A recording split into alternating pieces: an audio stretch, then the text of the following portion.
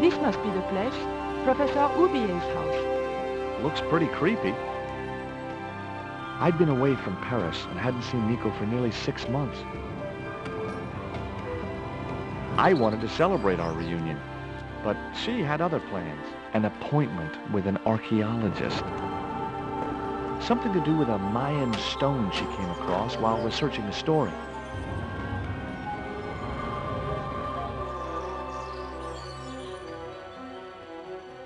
The guy who answered the door didn't look much like an archaeologist to me. I had a bad feeling about this.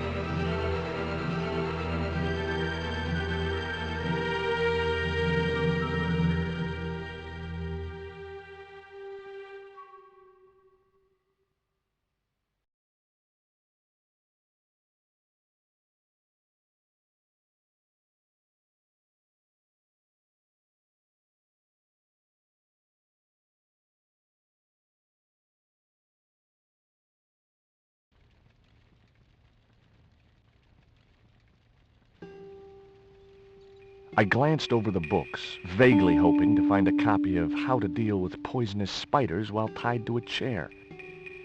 No such luck. But I noticed one corner of the bookcase was supported by a loose block of wood.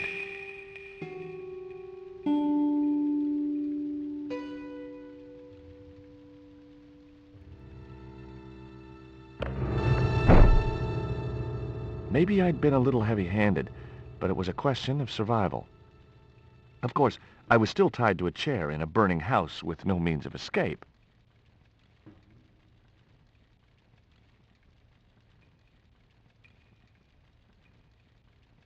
The bookcase had been anchored to the wall by a protruding metal bracket. It had sheared off as the bookcase had fallen, leaving a jagged edge.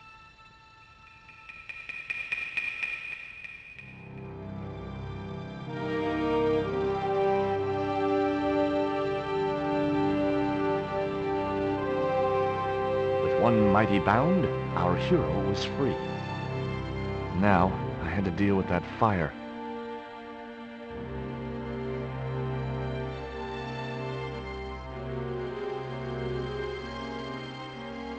The bureau had a sliding lid. Even if I had the time, I wouldn't be able to get to the books beneath the heavy case. Yellow pus was seeping from below the bookcase. That spider was very squashed.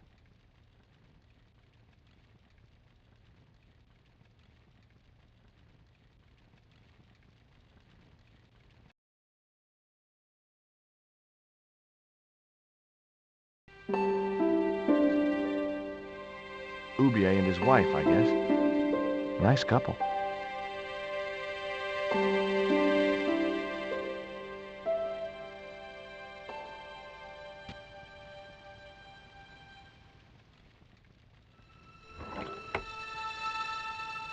Inside, I found a bottle of tequila. It was a half bottle of extra strong Mexican tequila. Just what I needed under the circumstances. Normally, I didn't drink strong spirits, but today was far from normal. Ew.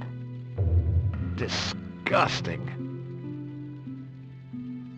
Not only did the tequila burn like hell, I just managed to stop myself from swallowing the worm.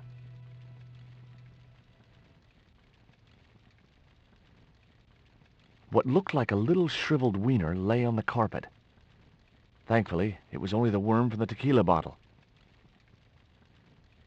Well, I wasn't going to eat it, but life had taught me one thing.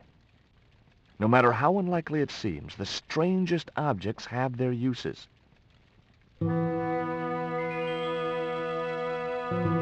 Even tequila worms.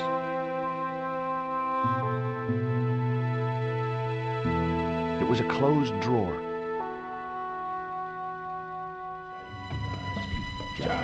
In the drawer was a small decorated pot.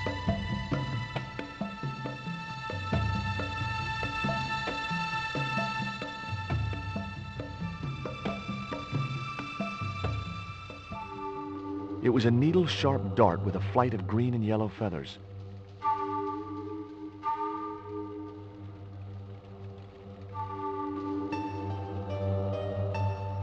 That dart was sharper than a mosquito's business end, but this didn't deter me from getting it anyway.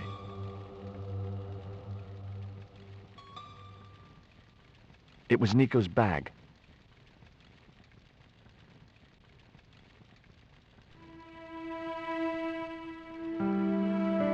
It was a stylish little canvas number containing a lipstick, a handwritten note, and a pair of nylon panties with a large love heart emblazoned across the front. It occurred to me that Nico's tastes must have really changed while I was away. Well, they could be useful.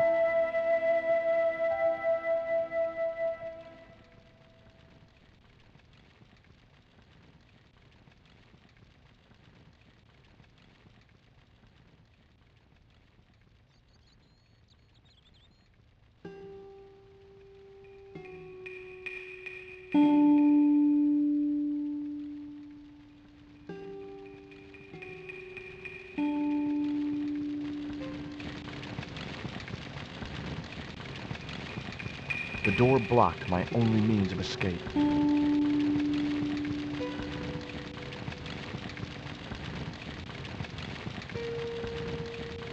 It was a soda fountain, perfect for mixing with drinks or squirting at clowns.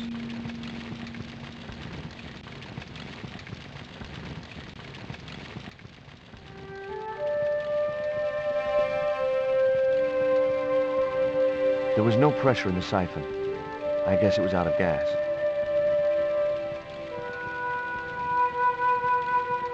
In the cabinet's wooden door was a very small keyhole.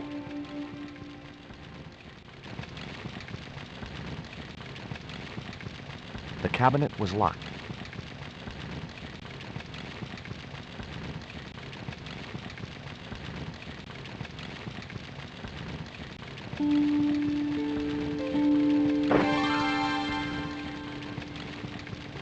As I released the lock, something blew the doors open. Inside the cabinet was a small metal object, round at one end with a valve at the other.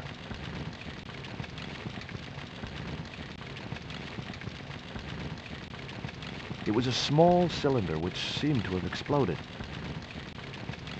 I couldn't think of a use for a burst cylinder.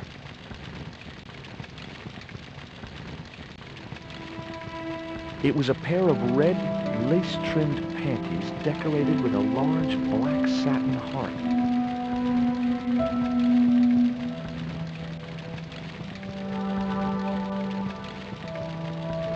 The panties I'd found in Nico's bag were just what I needed to wrap around the hot cylinder.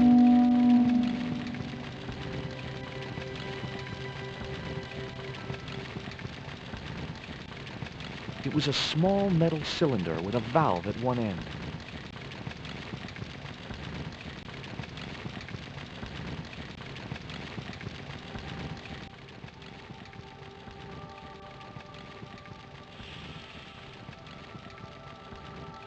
The cylinder gave out a faint hiss as the valve opened. Huh? Now I had one primed up and ready to use extinguisher.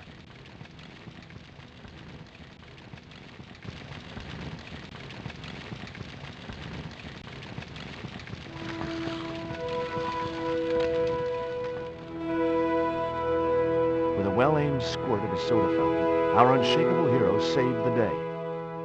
Now it was time to start looking for Nico.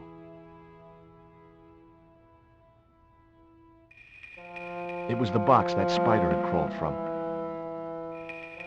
I wasn't going to touch the box after that spider had been inside it.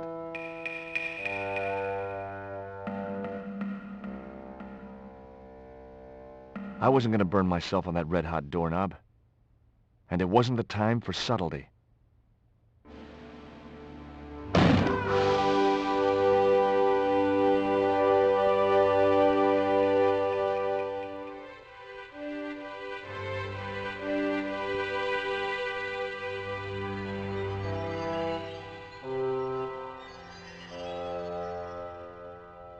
It was a folded clipping taken from a newspaper.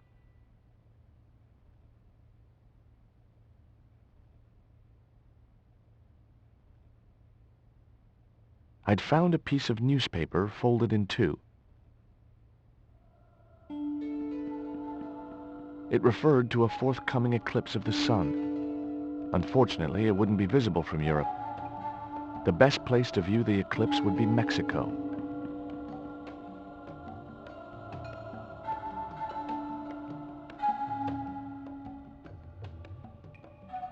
I guess I had no business reading the note, but I figured it might give me a clue to what Nico was involved in. It was from André Lobineau, the history student Nico had known at college. The letter was sentimental mush, and revealed that the exotic lingerie, as he called it, was a gift from him. It gave his telephone number. Lobineau figured himself as a rival for Nico's affections, but I couldn't believe that that creep was in the running.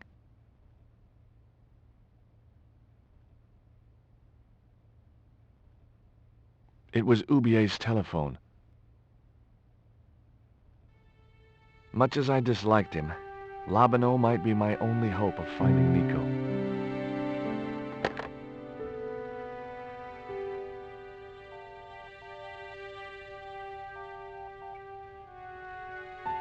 Hi, Andre?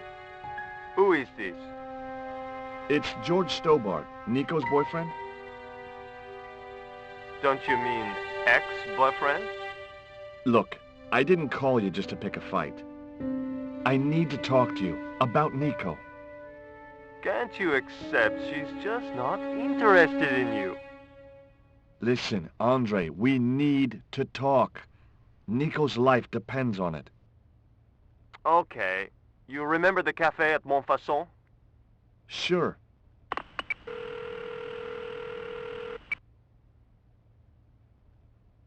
Andre? You'd better show, you creep. I felt an irrational urge to wipe my ear.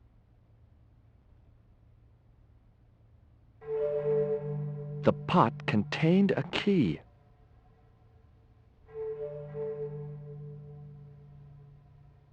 It was the newspaper clipping referring to the imminent eclipse. Wrapped inside it was another small piece of paper. It was a bank statement for Hubier's account from an automatic telling machine. The last 5 withdrawals were for large amounts, and all made in Marseille. It looked like a house key. It was Hubier's bank statement.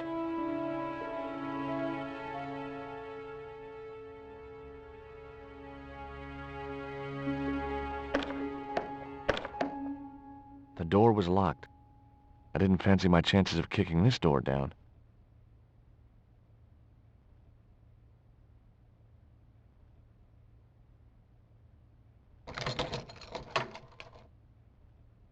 I unlocked the door. I wasn't looking forward to meeting Lobineau again, but he was my only link with Nico.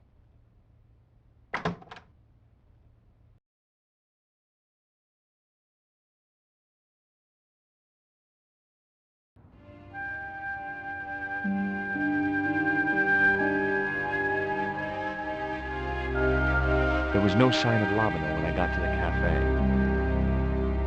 I decided to order a coffee and wait for him.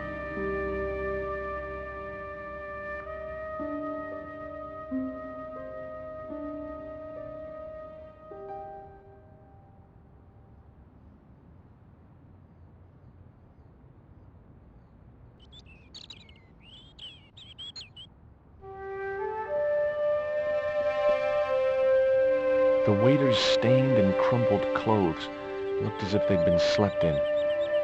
I decided not to bother with a meal.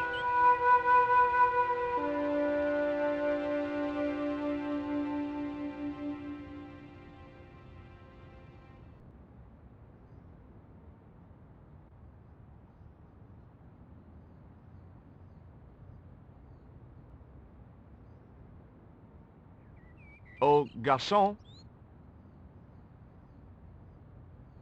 He ignored me. I'm sure it was deliberate. The man at the next table looked somehow familiar.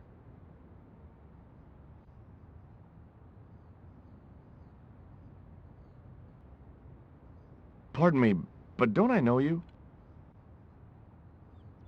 Huh? You were here the day I found the catacombs. I was? Ah, yes. I remember you. Yeah. Are you still in the police force? No, not anymore. I'm a man of leisure. And what brings you back to Paris?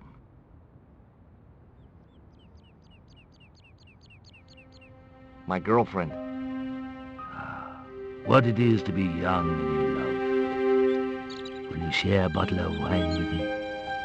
Hey, listen, I'd love to, but I need to keep a clear head. So my company isn't good enough for you. Have you ever heard of a Professor Oubier? No, monsieur. I don't recall the name. Well, apparently he's an expert on Mayan art and history. A little out of my field of experience, monsieur. If he'd been a serial killer or a sodomite, I might have been able to help.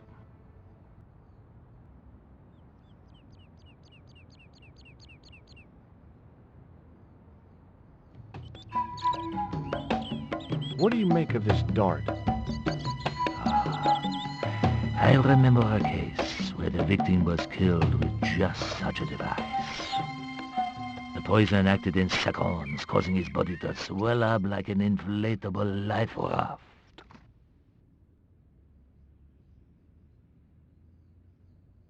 What do you make of this news cutting? Orphanage supplied fast food chain? No, it's the article above that.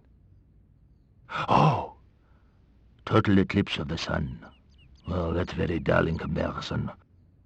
I don't know anything about eclipses.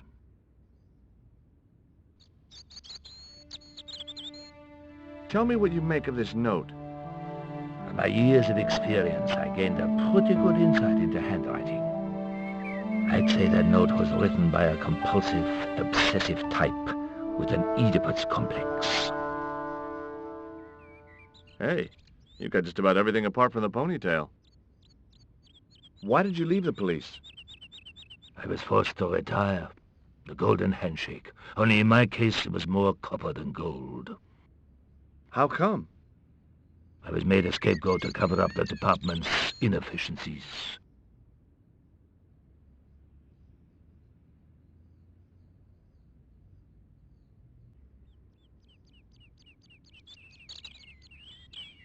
I had nothing else I wanted to ask the gendarme.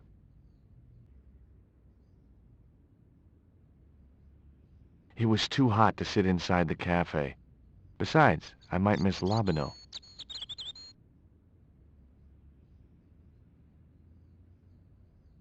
I couldn't snatch the man's flask while he was looking.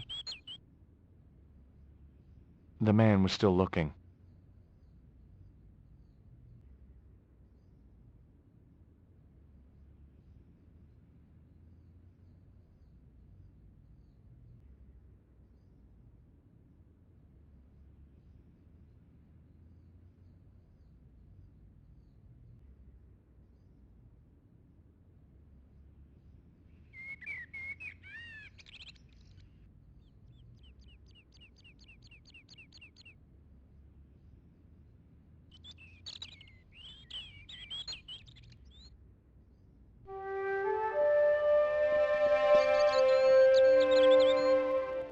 What's that you're drinking?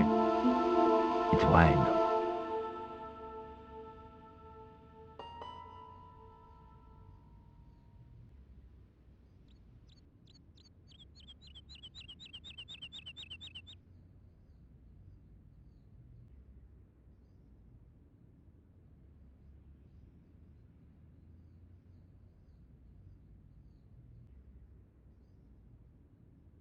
Hey, you. Quoi? I'd like a cup of coffee if you don't mind. When I finish serving this gentleman.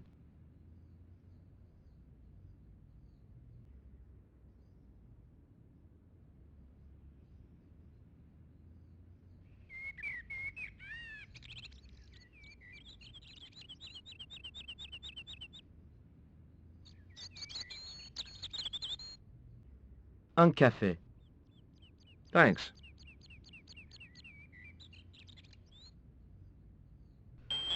What does that guy keep pouring out of this flask?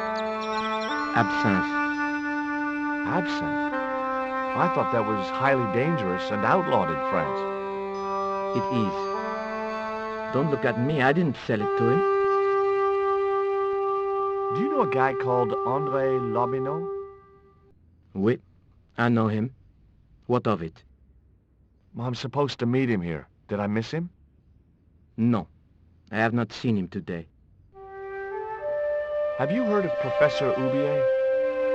Oui, he married that actress, the little dachshund.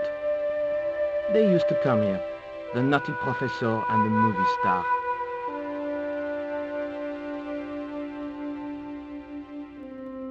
If Hubier's wife was a movie star, how come I never heard of her? She was big in France. The world doesn't stop at Hollywood. Her stage name was Carol Climax.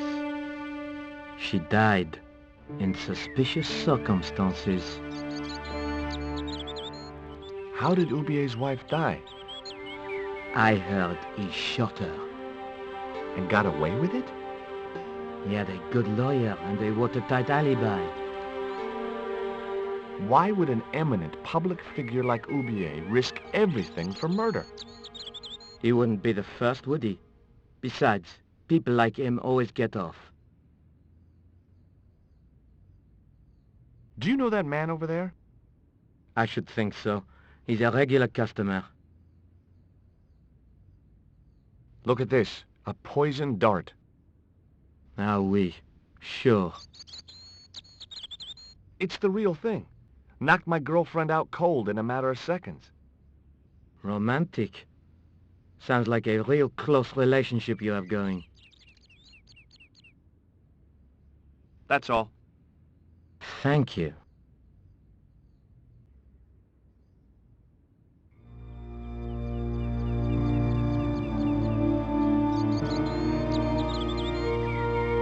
Well, this is a surprise, Georgie.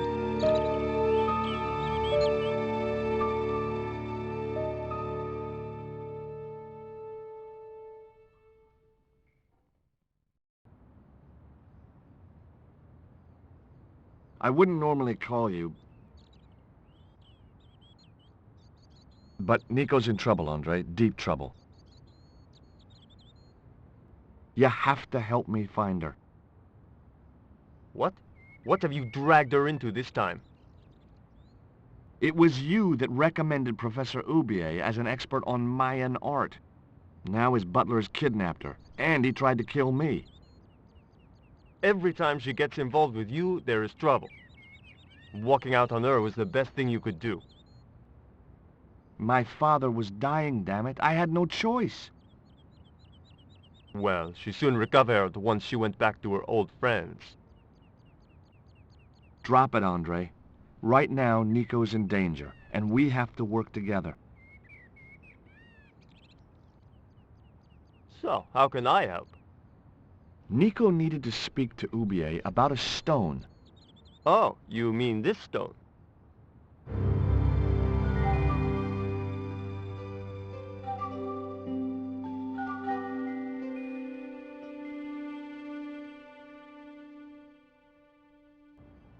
So that's what all the trouble's about. Precisely. Nicole told me to guard it with my life. Well, it's worth more than that, surely. Oh, very funny. What's funny is that your life really is on the line. What are you talking about? The stone is a Mayan artifact, dummy. And the guy who kidnapped Nico was from Central America. It was the stone they were after. Oh my God, you mean I could be in danger too?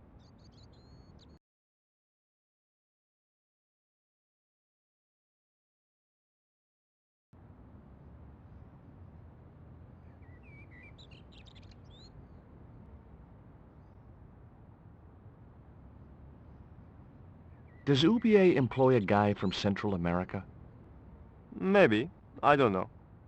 You never been to his house? I thought you guys were pals. Fellow academics, Georgie. It's not quite the same thing. Why didn't Nico take the stone to Ubier? I don't know. Perhaps she suspected something like this would happen. If she's been hurt, Andre, I'll break every bone in your body. No, that's typical of you. Do you think I don't care what happens to Nicole? It occurred to me that slugs don't have bones to break, but I kept that thought to myself. Tell me about your friend Ubier. He's more of a professional acquaintance than a friend. I see. So you don't really know him at all? No, I don't.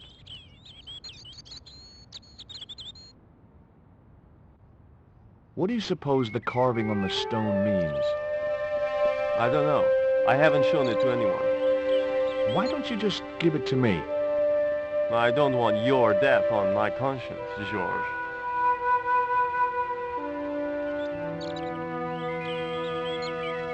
What do you think this is, Andre? I don't know. I'll give you a clue. It's got more backbone than you. You think you're amusing, don't you?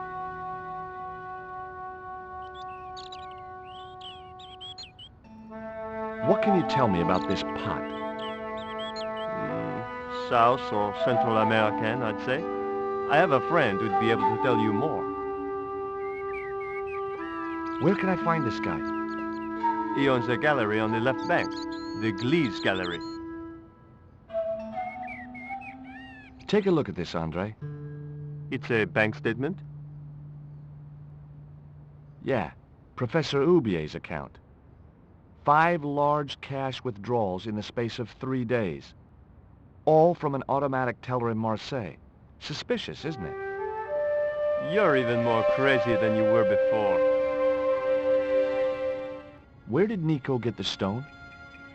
It was sent to her. From where? Who? I'm not sure I should tell you. Oh, you should. It was something to do with smuggling.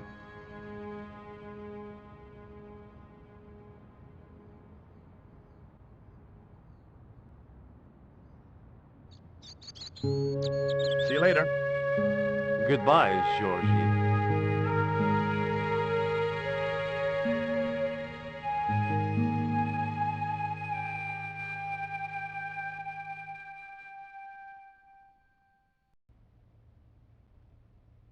I've had enough of your games, Kala.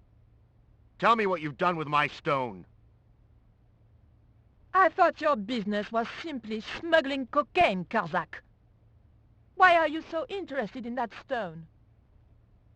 Either you tell me what I want to know, or Pablo here will make you talk.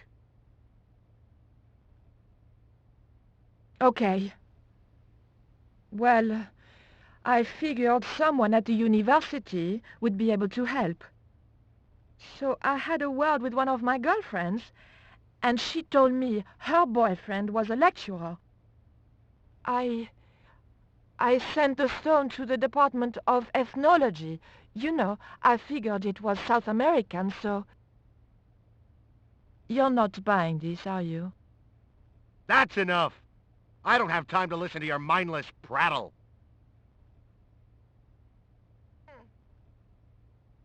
We'll leave you to think it over. Come the morning, you'll be ready to talk.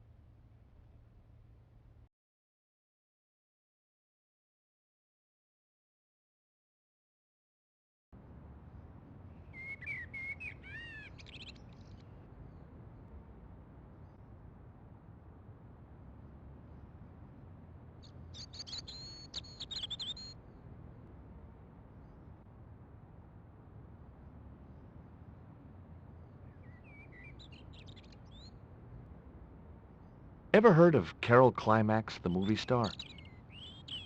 Yes, but I don't care for the kind of movie she's made. It's smut like that which has caused the moral decline of the Western world. Is it true that Carol Climax was murdered by her husband? First I heard of it, I thought she just retired. I'm trying to find my girlfriend. She's been kidnapped. Kidnapped? Yeah, it was our first day back together after many months. That's too bad. My God, that's depressing.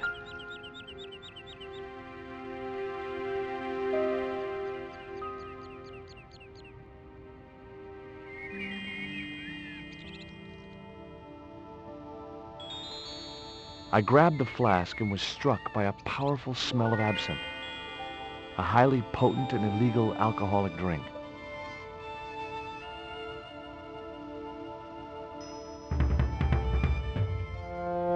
Now I had another lead. I could either go back to Ubier's house or visit the Glee's gallery.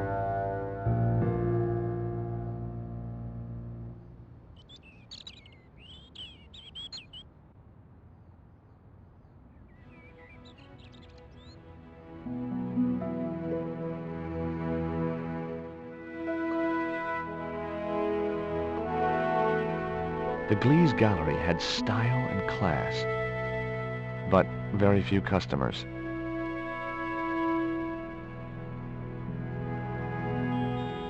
The girls were in a world of their own.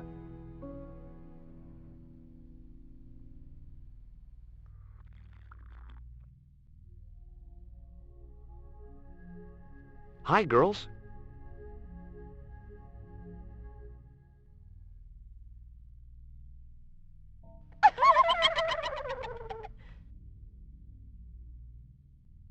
What's the joke?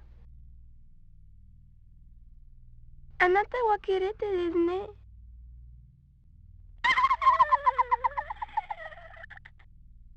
Okay, fine.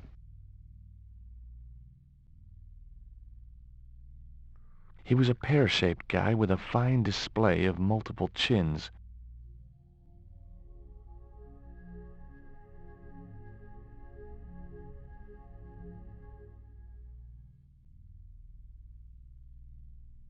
Are you Mr. Glees, the owner? Good God, no. Then I guess that must be him over there, right? Your powers of deductive reasoning astound me.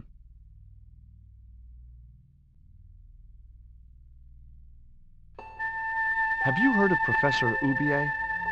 Yes, of course. I was at his house earlier. If you're going to drop names, you could at least name one worth dropping. I thought Ubier was a well-respected man. Why, his last book was nothing but pseudo-intellectual claptrap. The demented ramblings of a drug-dependent has-been.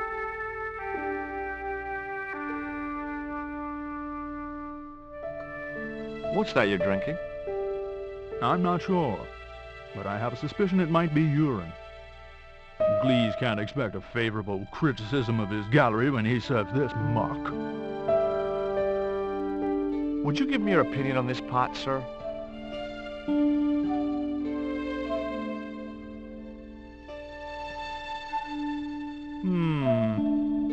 Yes, very rapouche.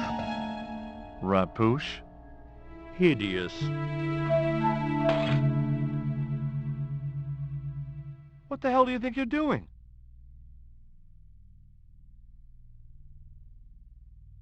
You smashed my pot. Certainly, it was not only worthless, it was ugly and offensive. To you, maybe. Believe me, I was doing you a favor. I wasn't going to waste any more breath talking to that pompous blimp. Maybe I could turn the situation to my advantage, and at the same time, get my revenge.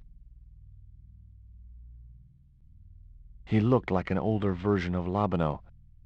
The same supercilious expression, the same disdain in his eyes, and the same damned ponytail.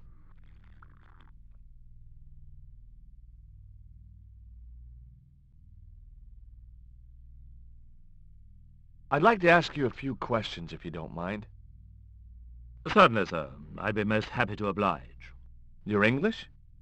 These days one prefers to think of oneself as European. Sure. Whatever you say. And how precisely may one assist you, sir?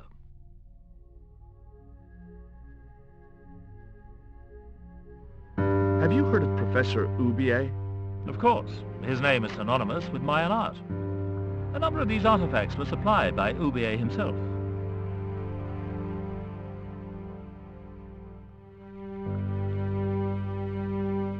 Do you believe the story that Oubier murdered his wife? If it was true, who can blame him? She was an opportunist tramp. Well, that's what I heard. Have you seen any of Oubier's wife's films? Only one. Believe me, I was appalled, shocked, disgusted, and repulsed. Well, you sure got your money's worth. Last time I went to the movies, I wasn't even titillated. What I really wanted to ask you about was a black stone. A black stone? Yeah, it's a Mayan artifact, about as big as my hand. No, sir, one doesn't get much call for black stones. If it's Mayan artifacts you're interested in, I have some rather exquisite pots. So did I, until that slob smashed it. Do you get many Central American Indians in here? No, sir, this is Paris. Central America is several thousand kilometers southwest of here. Straight across the Atlantic Ocean and turn left. You can't miss it. Well, as it happens, I saw some Central American Indians this very morning. Tourists, sir. Paris is full of them at this time of year. I suppose you have an import license for these relics? Of course. But that's not my problem, sir. The professor arranges all the shipping. We simply collect the items from the docks. There is a gentleman over there who seems to be enjoying your wine. I can't think why. It was very cheap. I found this news story referring to a total eclipse of the sun. Really, sir? Well, fascinating. Could you tell me which docks Professor Oubier uses to import the artifacts? Good God, no. I can't possibly reveal my commercial secrets.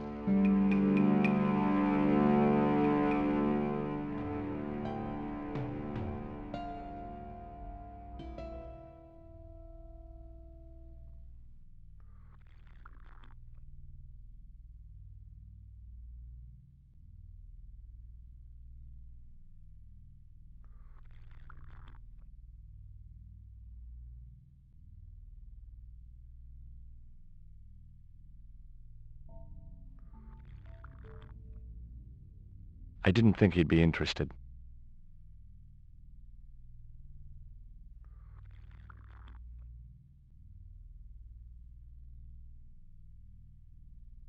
It was the flask of absinthe I'd borrowed from the gendarme.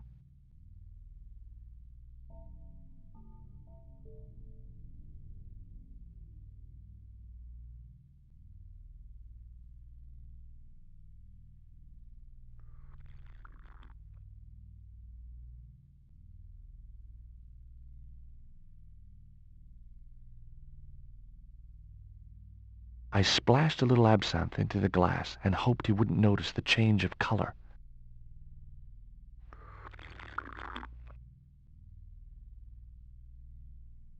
Did you put something in my drink? Yeah, I did. Well, what do you think? Well, it's certainly an improvement over Gleese's wine. In fact, I could grow to like it. The way that guy was gripping the glass, I'd need a wrench to get away from him.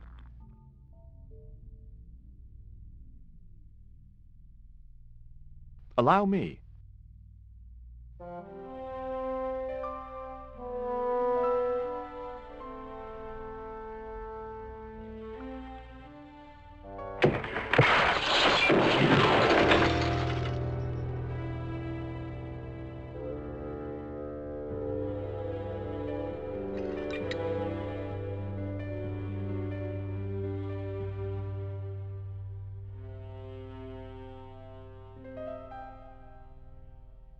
Were those pots very valuable?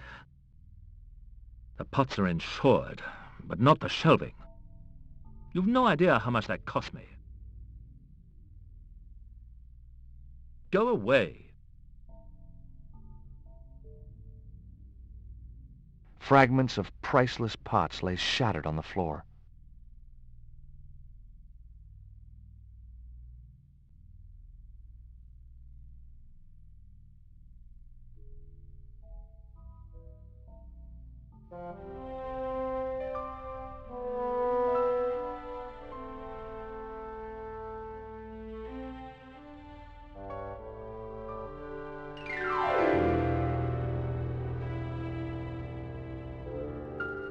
There was nothing in the case but styrofoam packing.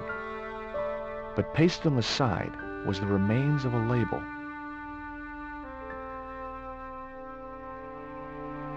It was a sturdy packing case.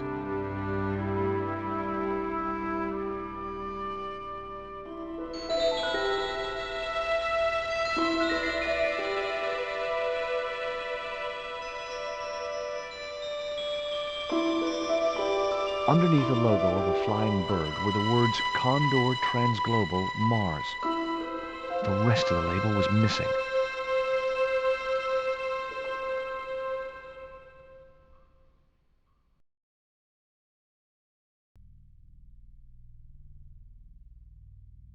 It was beginning to make sense. Oubier had organized Nico's abduction. Oubier withdrew money from Marseille. Oubier was connected with Transglobal, who shipped their goods from a warehouse in Marseille. That's how the torn Transglobal label had once read. Marseille, not Mars. It wasn't much of a lead, but it was all I had. I set off immediately to catch the evening train.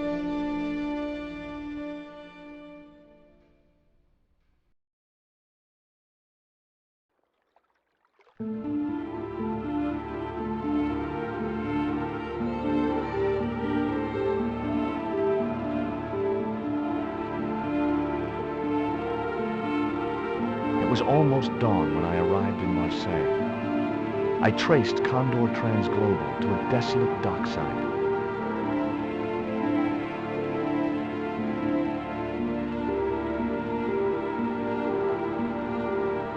There was a glow of light at the window of the hut.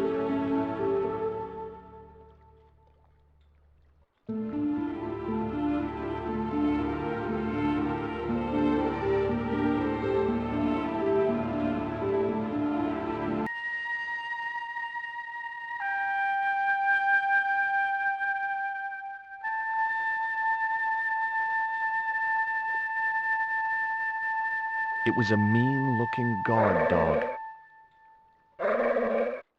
Here, boy.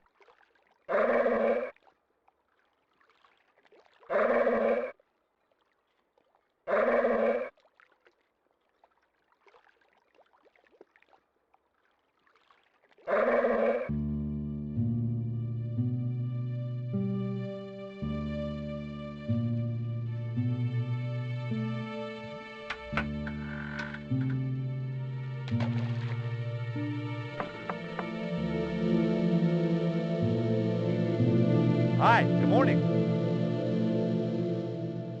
Do you know what time it is? No, I don't wear a watch. As my dad used to say, I'm not into time, man. Well, you're too early.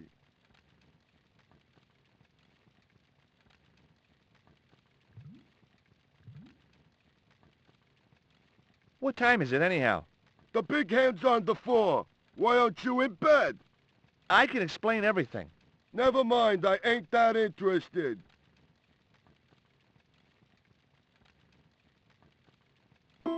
What time do you open the gates? 7. Do you mind if I hang out here till the docks open? Please yourself, but you'll have a long wait. It's Sunday, and tomorrow is the start of the national holiday. Everything is closed for a month. Well, wouldn't you just know it? Does that dog belong to you? Nah, he comes with the job. I just feed him every now and then. More then than now, I'd say. What's the dog's name? 20. It's unusual for a dog. It's his registration number. Security dog number 20. That animal doesn't seem too hot for a guard dog. No? You haven't seen him in action. Doesn't look like he has the energy to wag his tail. Just like my wife. She's like a slug in a coma until she's annoyed. Then, she's like a tiger with a rat up its ass. Sweet. Ever heard of Condor Transglobal? Sure. They have a warehouse here. Well, could I take a look? Not until after the holidays. Come back in a month. I have to make a delivery to Condor Transglobal. Where's your rig? About half a mile down the road. And you walked here? Jeez, are you some kind of nut? Nah, it was easy. I just put one foot in front of the other. I'm looking for a young woman. At the docks? What kind of woman do you have in mind? You don't understand. It's my girlfriend I'm trying to find. Well, I ain't seen her, and you should tell her. The docks ain't no place for a young lady. They're dirty and they're dangerous. I'm certain my girlfriend was brought here when she was abducted. What? Your girl was kidnapped? Yeah. Struck down by an Indian with a poisoned dart. A poison dart, huh? I could tell he didn't believe me.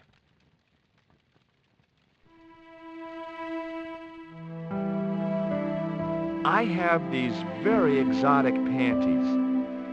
Take them away, you pervert! Have you ever heard of Professor Oubier? Me? None of my friends are professors or anything like that. What's cooking? Beans. You know a man can live on nothing but beans. Not this one. Don't you ever get tired of eating beans? Sure I do. What do you take me for? And what's the alternative? Peas. I can't eat them too often, though. They play hell with my digestion. Have you ever considered changing your diet? What's wrong with beans and beer? You need me to tell you? You're pumping out enough methane here to fill a dirigible. This is the dart that the Indians shot at my girlfriend. Sheesh! That's pretty weird, but I don't see why you'd expect to find her here.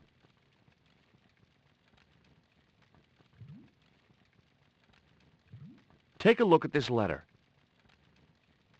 That's sick. Did you write it? Oh, no. No, it's a letter from my girlfriend's admirer. If I was you, I'd smack him in the mouth. Well, that's not my style, but thanks for the advice. Are you going to let me make my delivery? Not without the paperwork. You get the papers, you make your delivery, and I get a fat backhander. I was getting nowhere with the story about being a trucker.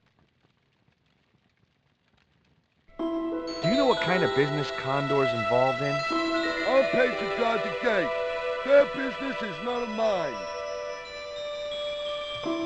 I gotta go now, but I'll be back. Can't wait.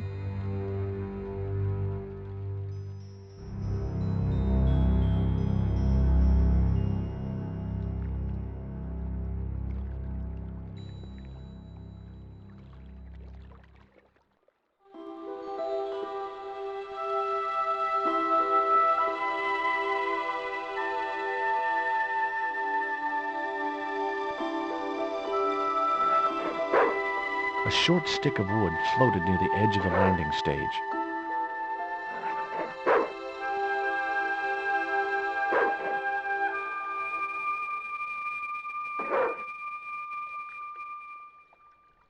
The stick had a hook on one end.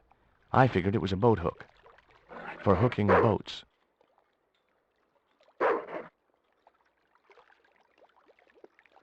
Bobbing up and down in the oily water was the watchman's discarded beer bottle.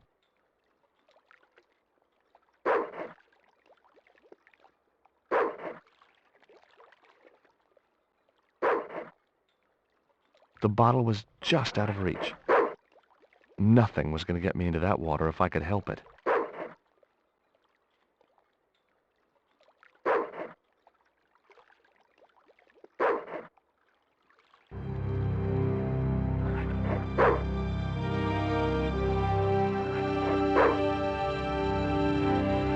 I just knew that boat hook would be useful for something. As for the bottle, even if I couldn't find a use for it, I'd cleaned up the dock a little.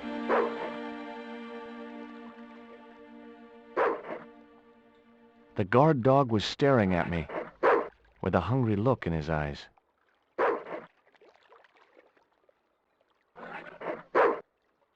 Hey, 20.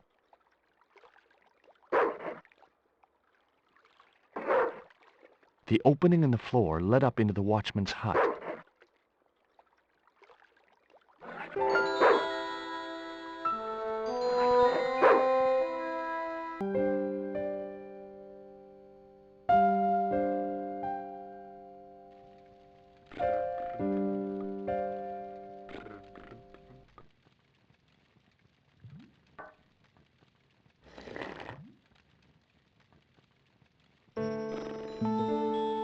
The watchman was big and bulgy, like a sack of potatoes.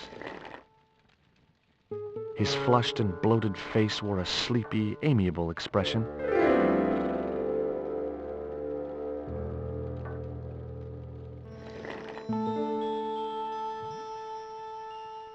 Excuse me? Huh? Who's there?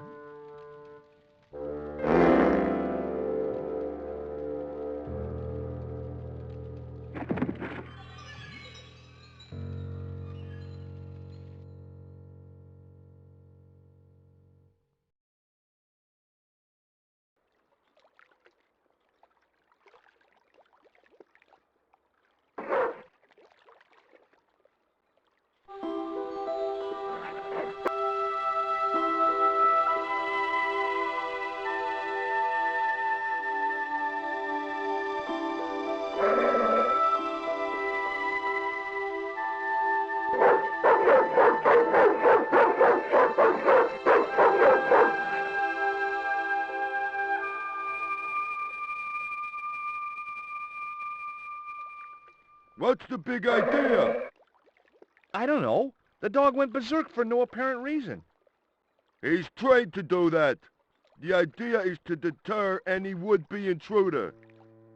Oh, I get it. Okay, I'm sorry.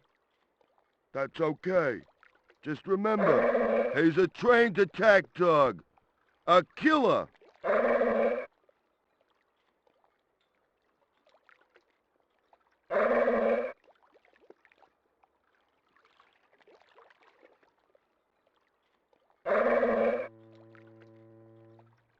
Ouch!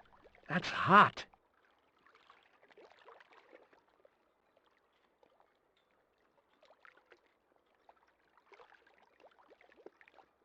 It was the beer bottle that slob of a watchman had dumped in the sea, now half full of filthy dock water.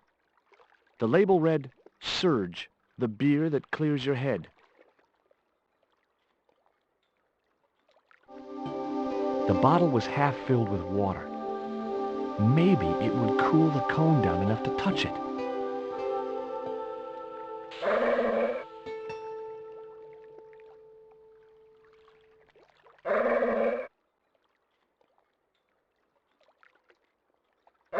Now I could see into the pipe which formed the chimney. The chimney was a metal pipe which disappeared into the wall.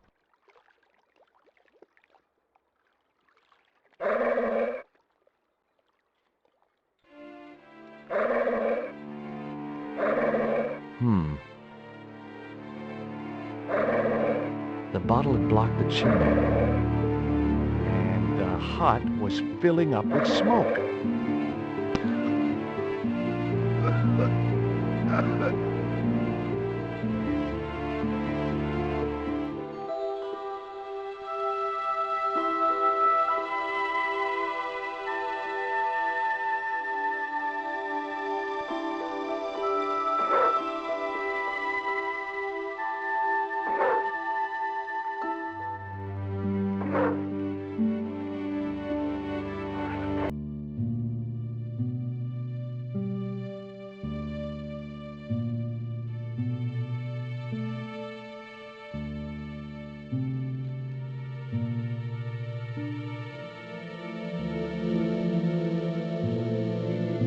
A shabby old overcoat hung from a peg near the door.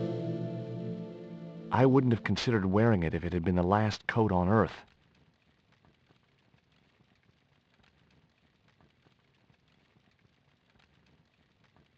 The saucepan was 3/4 full of baked beans.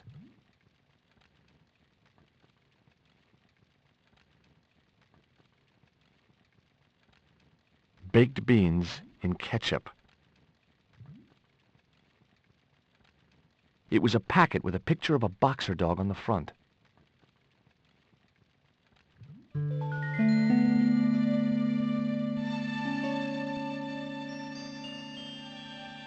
The packet was full of dog biscuits.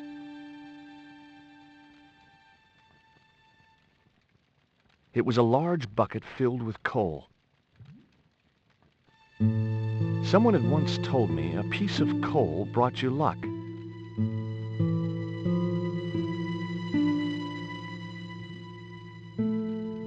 Who was I to argue with irrational superstition?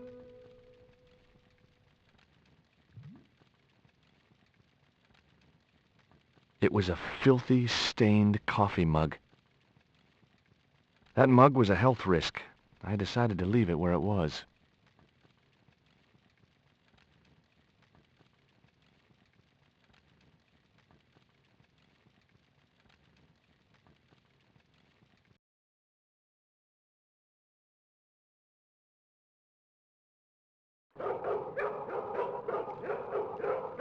What the hell do you think you're doing?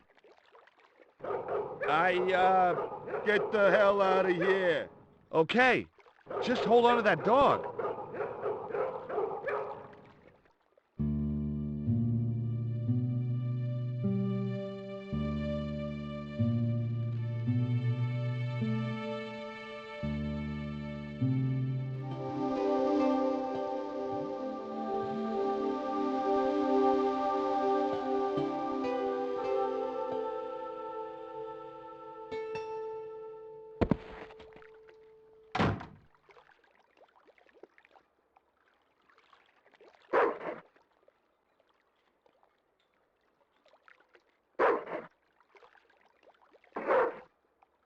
It was the box of biscuits I'd taken from the watchman's hut.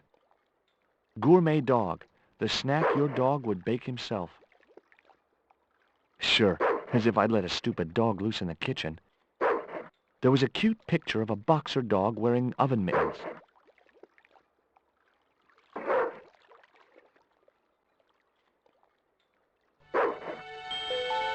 Hey, 20. Come and get it, boy.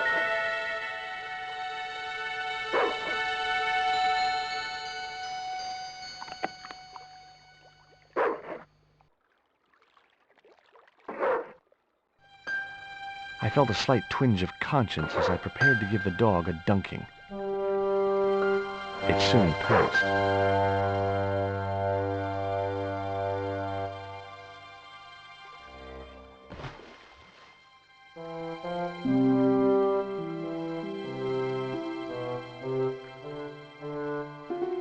As I'd expected, the dog could swim like a dog.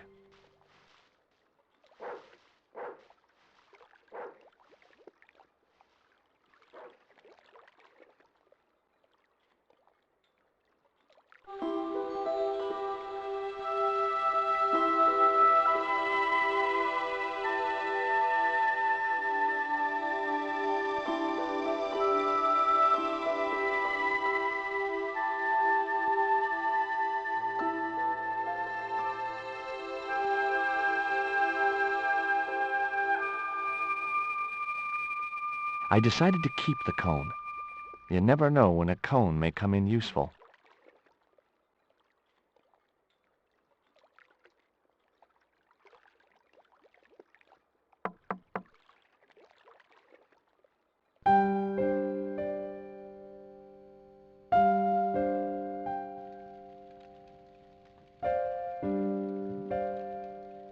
And what's the big idea of busting into my office? I hope you don't mind, but... You stay out of here, you hear? Otherwise the dog gets an early breakfast. I wouldn't want him to change his eating habits on my account. Besides, I have brittle bones. He might choke. What's the problem with the stove? I don't know. Damn flue seems to be blocked. Maybe some bird built a nest in the chimney. Huh? A gull, maybe, or an albatross. Albatross my ass. That chimney's too hot. What's wrong with your hand? In my hand? Oh, friction burns. Friction burns? Yeah, I slid down a rope. You don't want to make a habit of that, pal.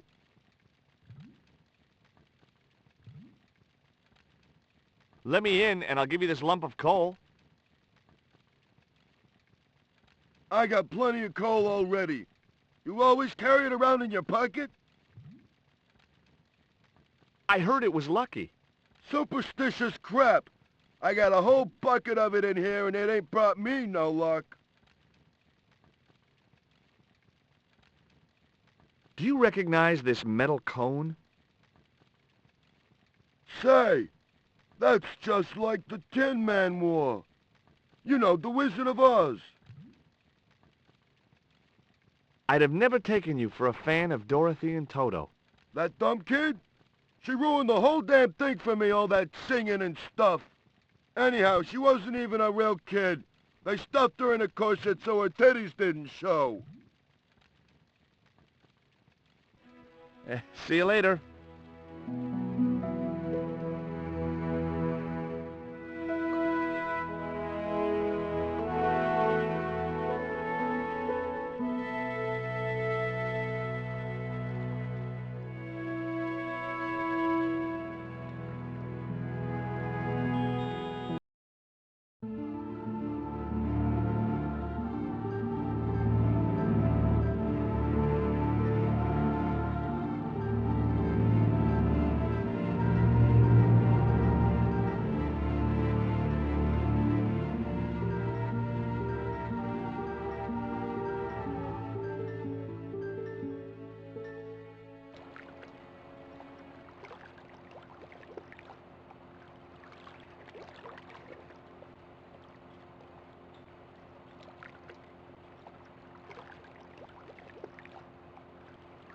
A sturdy chain and padlock hung around the door handles. It read, Condor Transglobal. I'd come to the right place. Now all I had to do was get inside. The sign looked as if it was firmly attached to the wall. Anyway, I didn't really want it as a souvenir.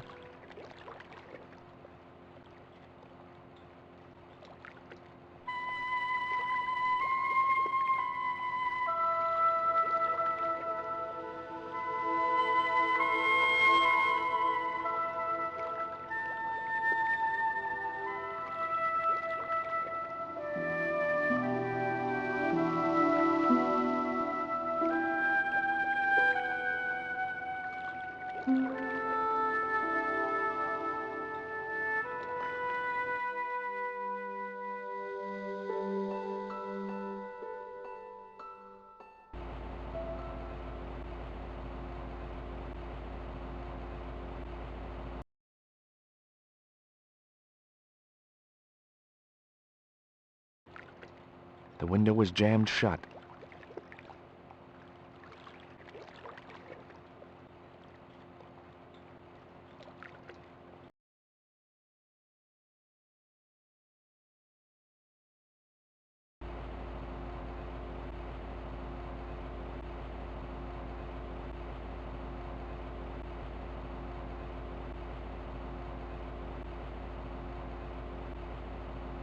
It was a powerful fan.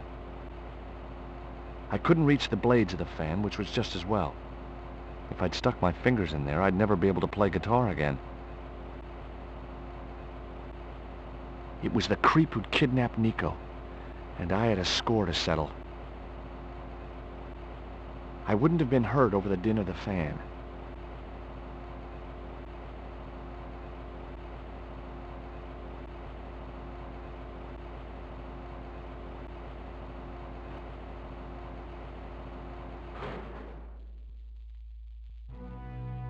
That did the trick.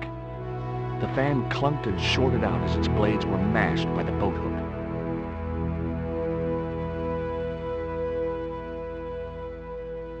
Hey, you make any more noise, I break your arms. That bully needed to be taught a lesson. Garzak's already mad because we didn't get the stone. You give me any trouble, I'll tell him it was all your fault. Karzak? That must be his boss.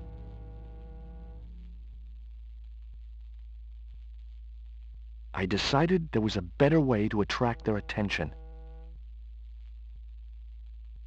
The guy was partly hidden behind a stack of crates.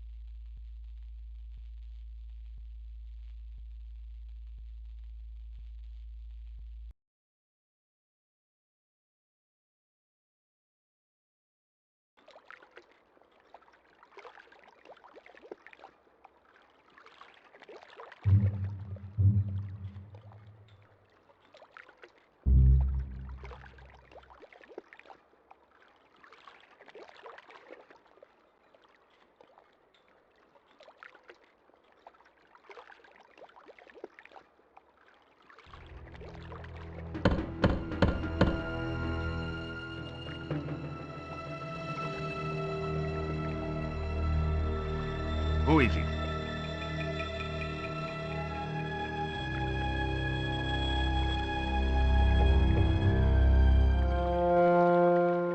Pizza delivery? I didn't order pizza. No? This is the Condor Transglobal Shipping Company, isn't it? I don't like pizza. Oh, come on. Everyone likes pizza. Maybe he was allergic to mozzarella.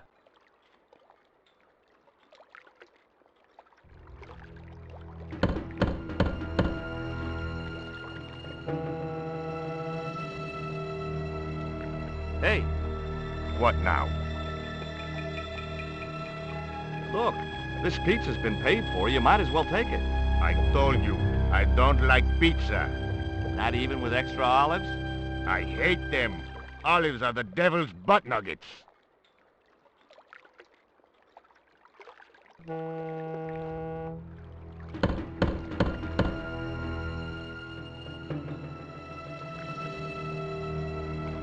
If you know what's good for you, you'll open this door. What if I don't? I'll kick your head in. Okay, I'll come out, you creep.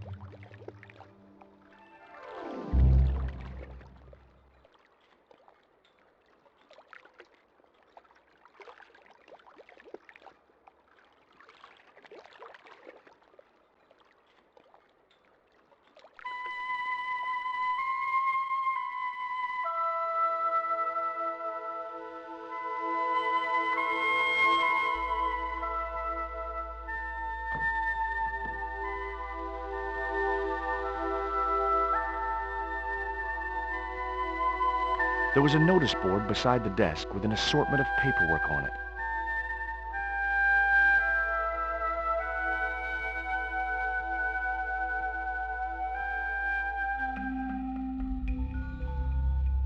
Among the paperwork which adorned the notice board was something which caught my eye.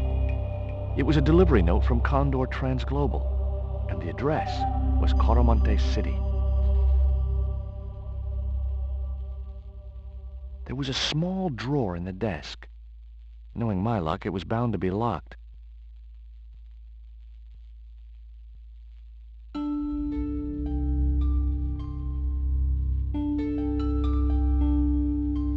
The only interesting thing I found was a small brass key.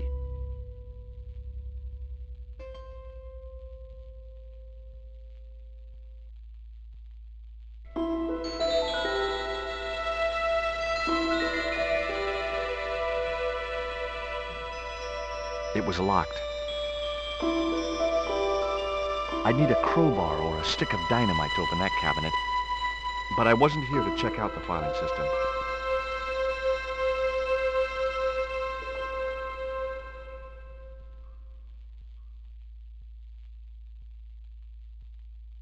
All the crates were firmly sealed.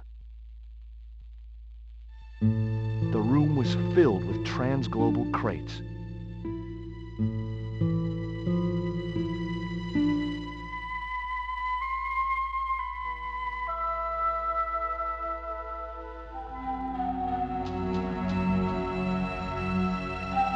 Whoa!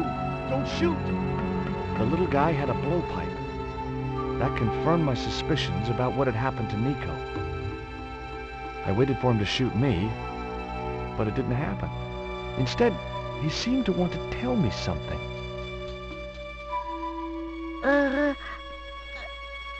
What? What do you want? He seemed excited, almost desperate. What did he want so bad?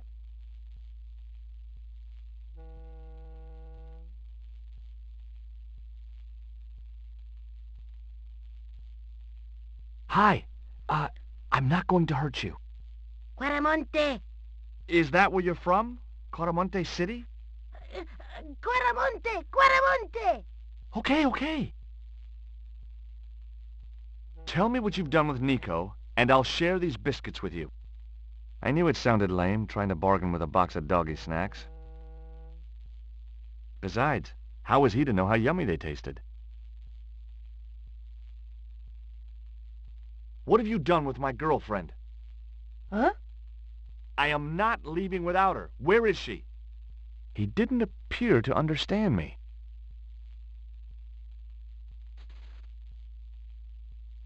Do you know what this is? Peito. Lotseka peito. Hinyakot lagoino mutu.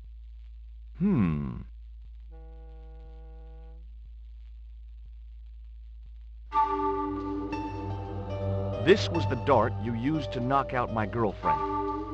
If she's come to any harm, I will count you personally responsible. Lotseka peito fnor.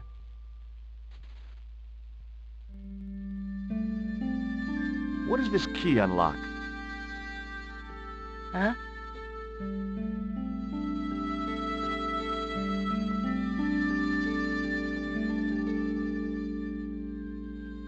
Hey, you're manacled. Who did this? That big thug? I'm gonna set you free, okay?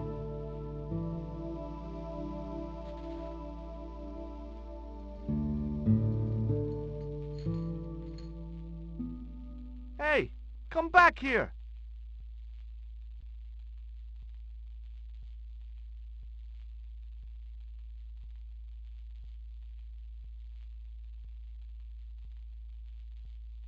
The little guy had gone to ground amongst the stack of crates.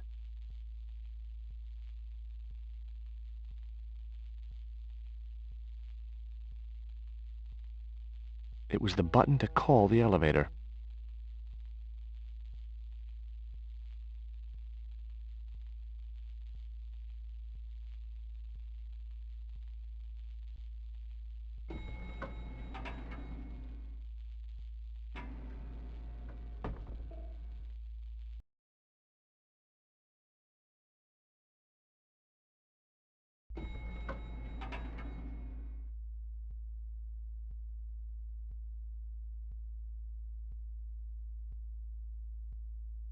Just in time.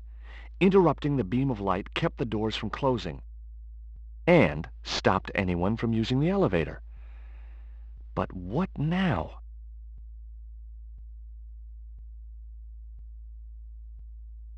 The crate bore the familiar logo of Condor Transglobal, but no clues to its contents.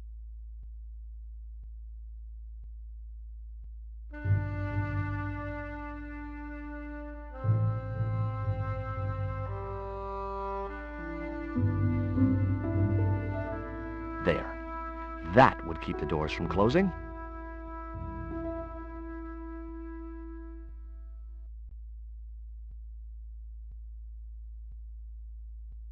The crate was labeled, "Danger.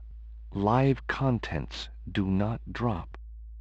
There were small holes in the top and sides, and scratchy noises coming from inside.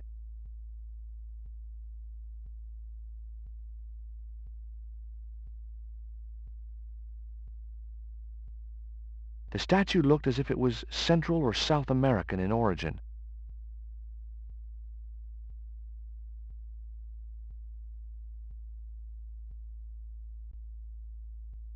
Nothing happened. That was probably because the elevator was already on this floor.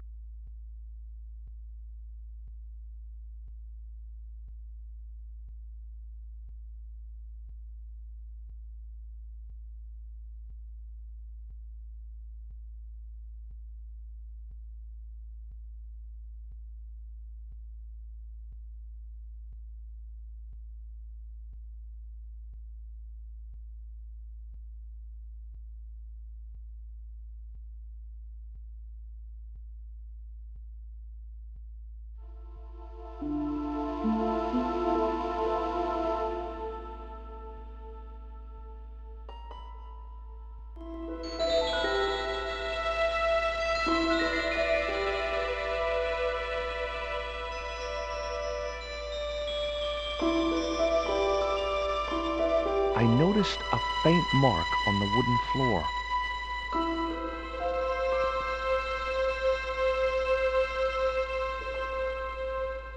I realized the doors must lead to a loading platform high above the dockside.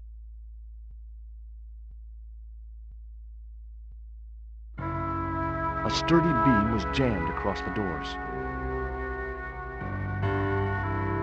These doors were not going to open.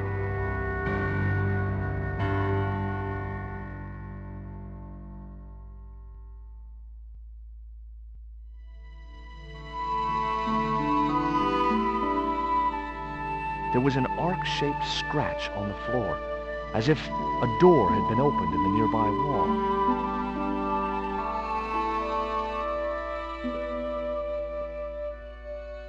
My fingers traced the outline of a secret door in the wall.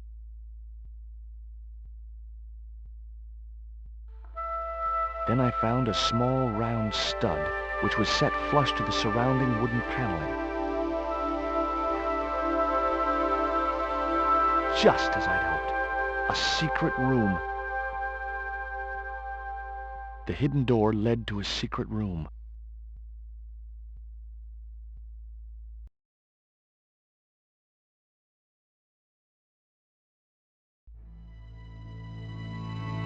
Nico!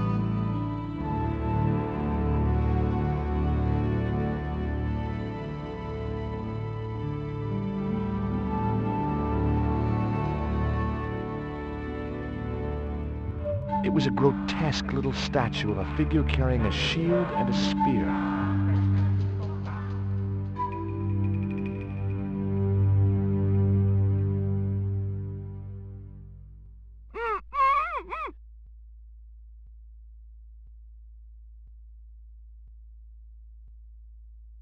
Will you look at this? It was a small statue of a kneeling figure in an ornate headdress. The head was hideous, with huge staring eyes set in a decomposing face. Hey, somebody's marketing Lobino dolls.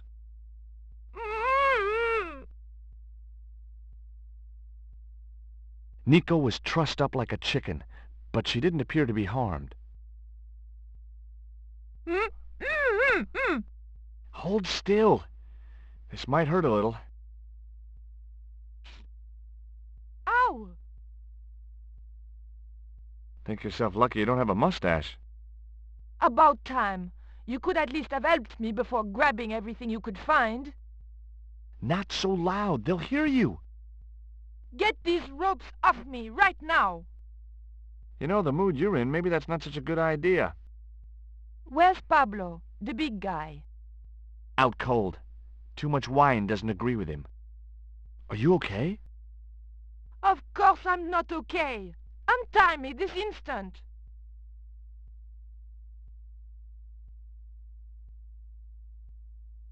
What?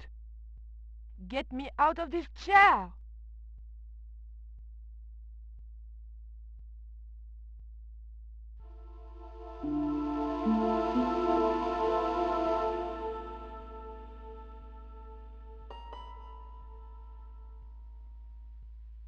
There.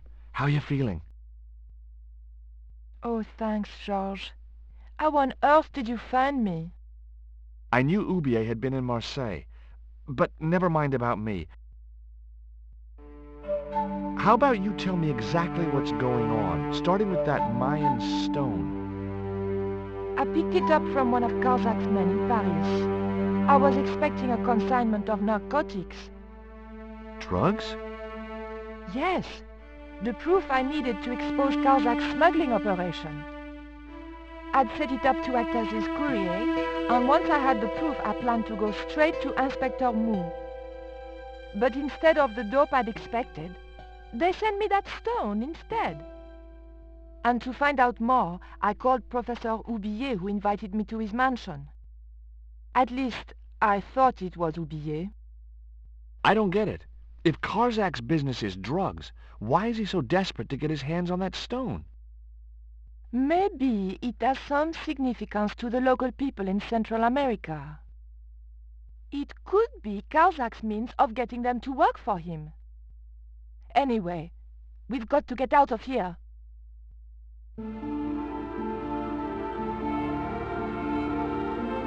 Nico, wait!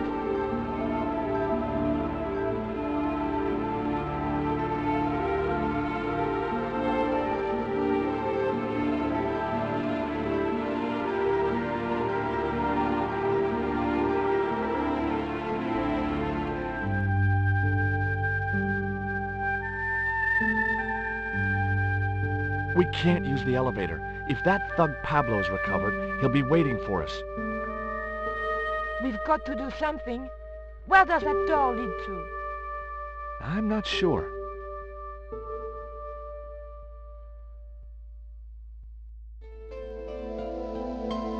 It was a pulley attached to a long rail which ran the length of the building. It wasn't much use, though. No rope.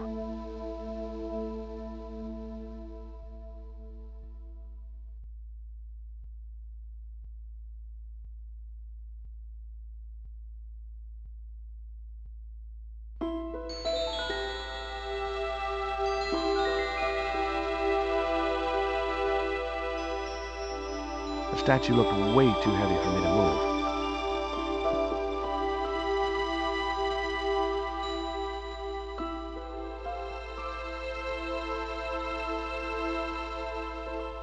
The rope wasn't long enough to reach the pulley.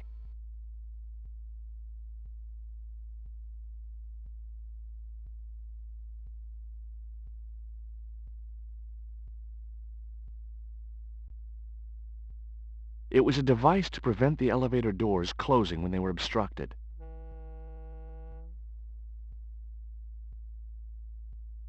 It was the strip of masking tape which the big Indian had used to gag Nico.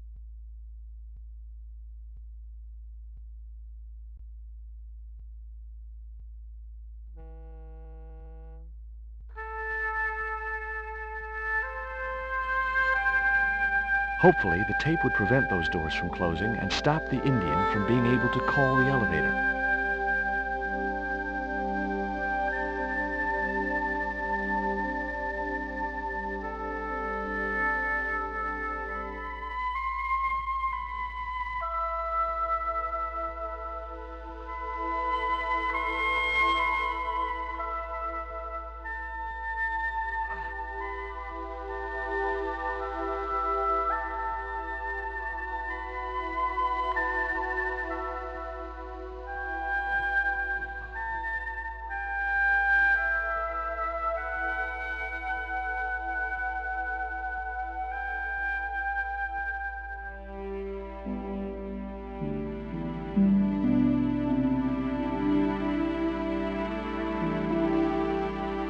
pallet rose about 6 inches off the floor, and I said a silent prayer to whoever had discovered the power of hydraulics. What on earth are you doing? Trying to raise the statue so I can hook it to that pulley. Is that really going to help us? I like to keep myself occupied in times of stress.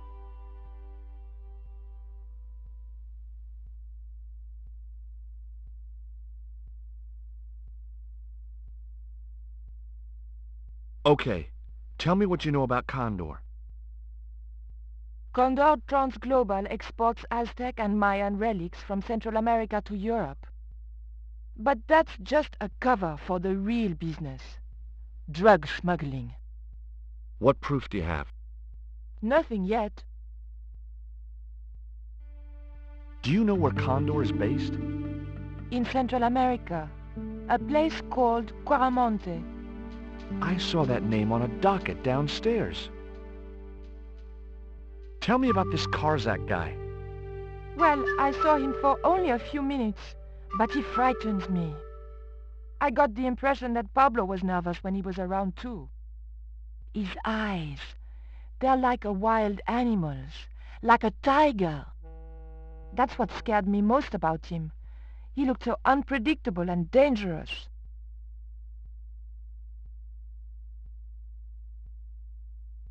Did you know Ubier's wife was a film star? No, I didn't know he was married. What happened to her? She died. In mysterious circumstances, apparently. How mysterious?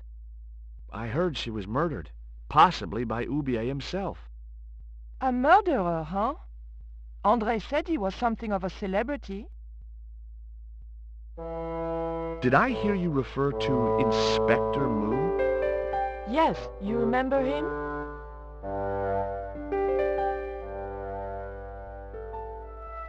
Of course I do. But I thought he was dead. Oh no, he reappeared after the broken suitcase had blown over. When he found out who was in with the Neo-Templars, he went into hiding. Moon knew more than was good for him. Does he know about our involvement with the case? If he does, he's not telling. Still, he got a sudden promotion. Did that Indian guy mistreat you? If you forget about the abduction, verbal threats, and bondage, no. Well, what about the little guy? I don't think he knows where he is or what he's doing here. The big guy, Pablo, he brought Titipoco from the jungle. Titty what? Titipoco. That's what I heard Pablo call the dwarf. Do you recognize this? Is that the dart which knocked me out? That's right. I kept it as a souvenir.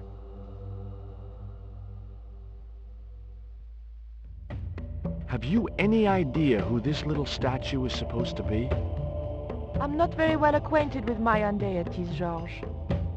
But whatever his name, he sure is ugly.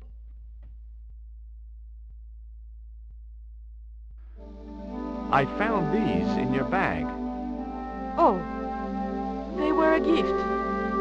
I know. I read the note. God knows what was going through André's mind.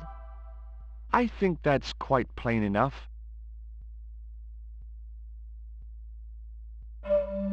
Look, the little guy downstairs was chained up with these. That must have been Pablo's doing. I don't blame him, though. That little guy is dangerous. You're still sore about that poison dart? Of course I'm sore.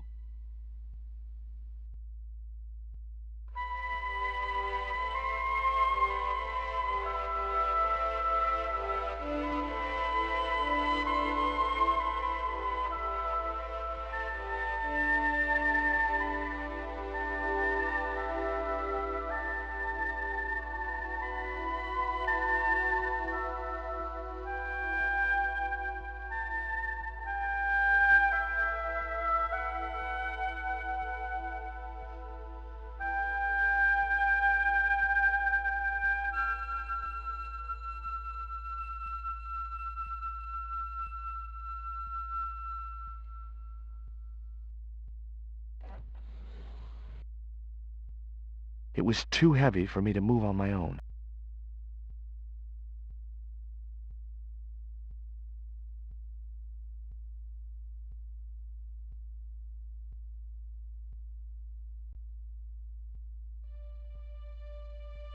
Could you give me a hand to push this statue? What for? This, my dear, is our passport to freedom. If you say so, dear.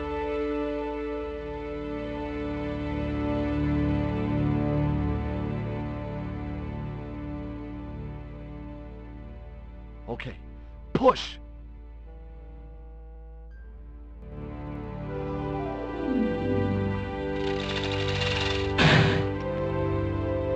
Great teamwork. Nice to be working with you again, Mr. Stobart.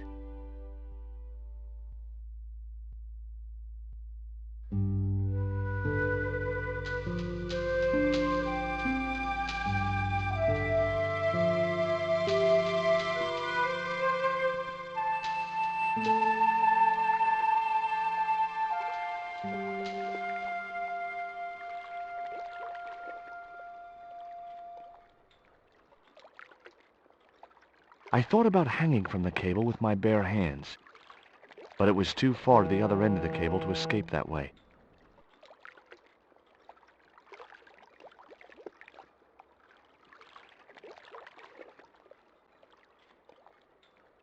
I don't think so.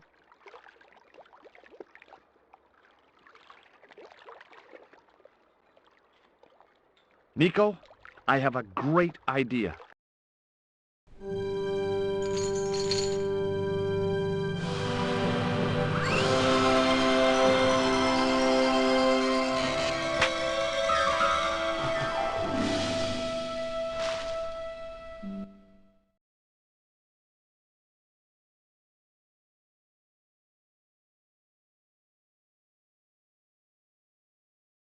George, where have you been? Never mind that. Do you have the Mayan stone? Maybe I have, but, Don't argue, André. Give the stone to George. well, of course, if you say so, Nicole.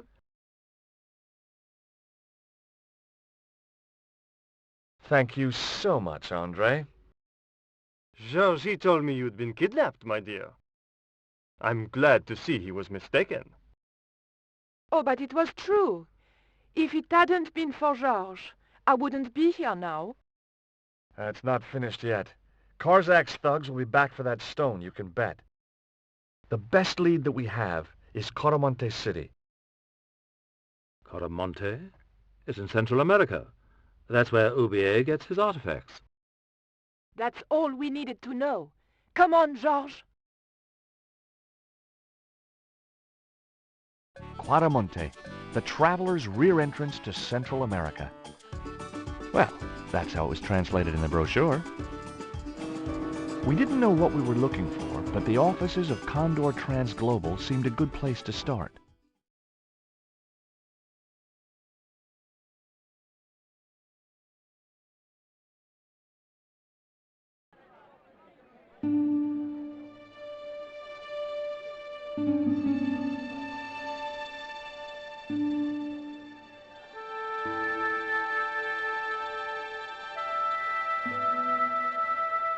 Hey, it's market day.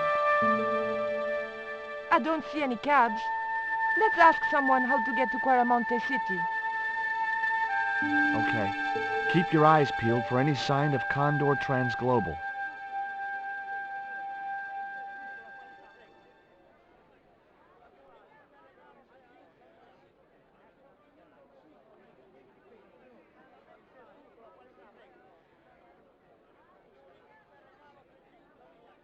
A couple of musicians stood watching life go on around them.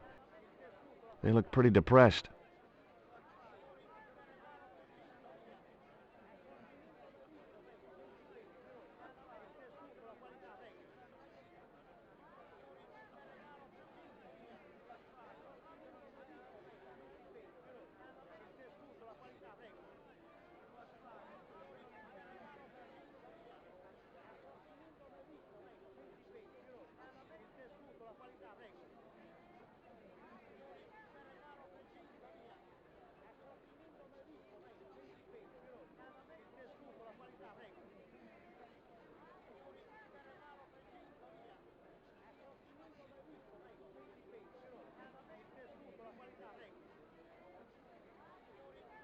Hey, cheer up, guys. What's with the long faces?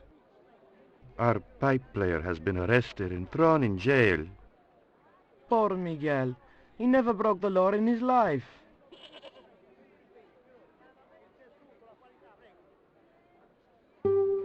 Why was Miguel put in jail? For playing folk music. What? It's true, senor. He insisted on playing traditional Cuaramonte music, even though it's illegal. Why don't you try playing a tune to cheer yourselves up? No, we should be looking for real jobs. We could earn 10 times as much down the mines. My cousin Ramirez was earning 8 pesos an hour. Before he lost his legs in the accident. Tell me about the accident at the mine. There was an explosion at Teoculcan. 30 miners were buried alive. They got some of them out, though. 2 of them, including your cousin, and they left half of him behind. Would either of you guys care for a biscuit? A dog biscuit, senor? Are you trying to insult us? No, really, they're good. We'll take your word for it.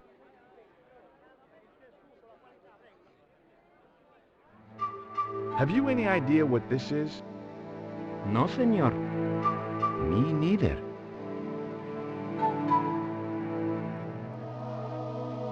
Have you seen anything like... I, the hungry chief. Why are you carrying that thing around with you, senor? Don't you know who it is? No. Do tell me. It is Tezcatlipoca, god of death and blood. What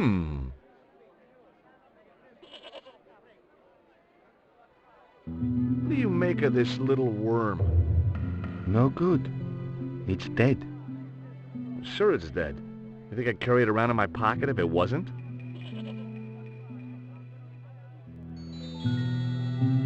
Take a look at the design on this label. I have seen that before. Where? There was a ship flying a flag just like that. When did you see this ship? 3 months ago. It was here, at the docks. What was the ship with the condor flag carrying? I don't know, senor. We weren't allowed near the docks. That's right. Usually we meet the ships when they tie up. We play to the tourists. Well, when the condor ship came in, we were told to go away. Do you guys know anything about a total eclipse? What is it? It's like when the sun is hidden by the moon. It's crazy. My cousin Alfredo swears he saw it happen once. But that was after he stupidly consumed a cocktail of peyote and antibiotics.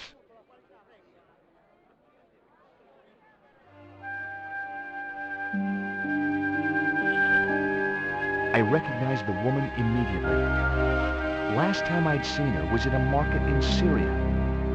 It was Pearl Henderson, the globe-trotting bargain hunter.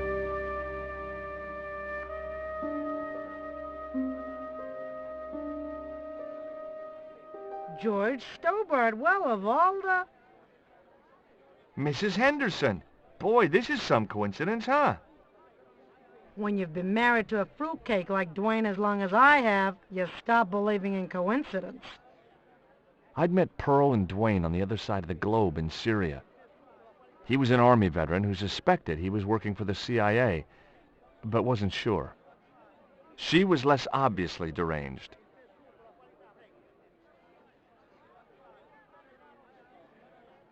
Is Dwayne here with you, Mrs. Henderson? Why, sure, I couldn't leave him home alone. Since Dwayne came back from the war, we couldn't bear to be apart. So, where is he now? We ain't speaking. Why aren't you speaking to Dwayne? Because he's an old spoil sport sourpuss.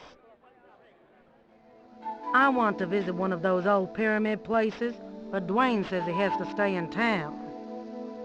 Right. And you don't want to go on your own. Well, there's no point in going to the pyramid if there's no one around to take my picture. Is Dwayne still working for the CIA? If he is, he doesn't know it.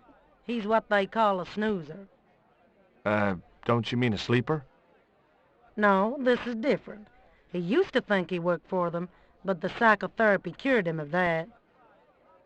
What he doesn't realize is that now he really does work for them. At least that's the way I understood it. What brings you to Quaramonte, Pearl? What takes me just about anywheres, the market. You drove 2,000 miles to go shopping? Shopping is my role in the economy of the Great Design, George. What do you make of this stone, Pearl? Oh, that's pretty.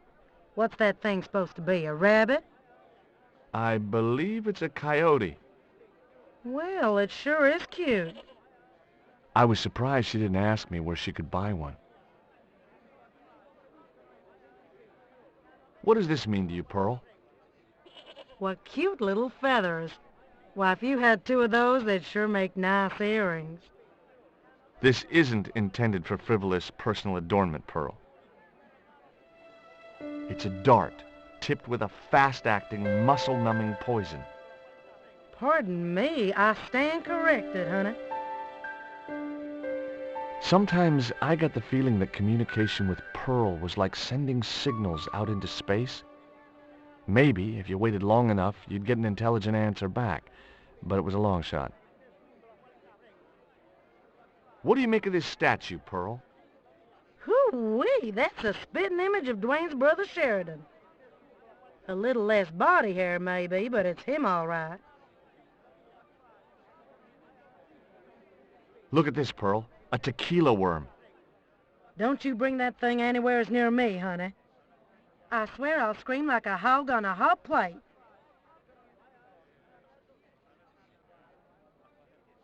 Take a look at this news cutting, Pearl. You'll have to read it to me, George. I left my specs in a gay bar in Santa Barbara. Well, it's about an eclipse of the sun, which is due to occur in a few weeks' time. You'd think the government would warn us about these kind of things.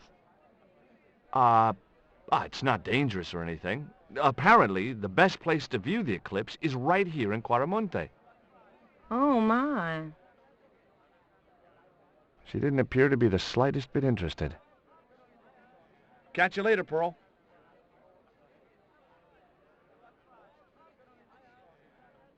The guy was selling fish.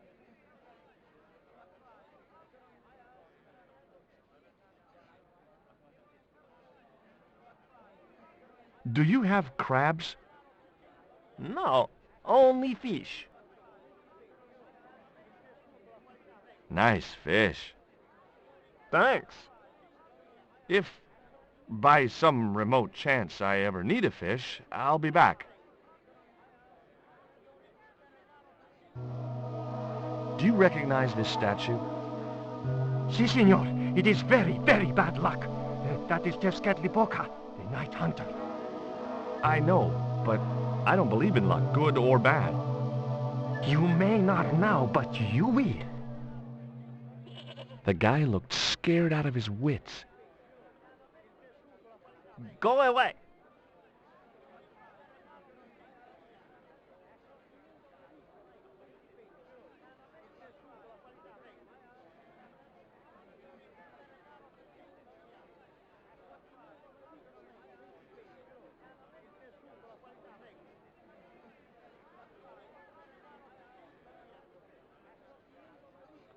The old woman was preparing a food that consisted of ground maize and lots of spittle.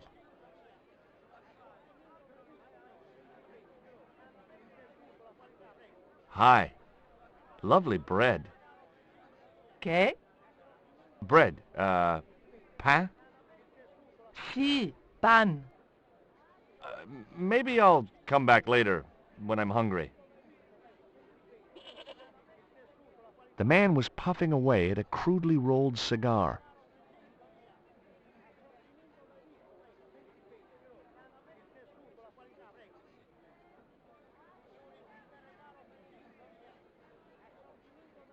Hi there. What have you got for sale? ¿Qué? I said, what have you got? Oh, never mind.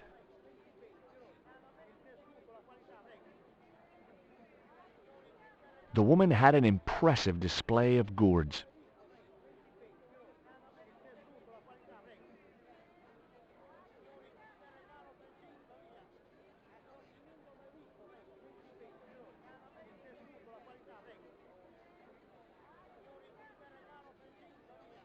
Those things are gourds, aren't they? See. Hey, mind the footwear, lady.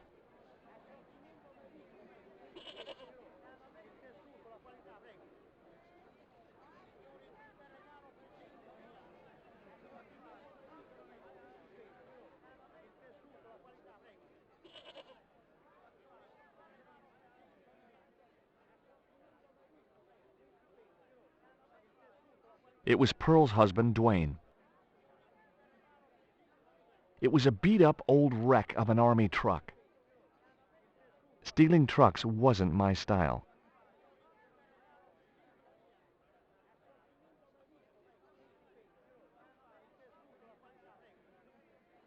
Hey, Mr. Anderson. Good to see you again. Do I know you, son? George Stobart, remember? In Syria? I sold you a statue. I remember that. Pearl was mighty vexed when the paint came off. Look, I'm sorry. I'll give you back the $50.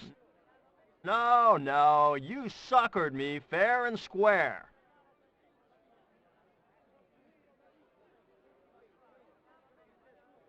Are you still working for... you know who? You know I can't talk about my work, George. That's between me and Uncle Sam. Does the name Karzak mean anything to you? Sounds like a comic book villain to me, son. He's the man behind Condor, and the rat who kidnapped Nico. You know, the first time I met you, I was deeply impressed with your naive simplicity. I said to Pearl, if we ever had kids, I would have wanted a boy like George. But I underestimated you, son. Did you know that traditional music is illegal in Caramonte? Is that so? Seems reasonable to me. No, really. The leader of the band in the square has been imprisoned just because of the music he played. I don't know who you've been talking to, but that fella, Miguel, he's an agitator. What's the real reason the musician was imprisoned? Handed out subversive literature at the mines. That so-called general was waiting for Miguel when he got back into town. Marched him off to jail at gunpoint on a charge of inciting a riot. I spoke to Pearl earlier. Yeah? Did she mention that we had a kind of falling out? Yes, she did. She'll get over it. Did you drive all the way down here? Hell no. Pearl did the driving while I followed the maps. The way she handled the wheel, you'd think she'd been trucking half her life. Why did you bring a huge truck like that? George, I'm on a top-secret classified mission for Uncle Sam. This truck is a rolling bomb, 400 pounds of nitrate fertilizer with a plastique initiator. They'll hear the bang in China. Gee, I'm really looking forward to this. Would you like a biscuit, Dwayne? Oh no, those gourmet dog snacks bring me out in a rash. You've tried them? They were on special offer. Pearl bought a whole crate. When I asked her if she was thinking of keeping a dog, too, she just laughed. Would you like to borrow my lucky piece of coal, Dwayne? What's so lucky about it? Well, we made it to Quaramonte in one piece. When you've been here a few days, you won't look on that as luck. Do you know anything about a shipping company called Condor Transglobal? Sure I do. You have to get up pretty early to catch Dwayne with his pants down. What? You beat me to it? Condor Transglobal is all wound up. Seems like my investigations scared them off. What do you think of these panties, Dwayne? Lord, hot stuff, George. You buy those for your girl? No. A guy we knew in Paris bought them for her. Oh, you're a threesome then. Why are you looking at me like that, George? Forget it.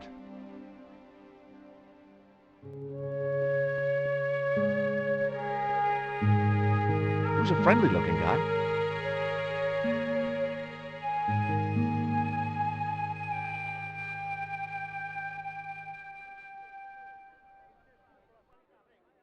Hi, I'm George Stobart.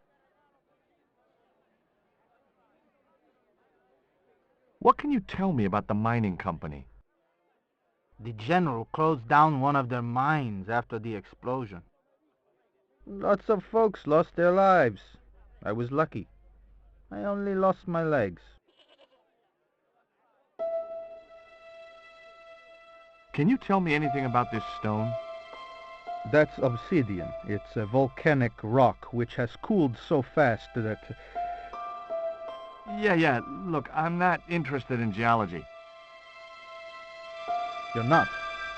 I suppose you want to know about the carved picture on it. That's right. Then the guy you should talk to is the professor. He was here a while ago. Do you know what this statue represents? Should do. I used to carve things like that to sell to tourists. But it scared people around here, so I stopped. Do you recognize the design on this label? Why, sure. That's the Condor Transglobal Shipping Company logo.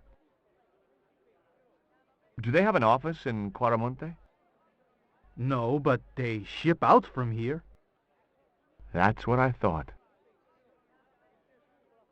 Did you see the ship with the Condor flag? No. But the dock is just the other side of the square. Might as well be the other side of the moon. Have you heard about the eclipse of the sun? Sure, I'm having a party to celebrate it. Drop by. Really? Sure. Plenty of food, plenty of wine, and everyone's invited, except the general. What do you think of these panties? Awesome. You wear them? No. Someone sent them to my girlfriend. Thoughtful.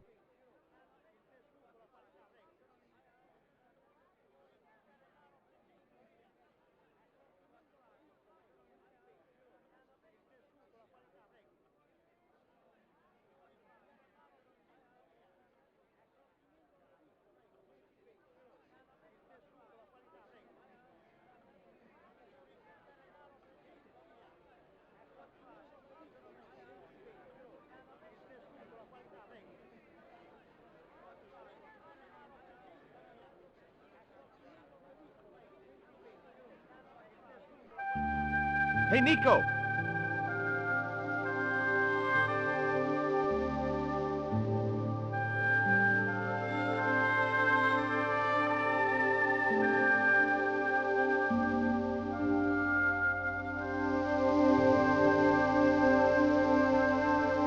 I have done just as I have been instructed, Professor.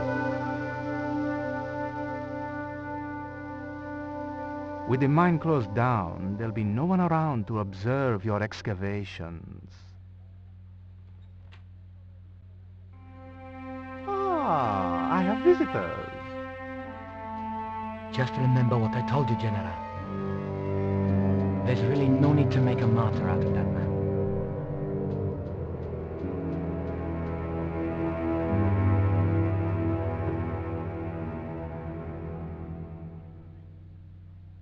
I'm sorry to keep you waiting, senor. Welcome to Quarmonte. Thanks. My name's George Stobart from California.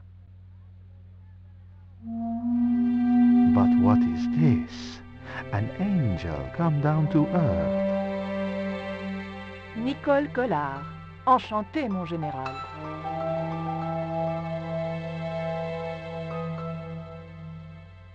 Pardon me, senorita, but I couldn't help myself. Look, we'd like to ask you a few questions. You've come to the right place, senor. Tourist information. General Graciento, at your service.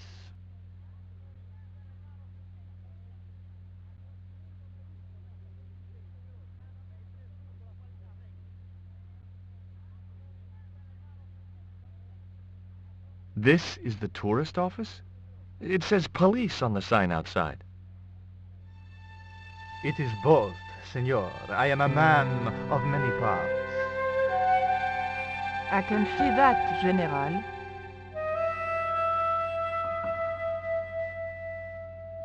Have you heard of a guy called Karzak?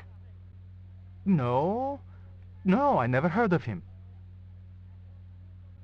I hear there was an accident at the mine a few months ago.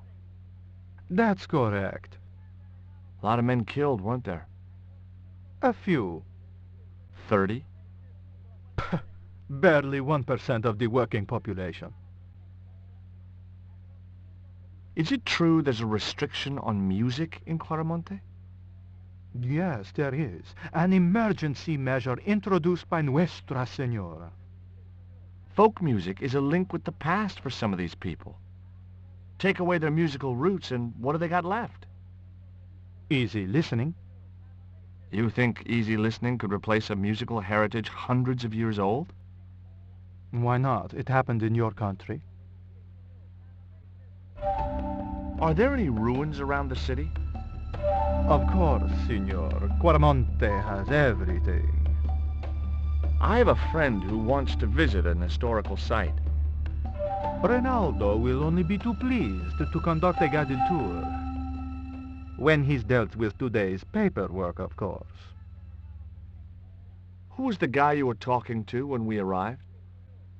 Professor Ubier, a visitor, senor, like yourselves. Did you say Ubier? Si, senor. Professor Ubier, a French archaeologist. What's Ubier doing in Quarmonte? Researching our rich and glorious past, senor.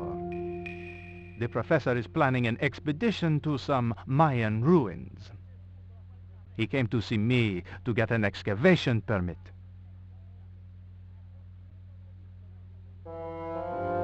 Would you like a biscuit? Are you trying to bribe me? Well, every man has his price. Mine is more than a dog cookie, Senor Stobart.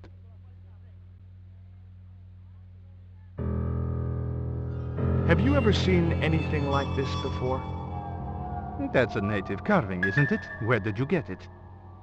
We picked it up in the market as a souvenir.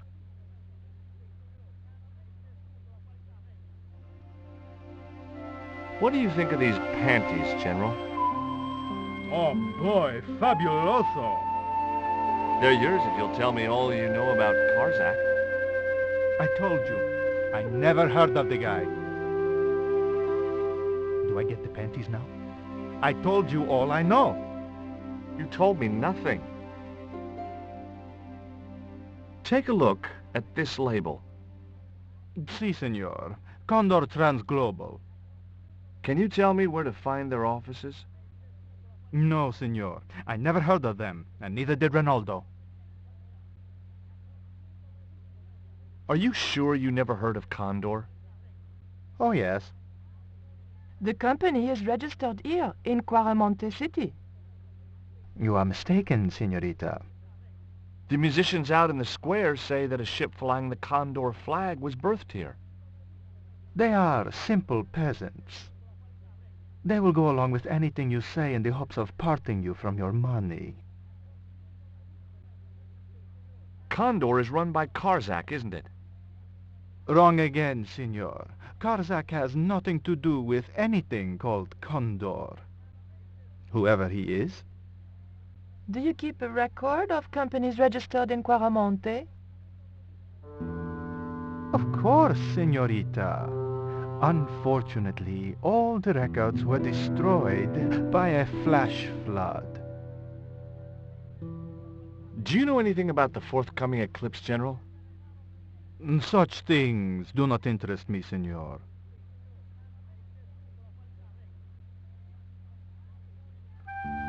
I'll be back.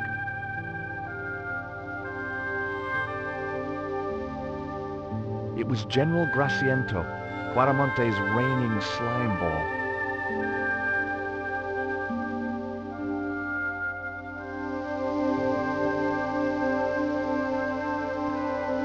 It was the map which the General had been showing to Professor Oubier.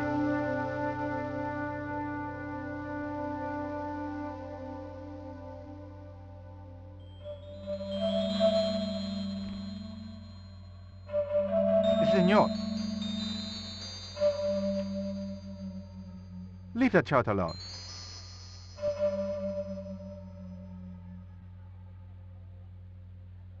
He had the eyes of a cocker spaniel set in a face like a deflated souffle. I couldn't help wondering what had driven him to work for a man like the General.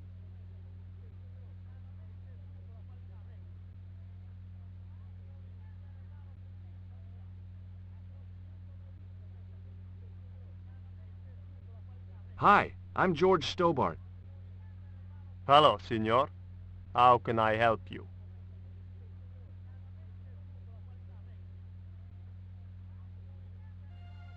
I'd like to visit your prisoner. Condemned prisoners aren't allowed visitors. Condemned? To death. He is to be executed. Knowing my luck, I will probably have to shoot him myself. Amnesty International is going to hear about this.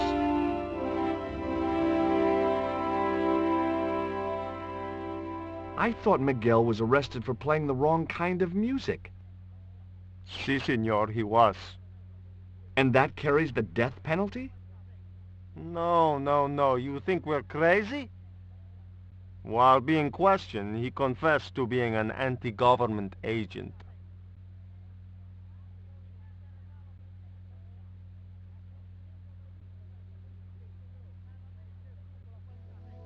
Are there any ancient pyramids near Quaramonte? Si, senor. But it's not very impressive. It's in ruins. That's perfect.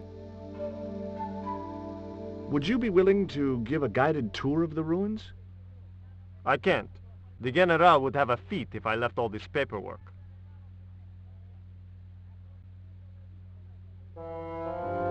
Would you like a gourmet dog snack biscuit?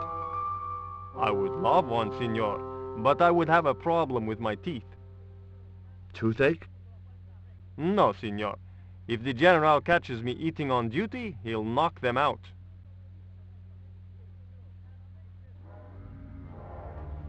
Do you recognize this statue? Tezcatlipoca, the night wind. Take it away, senor. That stone is cursed.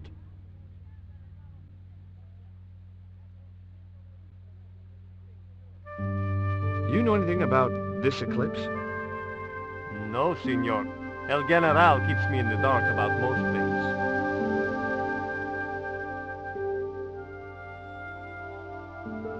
So long.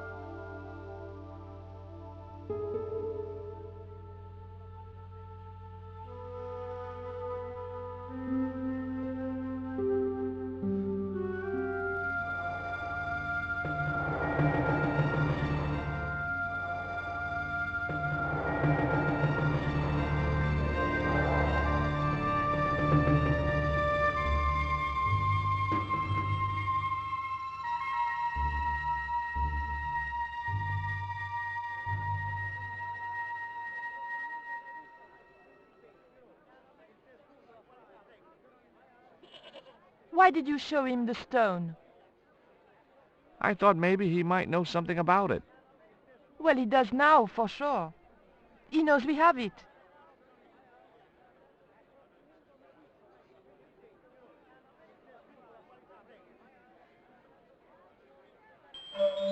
Did you notice that chart on the police station wall? Yes, it looked like a map to me, but I couldn't make out the details. Whatever it was, the general didn't want us to see it. You came on a little strong with the general. I was merely flattering his ego, Georges. Every man has his Achilles heel. Maybe, but that guy's weakness isn't in his foot. Labano tells me he's been seeing a lot of you. We meet sometimes for lunch, a drink. After you'd gone back to the States, I was pretty lonely, you know. Lonely? You must have been desperate. Couldn't you just visit the zoo or something? That man we saw talking to the general was Oubier. Didn't you recognize him? I never met him, remember? The guy I called in Paris claimed to be Oubier. But he sounded nothing like the man in the police station. Maybe the professor really is innocent. Nah, it's too much of a coincidence that he's here in Claramonte. Would you like a biscuit? Gourmet dog? Have you been eating those things, Georges? Sure, they're great. Guess what this is? Go on, guess. It's wrought iron, probably from a chimney stack on an old stove. Well, I suppose it could be. How did she know that? My grandfather used to work in a foundry. Take a look at this, Nico. That's disgusting, Georges. Why are you carrying it around with you? I don't know. I just can't seem to part with it. Take a look at this. An eclipse of the sun. Why the sudden interest in astronomy? I found the cutting in Oubier's house. Apparently, it's only visible from Central America. Take a look at this. Mon Dieu! Where did you get that kind of money? It's not mine. I found that statement at Oubier's house. Do you have any theories about this stone? I think that the design represents a dog, a Mexican dog. So, this is the sacred Chihuahua stone? Sheesh.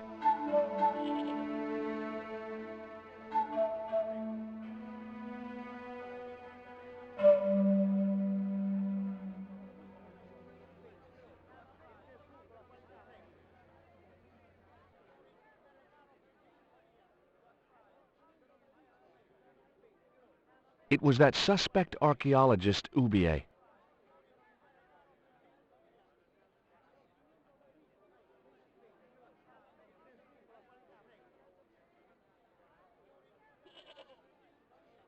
Professor Oubier? Yes? Who are you? My name is Stobart, George Stobart.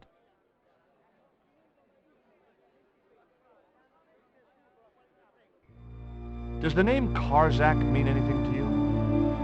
Yes, I know him. In fact, if it wasn't for Kazakh, I wouldn't be here. What? He's financing my expedition. Tell me about your wife, Professor. Please, I don't want to talk about her. Maybe you don't, but I do. Why was she known as the Little Dachshund? It was just a silly pet name I used to call her. Somehow some damned reporter found out. What do you know about my girlfriend's abduction? I don't know what you're talking about. She was invited to your mansion in Paris. Not by me, she wasn't. I haven't been home for nearly 7 months. Have you ever employed a Central American butler or servant? I've never employed any kind of servant, monsieur.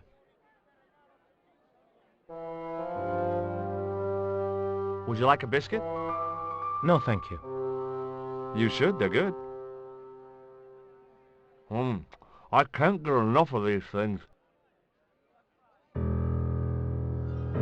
Can you tell me anything about this stone? Where did you get that? That's my business. How much do you want for it? It's not for sale.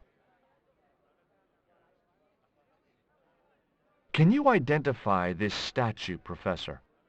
Oh, yes. Tezcatlipoca, the Lord of Darkness. A Central American god, right? A supreme deity. Tezcatlipoca means, literally, smoking mirror. There. You see the mirror shield in his left hand? The Mayans believed he could look into the mirror and see into the hearts of men.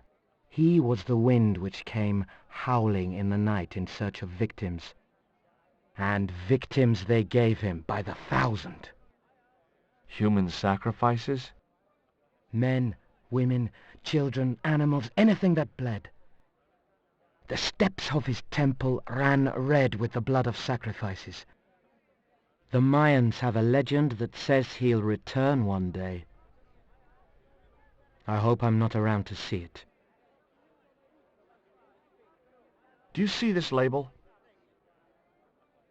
Yes, it refers to a company named Condor. What of it? I traced that company here to Quaramonte. Do you know where I can find the offices of Condor Transglobal? The company no longer exists. They went bankrupt recently. I have proof that you are directly involved with Condor. I used them as shippers to transport artifacts to a gallery in Paris. Beyond that, I have no connection with the company, which, as I said, no longer exists. Do you know anything about this eclipse, Professor? Of course. It's not the reason I'm here in Quaramonte, but I'm looking forward to seeing it all the same. What's your interest in the eclipse, Professor? Oh, it's purely a layman's curiosity. History's my subject, not astronomy. But I've been fascinated by the movements of the heavenly bodies since I was a child. I wouldn't miss a total eclipse for the world. Does the eclipse have some special significance for you? For me? No. For the ancient Mayans, it marks the end of the Fifth Age. Perhaps we should be celebrating. Ah, no. The end of each age heralds destruction on a global scale. The fifth is the final age, ending in the total destruction of the Earth. Take a look at this, Professor. What have you got to say about that? Where did you get this? Never mind that. How do you explain these withdrawals? I left my financial affairs in the hands of my secretary. Including the withdrawal of funds in cash from your personal account? I trust Gwyneth implicitly. And why Marseille? Why the very place my girlfriend was taken? That's obvious, Stobart. We are both the victims of the same devious plot. What plot? I have no idea.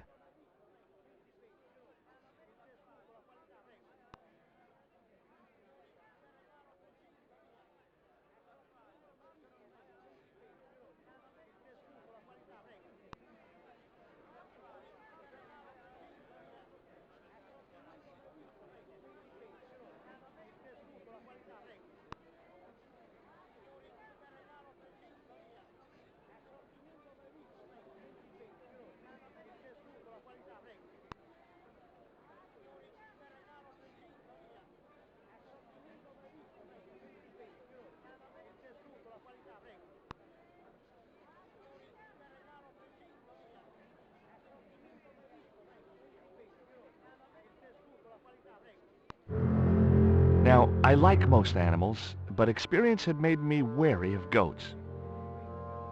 And cats. And dogs.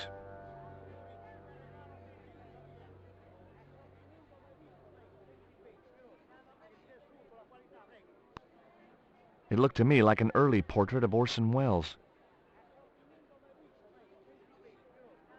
The stairs led up to the balcony.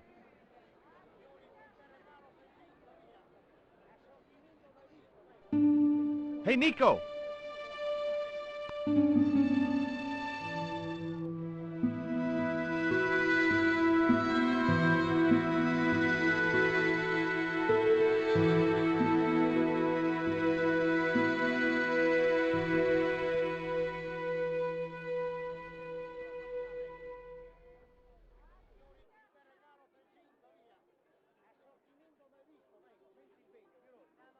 Hola, señora. Hi. We were wondering... I was talking to the lady, Chico.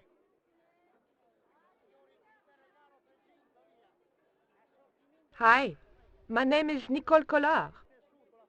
Concha Garcia, how can I help you, sister?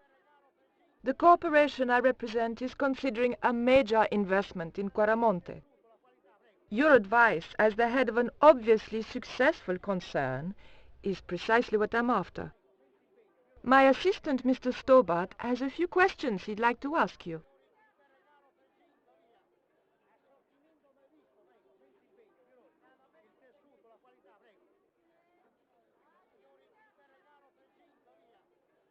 Have you heard of a man named Karzak? No, who is he? He's the reason we came to Quaramonte. We think he's running a drug ring. Well, I hope you find him, but I've never heard the name before. Can you tell me about the accident at the mine? Accident? It was sabotage. Somebody wanted my mine closed down for good. Do you have any evidence that the mine was sabotaged? Not yet, but I'll get to the bottom of it. There'd been trouble at that mine for several months. The workforce was getting smaller every day. Someone had started a rumor among the men that the mine was cursed. Now the entire operation has been closed down. Where's the site of the mine? Several days upriver at a remote area known as Teoculcan. Do you know Professor Ubier? Yes, I understand he is about to embark on an archaeological expedition.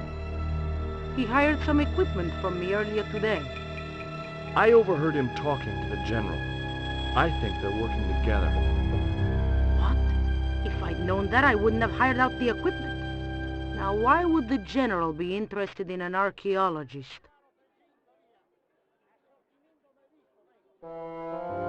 Would you like a dog biscuit? Would you like a smack in the mouth, Chico? Does this stone mean anything to you? I think it is a spirit stone carved by a Mayan priest, no? I don't know which of their many gods it represents.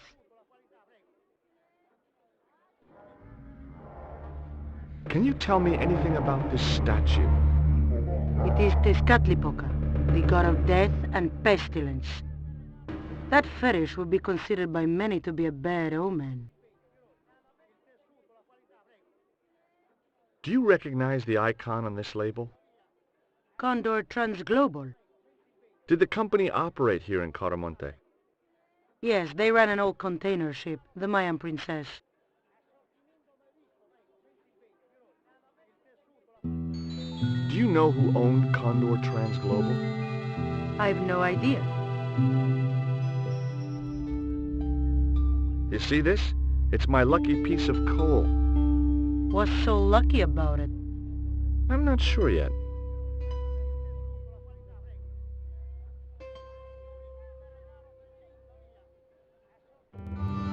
Nice buns.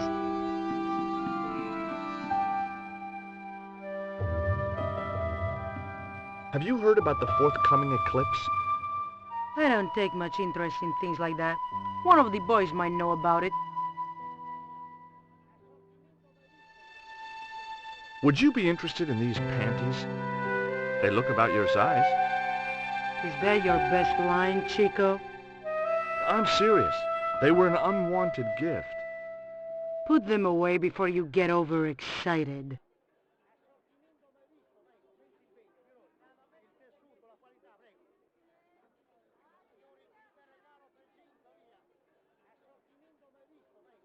A disgustingly handsome man.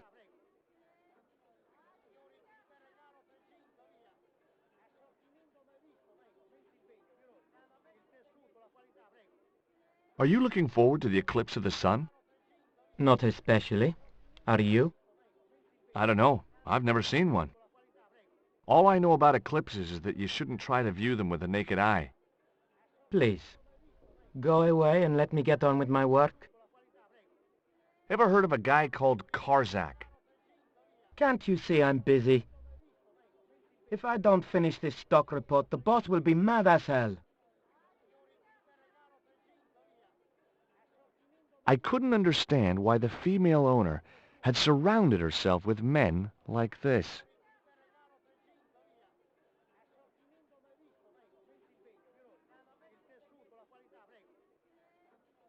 Ever hear of a guy called Karzak? No, sir. Did you know there's an eclipse of the sun in a few weeks' time? Yeah, Joe told me about it. He's having a party and we're all invited. Me and the boys are dressing up as evil monks. Yeah? Cool. The guy was working away like an automaton.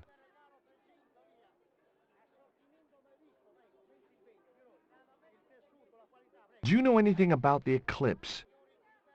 Yes, and I'm really looking forward to seeing it. I heard it's going to be pretty spectacular. It's in a few weeks' time, isn't it? 9 days. Thanks. Ever heard of a guy called Karzak? No.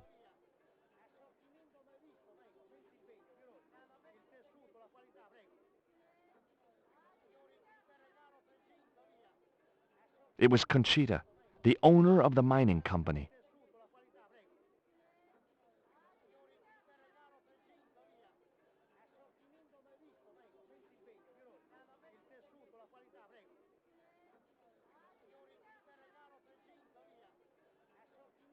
Hi. Good afternoon, and welcome to Consolidated Mining. If you are planning to stay in Cuaramonte City, may I recommend the Consolidated Mining Experience. An interactive, hands-on tour of one of our deepest mines, with talking tour guides available in 3 different languages. A tour of a mine. Well, this is a mining company. What else did you expect? Do you know anything about the eclipse that's due soon? Me? No, senor. Do you know where I could find Senor Karzak?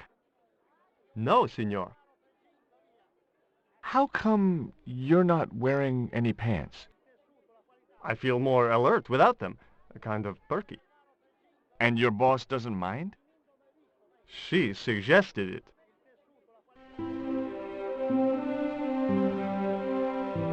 It was one of Conchita's posse of hunks. It was a store cupboard.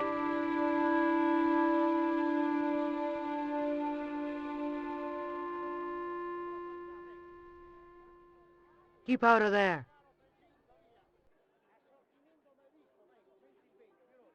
That's where the explosives are stored.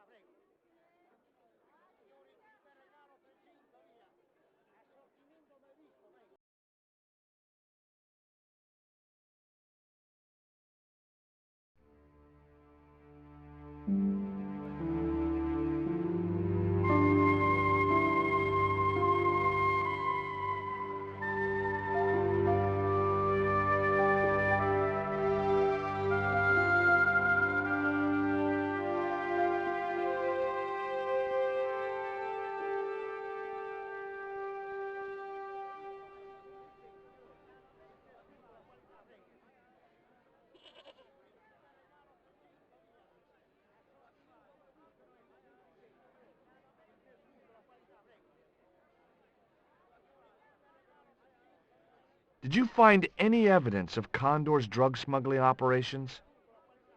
Drugs? Hell no!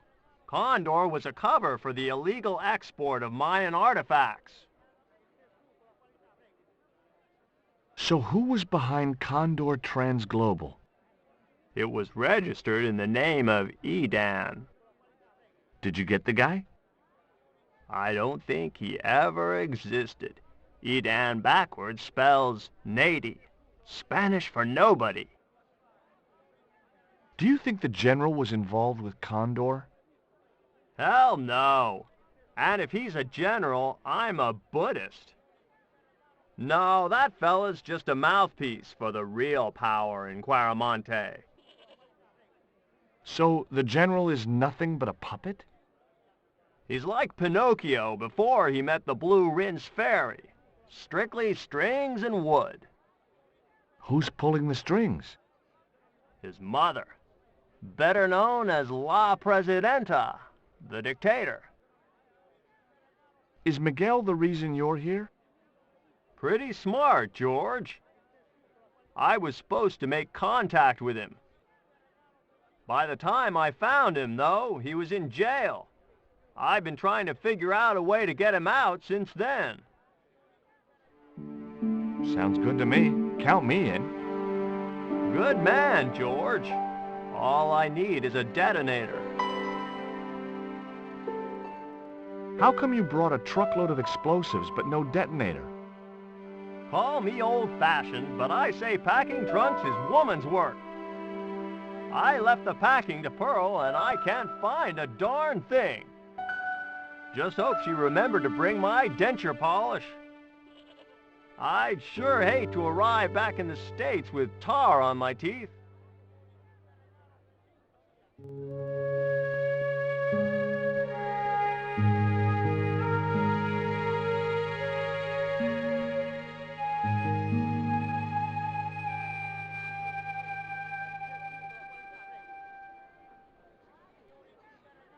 Hey, Nico!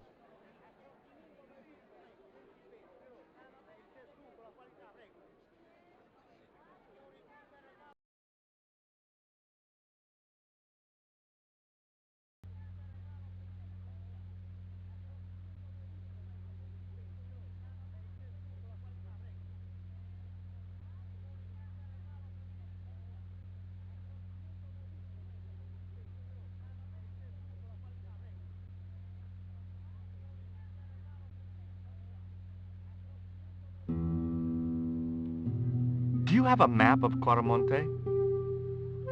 A map? I'm sorry, senor, but I don't. What about the one on the wall? Ah, that is an archaeological survey map, senor. Not suitable for tourists. I'll be back.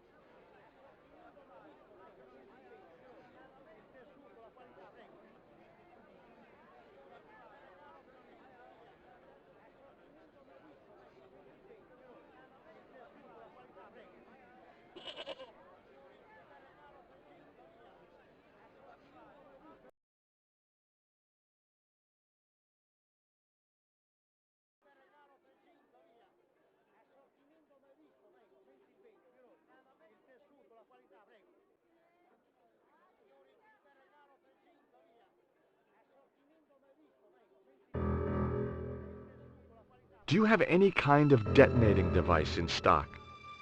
Sure. They're kept in that cupboard. I don't suppose you have one spare? I can't simply give you a device like that, no without a damn good reason. The general has a chart in his office, which he was discussing with Ubier. Perhaps that chart will tell us where they're heading.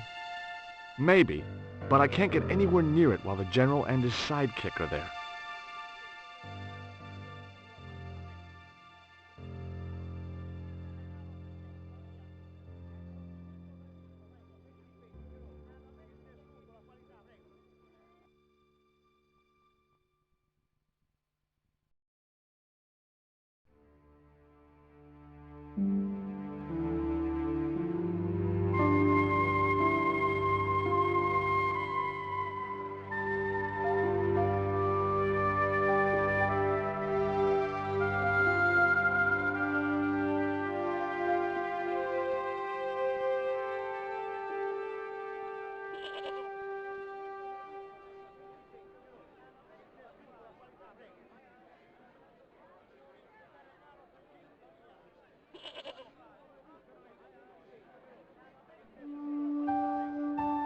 Could you distract the General while I took a look at that chart? You're kidding. Did you see the way he was leering at me? Yeah, you'd make a great snake charmer. Come on, 5 minutes is all I need. Well, maybe. But it's your harebrained scheme. You do the talking.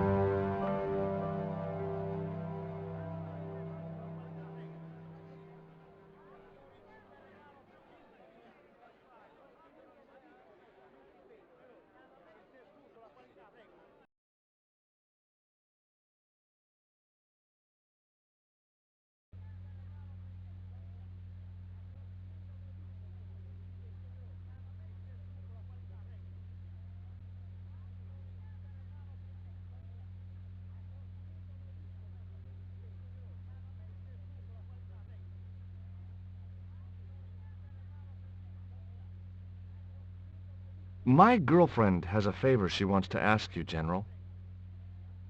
For you, my dear, anything.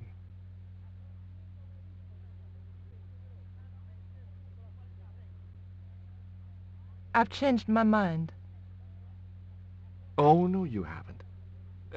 She's embarrassed about asking you for an interview, General. An interview with me? Fabuloso! Well, I want to write a story about you.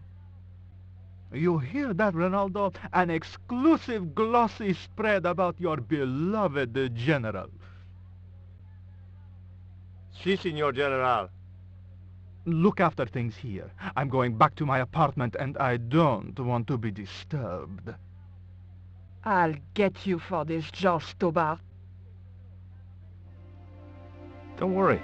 If you're gone for more than a couple of hours, I'll come and get you. A couple of hours?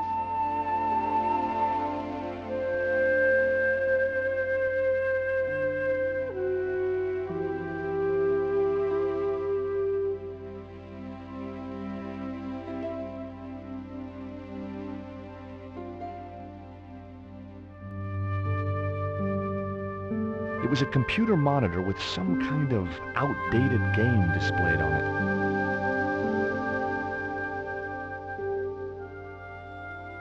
I didn't have time to get sidetracked by playing computer games.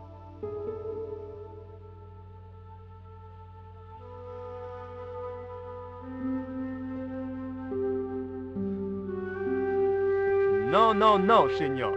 The General said nobody must see that chart. He won't know unless you tell him. You don't know him, Signor. He will worm it out of me as easily as he de-waxes his ear. Okay. I'd have to get rid of him.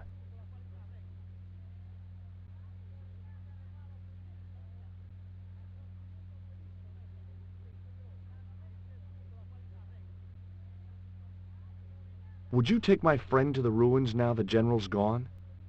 I'd be honored, Signor. Thanks. I'll go get her.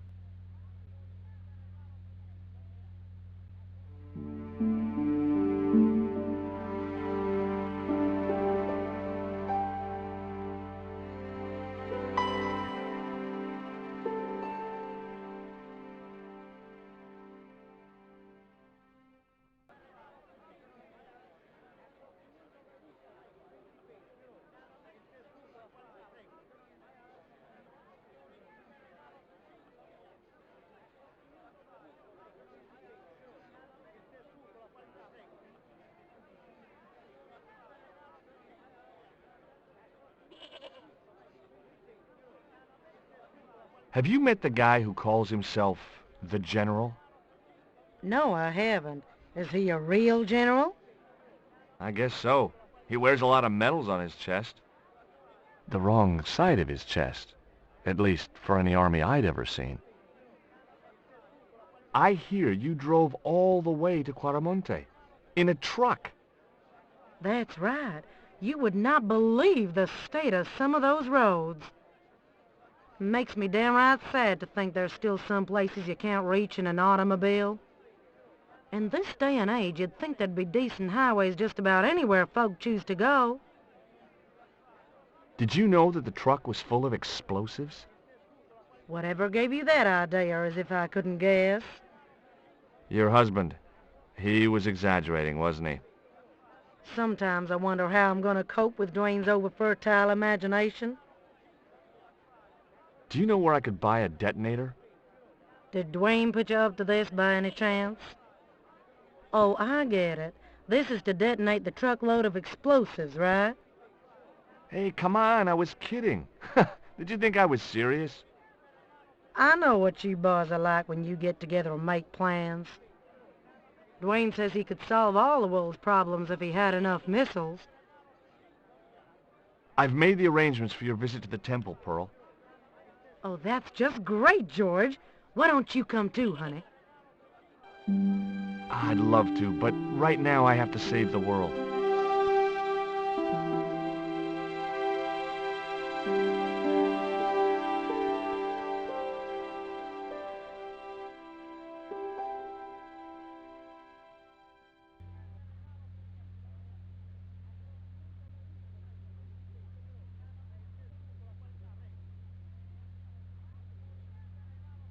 Listen, sweetie, I'm looking for an official guide to take me to the old pyramid.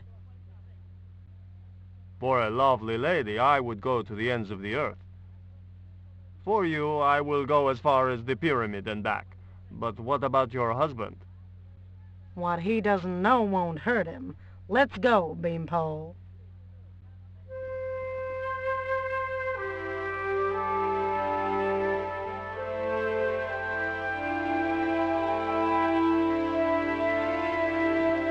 As Pearl and Ronaldo set out for the ruined pyramid, I prepared to search the police station.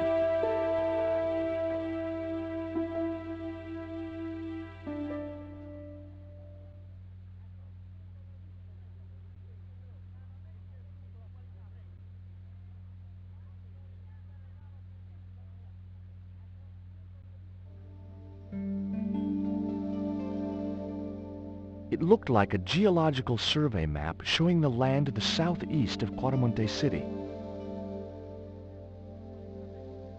About 60 miles inland and upstream was an area marked Teoculcan.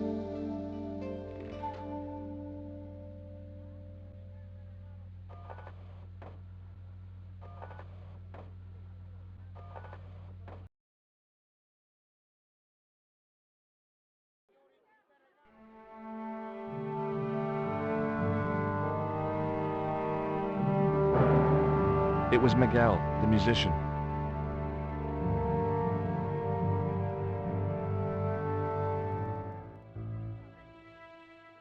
I'm George Stobart. You're Miguel the musician, aren't you? Ex-musician, senor. My career is finished. Going to jail could be the boost your career needed. Senor, I would rather die than live with this shame. Have you heard of a guy called Karzak? Yes. The old man spoke of him. The foreigner? Professor Oubier? That's right. This man Karzak is Ubier's boss. Why is that noose hanging from the bars? Ronaldo strung it up for me to hang myself. Don't cry for me, Senor Stobart. When I am dead, the goddess will take my soul to rest in paradise.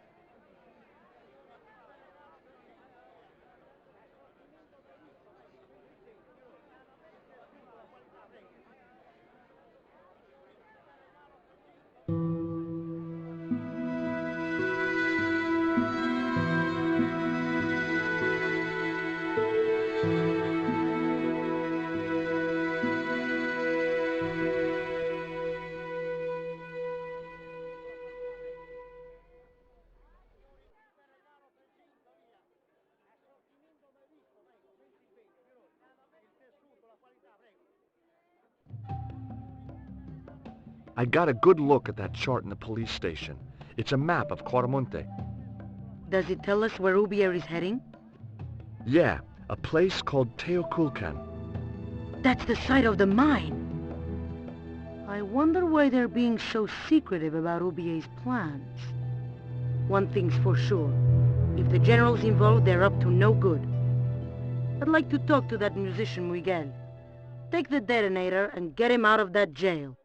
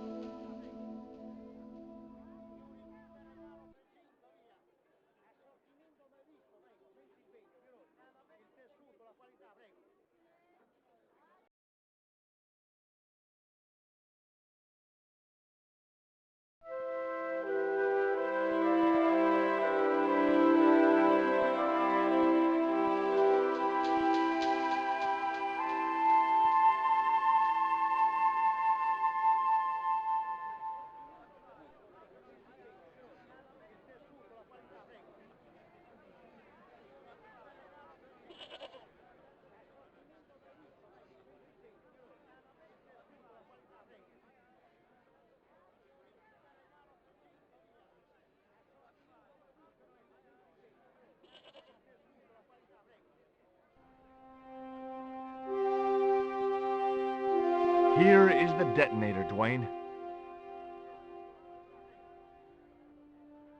Keep your voice down, George. You want everyone to know. You'd best go and warn Miguel that the U.S. cavalry's on the way. Okay.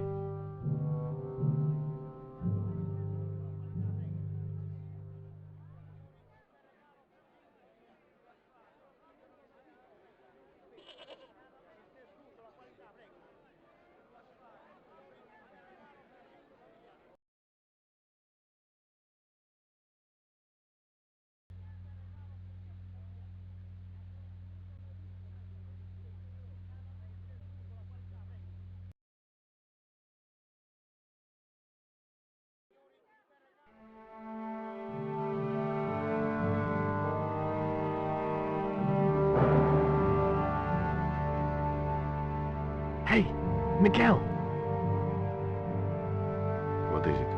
What is happening? We're getting out of here. Who's we? They've sent the Delta Force. Nope. The Impossible Missions Force. Don't make me sick. Much better. Who then? A retired greetings card salesman from Ohio. I'm doomed.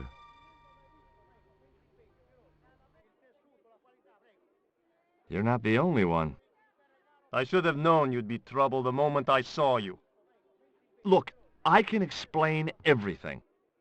Get in that cell, now. And what if I refuse? He'll shoot you. Okay, here I am, going quietly into the cell.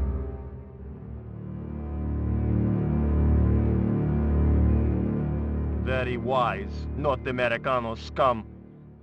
One of the reasons I hate guns so much is the way they make people so damned impolite.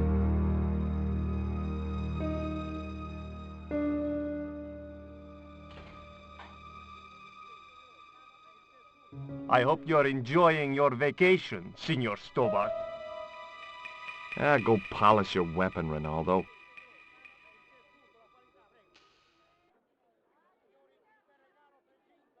This was part of your plan, right? Well, in a manner of speaking, no.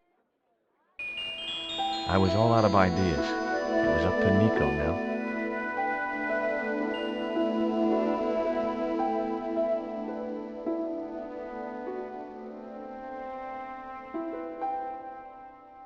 So, here we are. You've changed.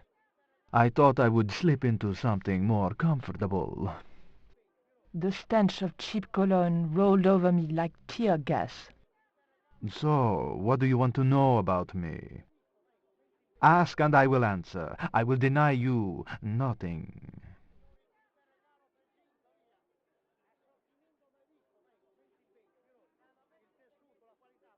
I am a very giving person.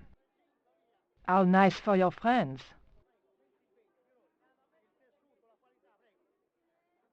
Your eyes are glittering like stars. His damn cologne was making my eyes water.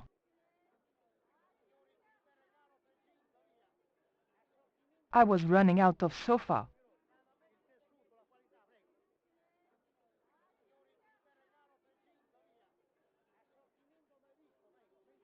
As spirited as you are beautiful, I admire that. As long as he admired it from afar.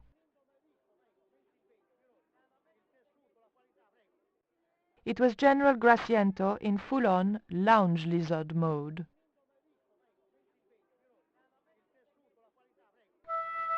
It was a portrait of some thug in a uniform. Cutting-edge technology in 1978 at any rate. A stuffed swordfish. A lava lamp, hip in a retro way. I had no doubt the General thought it was hip full stop. A tiger skin lay on the floor.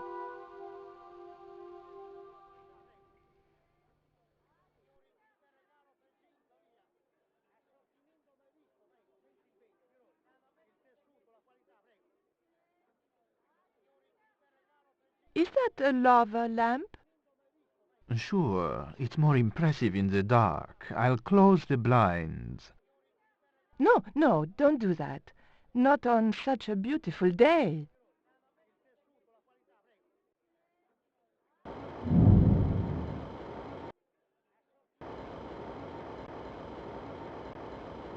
Big fish. Catch it yourself? Catch it. Fishing poles are for children. Then how did... Are those bullet holes? 2 magazines on full automatic. It put up quite a fight.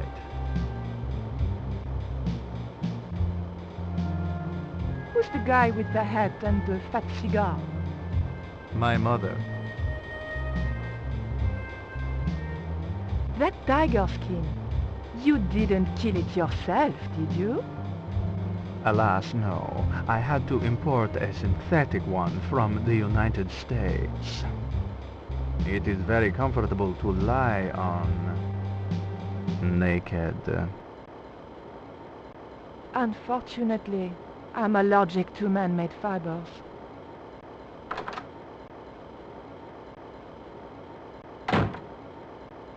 Mom! What is going on here? Nothing, Mom. I was... I'm in uniform. And when I'm in uniform, it's... Madame la Presidente, sorry, Madame la Presidente. Now, what is going on here? Nothing, Madame la Presidente. I was just showing my friend Nico some of the cool stuff I've got. Hi. Good afternoon, señorita. And just what are your intentions toward my son? Intentions? We were just talking. How nice. She has good bone structure, Raoul. Has she any brains? She's a reporter. Is she? And what sort of questions has she been asking? I'm a freelance photojournalist. I do lifestyle features. For what sort of magazines? It looked safest to play dumb, with good bone structure. Haya, Lifestyle of the Super Rich and Vainglorious, Envy Magazine, Excellent! Raoul, you've chosen well for a change. It was pretty obvious who pulled the strings around here. I hope George was making good use of the time I was buying him.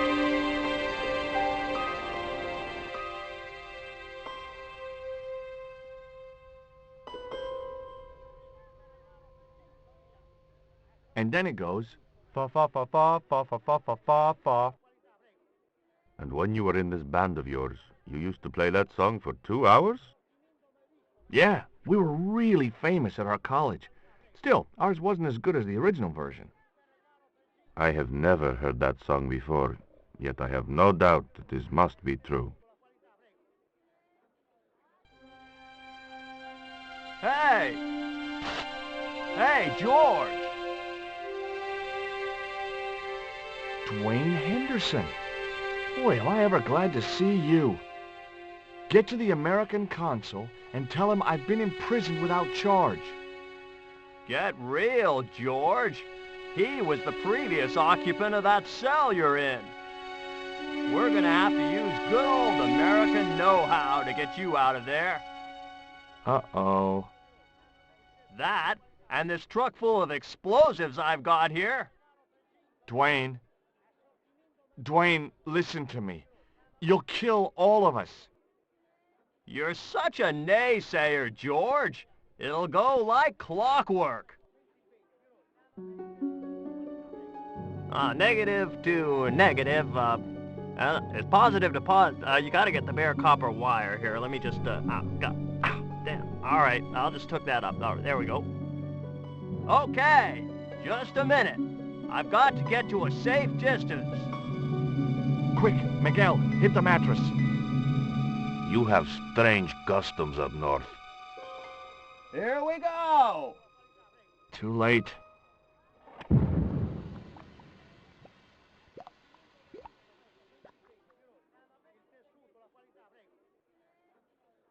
Are we dead yet? Horse shit. What happened to the explosives? There ain't no explosives. My dumbass supplier must have given me organic fertilizer instead of chemical.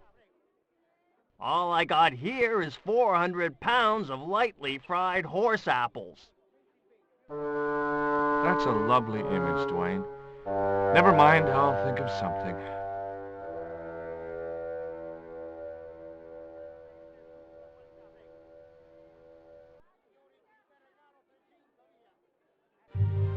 Listen to me, Miguel. You give me that rope, and I'll get us out of here. Is there somewhere you can hide from the General? Of course. My friends have a boat ready to take me upriver. But how are you going to break out of here with just a short piece of rope? I'm not sure, but I'll think of something.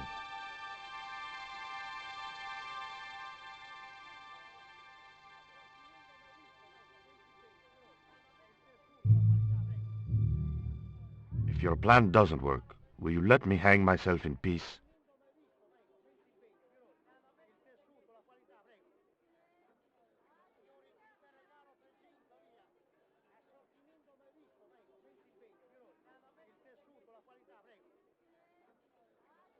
There was nothing...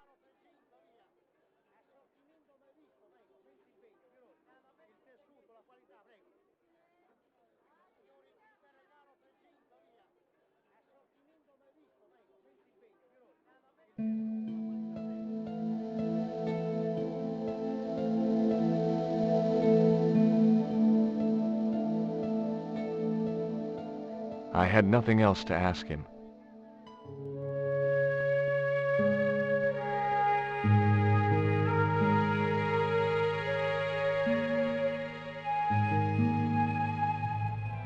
Hey, Dwayne, I want you to tie this rope to your truck and then drive forward.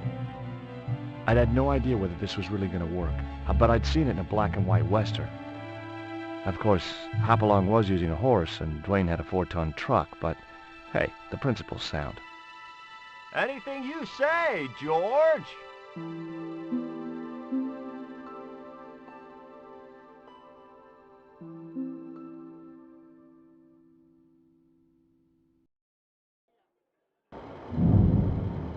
Please forgive my mother. She can be a little difficult.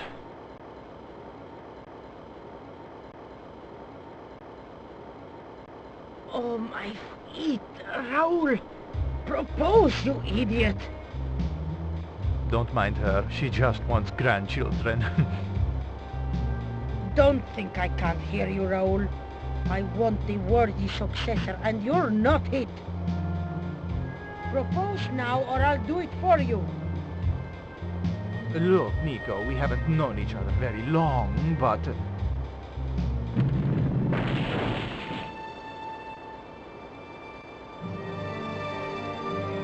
What the hell was that?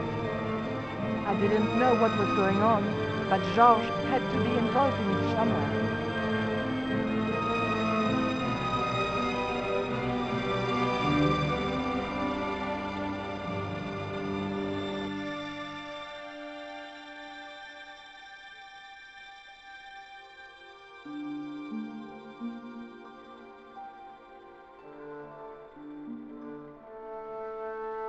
I ain't gonna say a thing, 'cause that sweet sound of falling masonry says it all. Quick, senor, the river.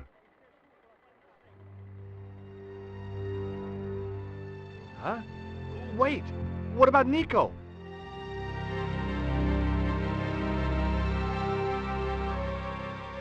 Georges, what have you done?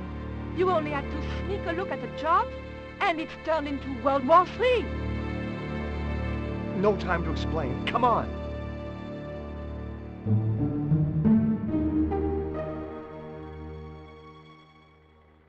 Don't move, terrorist scum. You talking to me, Junior? Yes, I'm talking to you, fat man, and my name's not Junior. A word to the wise, Junior. You carry on waving that pea shooter in my face, and the next person who sees it is gonna be your proctologist. Savvy?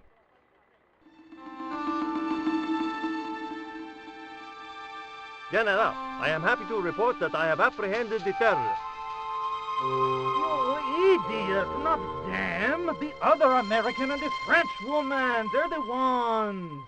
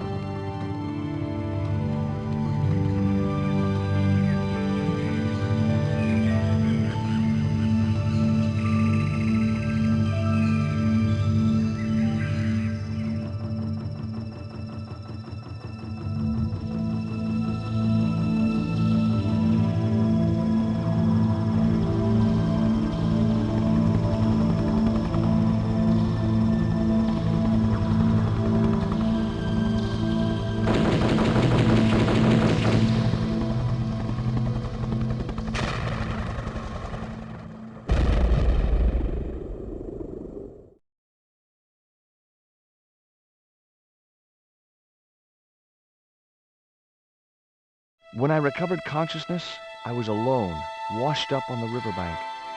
My head was aching fiercely, and my mouth tasted like a swamp. At first, I thought the music I heard was in my head.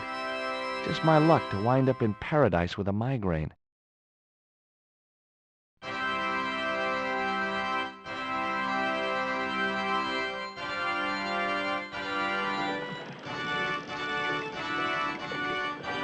But I followed the sound and discovered a tree house in a nearby clearing.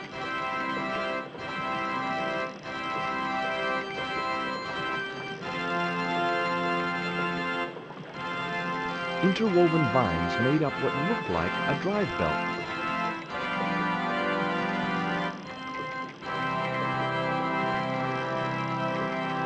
That vine rope could be useful. The contraption consisted of a crude wooden wheel with wooden slats.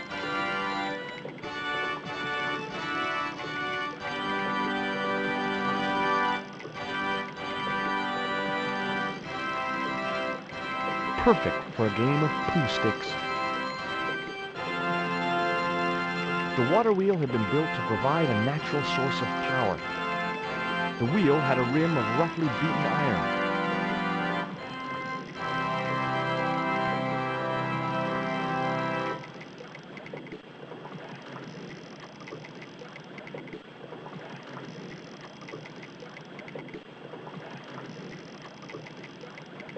It was a pile of damp leaves.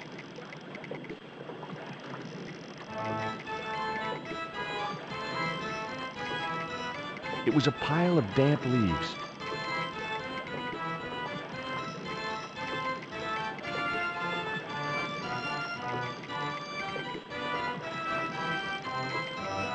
I placed the bank statement over the damp leaves.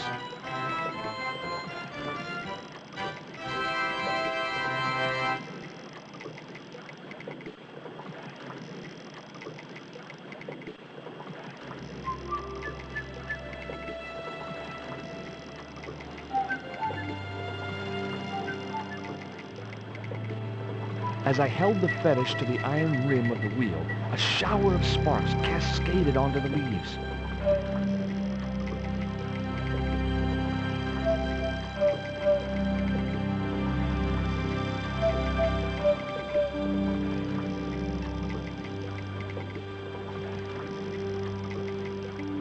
Quick, men! Put out that fire! I've got a sick woman up here.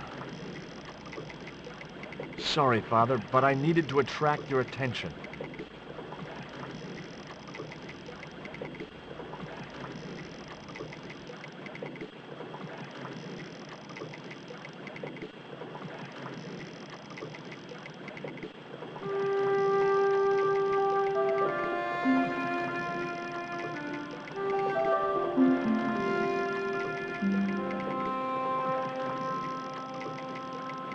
Who are you? And what do you want? My name is Stobart, George Stobart.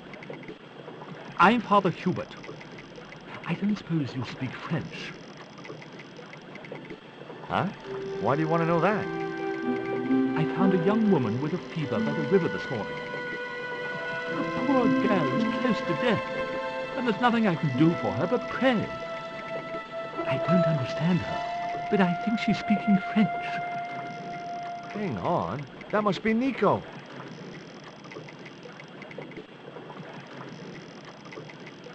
It was Father Hubert.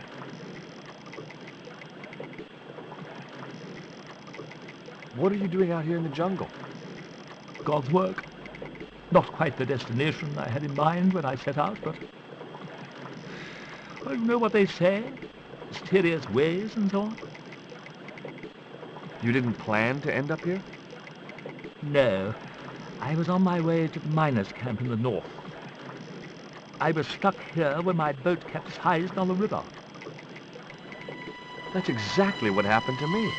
How long have you been here? 11 years. That's my girlfriend you got in your treehouse. What's the matter with her? She's been bitten by a venomous river snake. But can't you do something for her? There's a cure, isn't there? I ran out of penicillin and morphine years ago. But the local people speak of a root which they believe will counteract the poison. Where can I find this root? I don't know, but maybe the shaman at the village can tell us. Will you show me the way to the village? Me? Oh, but I can't. Can't? Nico's life depends on it. You're right. Of course I should, despite my own guilt and shame. But I can't go as a representative of God with a creased collar. A creased collar? You mean you put your personal attire higher than the life of a sick woman? I will not go to that village looking anything but my best.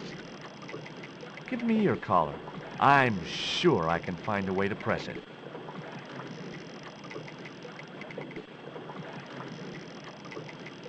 Thank you, my son. In the meantime, I must contemplate my sermon.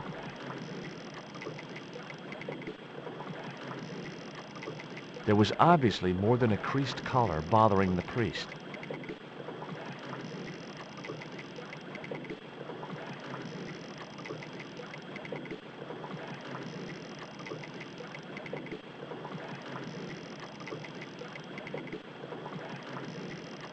I'd always wanted a treehouse like that when I was a kid.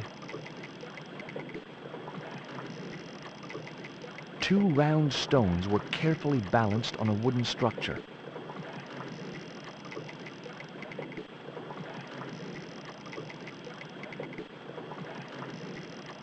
It was Father Hubert's collar. He wanted me to press it for him.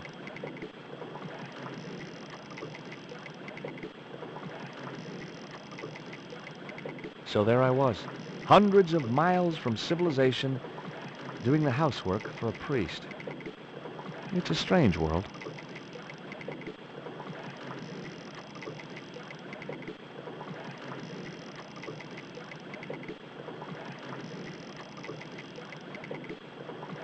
The vine provided a drive belt to connect the two stones. It was a large wooden cross.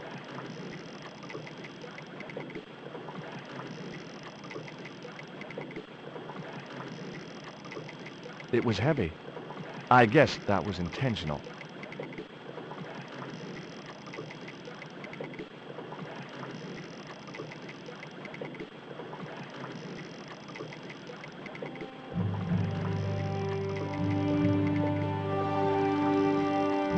The press worked surprisingly well on the collar.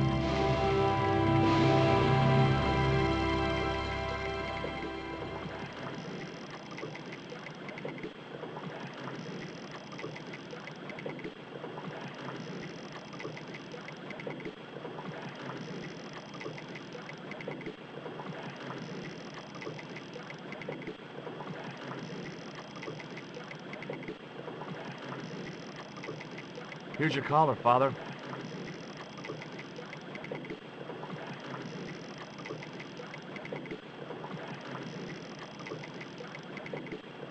Thank you, George. You probably think it a little odd of me to make such a fuss. Oh no. If I'd been living in the jungle for 11 years, I'd be completely screwy too. Screwy? Yes, perhaps I am. Ever since my last visit to that village.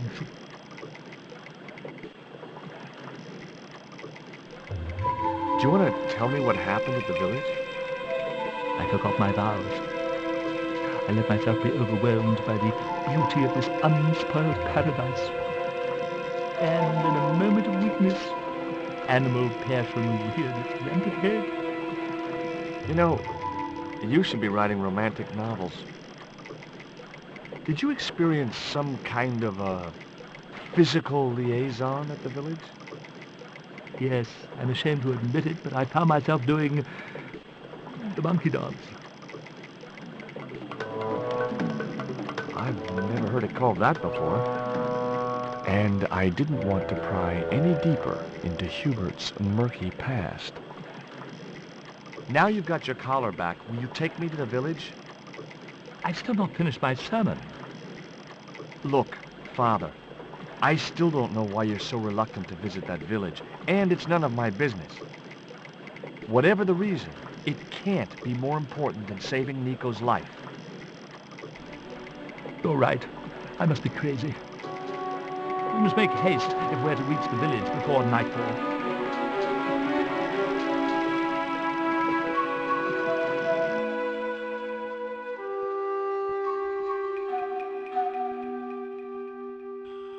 By the time we reached the village, it was sunset.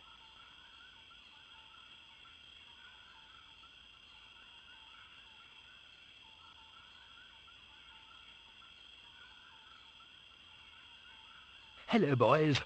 Glad to see you're still wearing the underpants. What? They're the best Christmas present we ever had, Father. Mine are too tight. Well, we all have our cross to bear. This is George. He has a request to make. I'm afraid I can't stay. Good luck, George.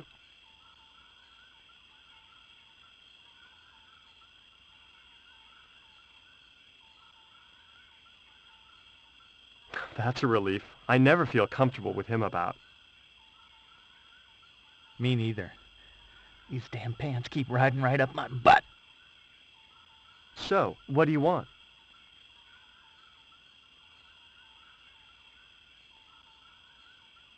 My girlfriend has been bitten by a snake. So, everyone in my family has been bitten by snakes. I was bitten by a dormouse once. She's real sick. I hoped your wise man might have medicine. Wise man? You must have the wrong village. Father Hubert said there was a wise man in the village who could help me. No, there's no one of that description here. Ooh, he must mean the old man, the shaman. I thought he just made up all those stories he tells. I never thought of him as being wise.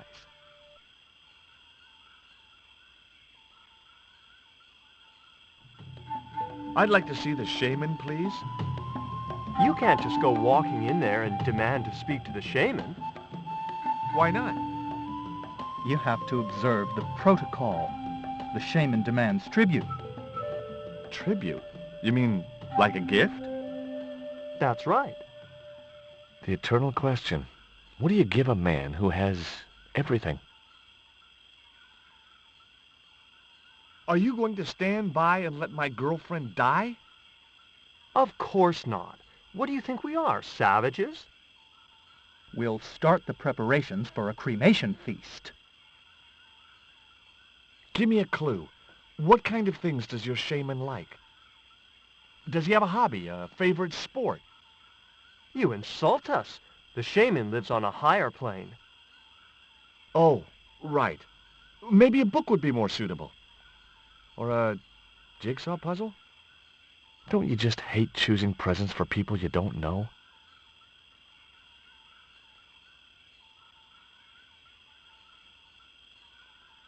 Would your wise man have any use for lipstick?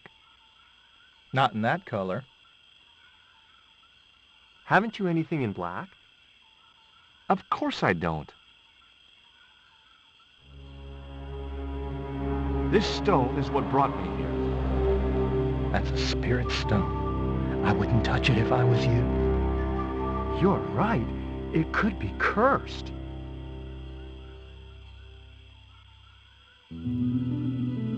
Look, I know it's not much, but I want your shaman to have this. Do you expect him to eat that? He's an old man, you know. He might choke.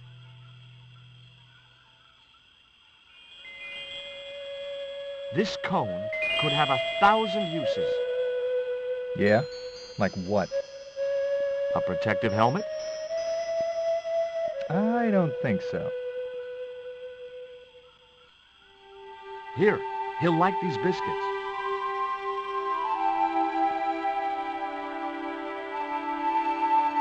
If you say so.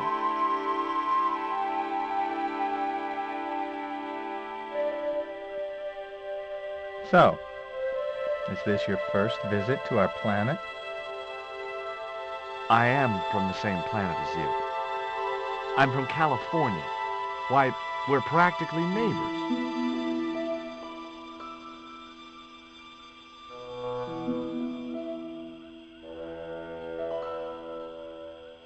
He liked the biscuits, especially the black ones. He wants to know if you've any more.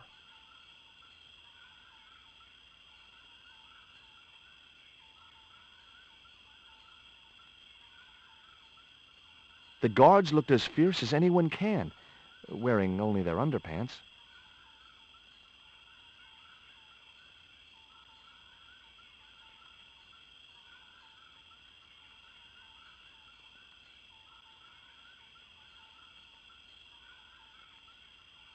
I put my lucky piece of coal in the empty box.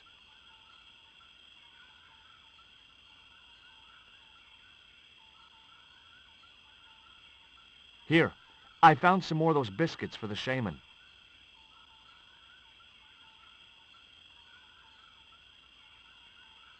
I'll give them to him.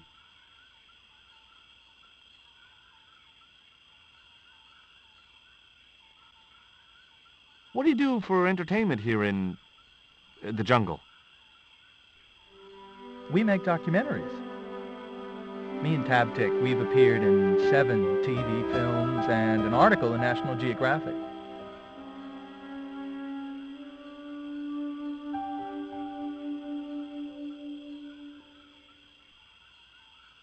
The shaman didn't want the black rock.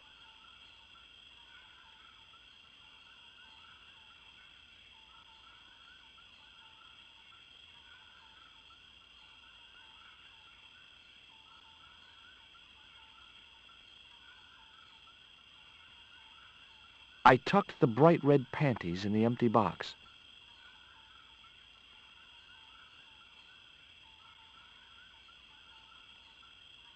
Here, I found some more of those biscuits for the shaman.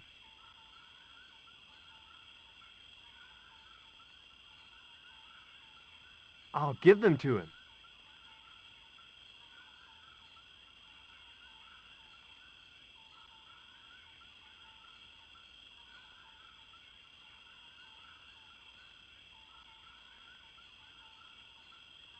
The shaman was pretty mad about those panties. Well, I didn't mean to offend him. You didn't. He was disappointed that they didn't fit.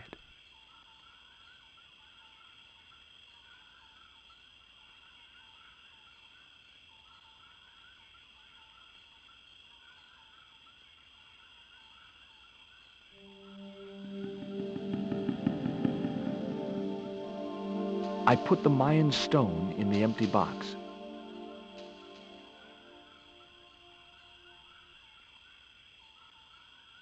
Here, I found some more of those biscuits for the shaman.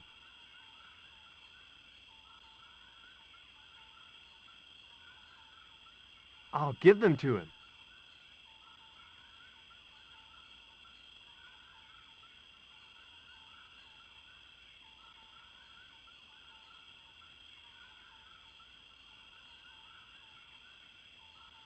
The shaman wants to talk to you. I hoped he would. Well, it's been nice to talk to you guys.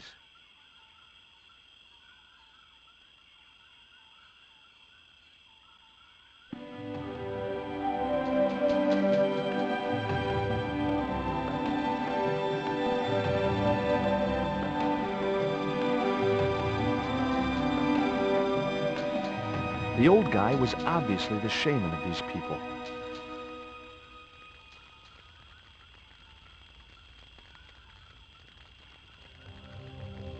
Hi, my name's George Stobart.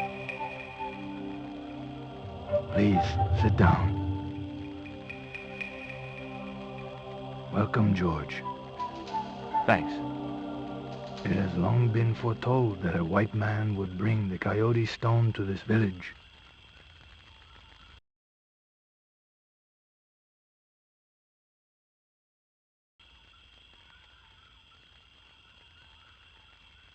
I don't suppose this would be any use to you. It sure would. This wax on a stick will change our lives. What do you want it for? To decorate our bodies for the monkey dance. My girlfriend's been bitten by a snake. And you want me to heal her? That's the idea. Can you do it? I'm not sure. My gums aren't what they used to be. Listen, my girlfriend's in a coma. Please, old man, give me the root. What root? Why is Father Hubert so reluctant to visit the village? I don't know. He used to come here a lot, but then he just stopped. You'd think he'd want to spend some time with his kids. Did you say Father Hubert has kids? 3 girls and 5 boys by my reckoning. All conceived in the same week at the Feast of the Monkey Dance. Father Hubert told me of a root which could cure the bite of the river snake. There's nothing sacred with these people. That was our secret, known only to members of my tribe. If that root is my chance of saving Nico's life, then I want it. Fast. There is time yet, George Stobart. Time to learn why you were called here. Fine. If I listen to your story, then will you give me the root? The eel travels far, but still returns to the place of his spawning. And look, I'm running on a tight schedule, so can you skip the riddles?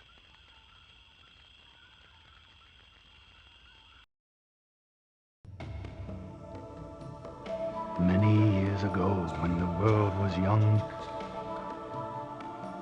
the great god and king Quetzalcoatl was defeated by trickery and deceit.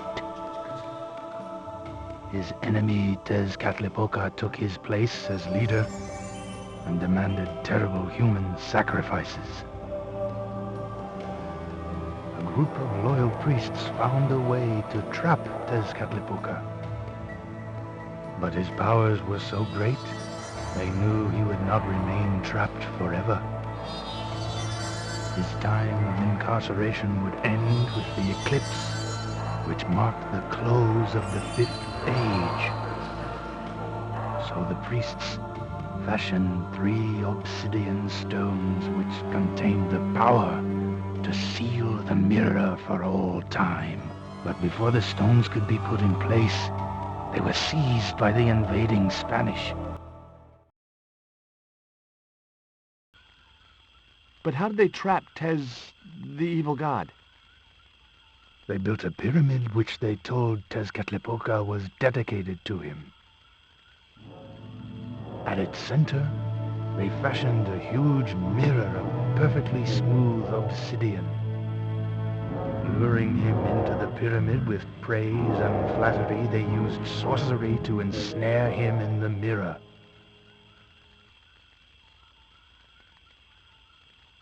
There's an eclipse of the sun due very soon, isn't there?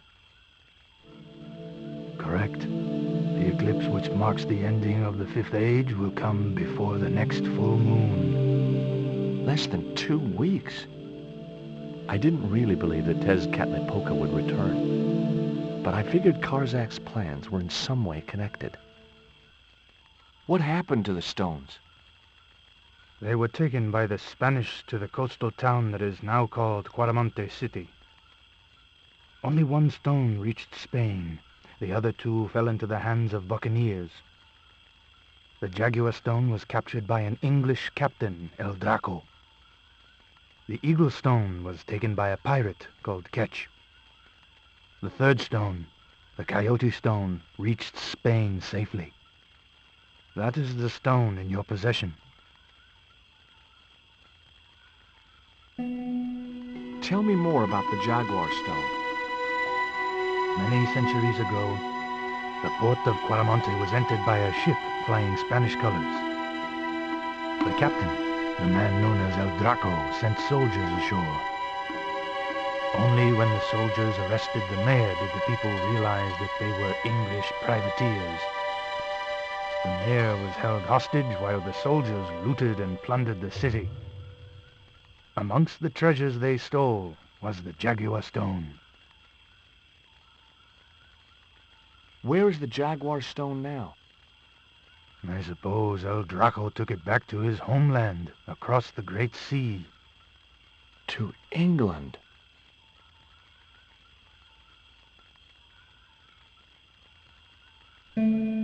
Tell me more about the Eagle Stone. The stone was loaded onto a galleon with many valuable artifacts plundered by the Spanish.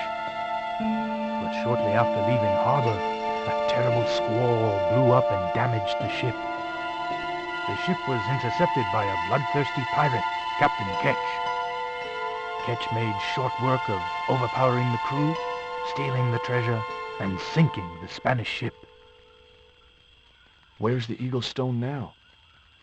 Nobody knows for sure. Ketch retired from piracy and bought an island in the Caribbean. What do I do when I find the stones?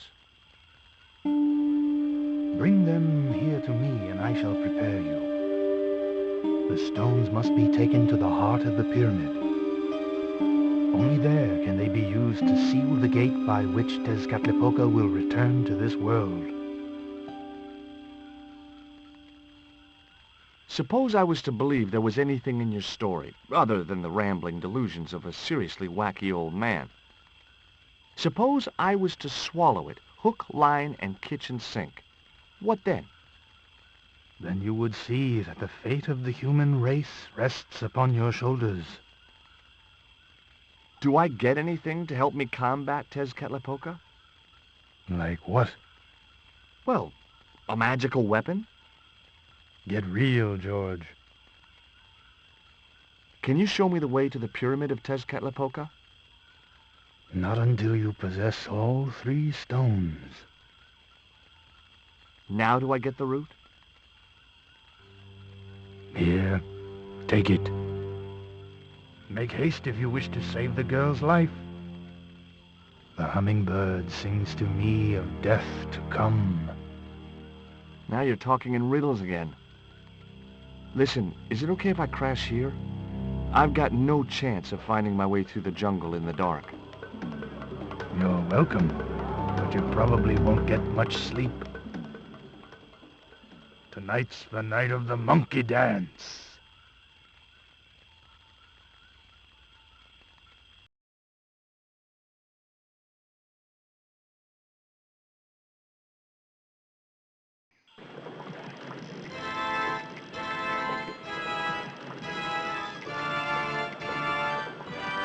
I left the village at dawn and stumbled back through the jungle in a post-party daze. It was just like sneaking back to my parents' house when I was younger. Except Oakland didn't have monkeys or parrots.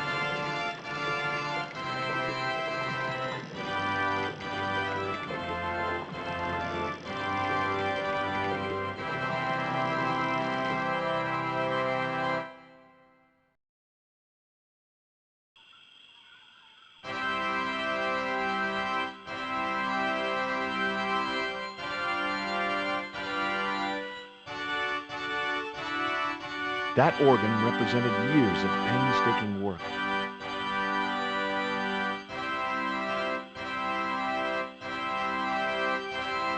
The snake bite had affected Nico badly.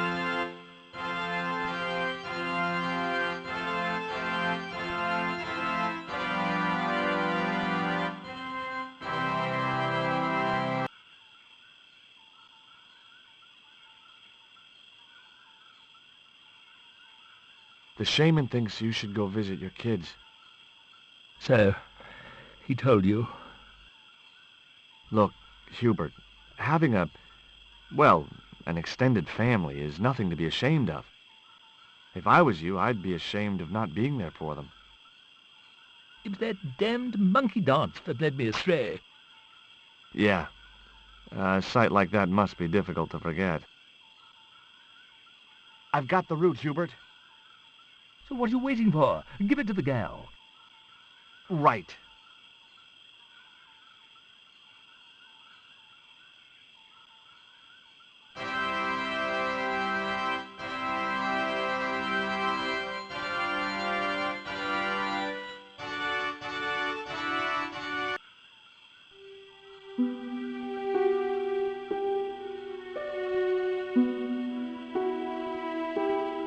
Nico, I've brought you this route.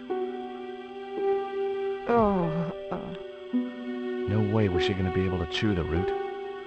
I needed to give her the antidote in a more digestible form.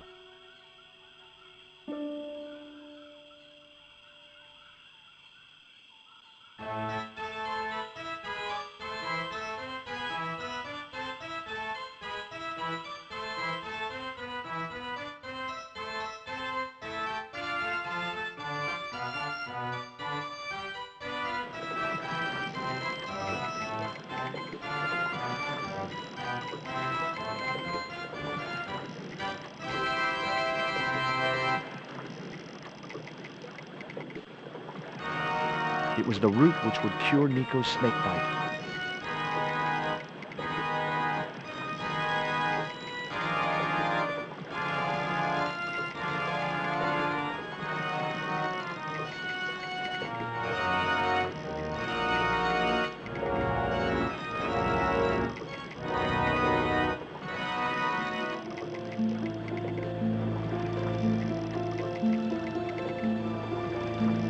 The juice from the root was soaking into the ground.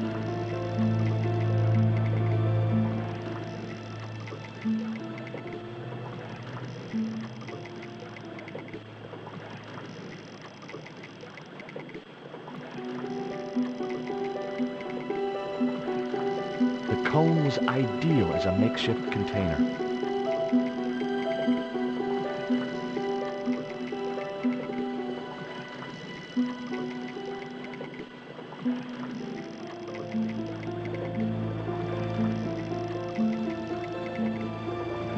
As the liquid was squeezed from the root, it collected in the cone.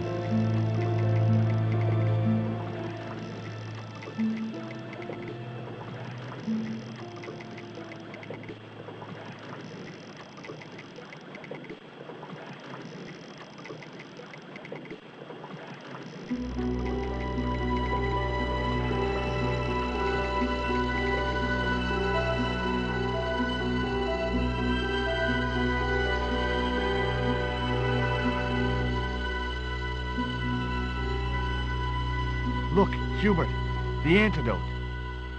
Well, what are you waiting for? Give it to the girl, quickly.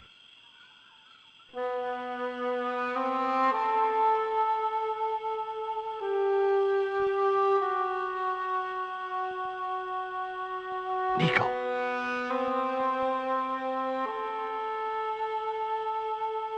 Here, drink this. Oh, George, it's horrible. Just swallow it down.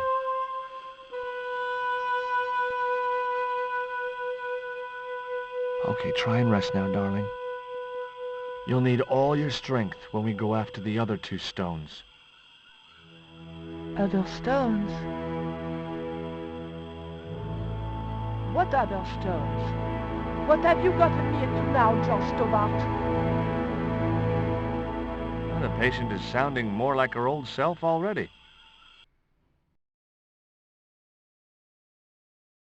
Nico recovered quickly from her fever. To save time, we decided to split up and look for each stone independently. I traced the pirate Ketch to a remote island in the Caribbean. With the fortune he'd amassed from piracy, he'd retired to a place that was later called Ketch's Landing.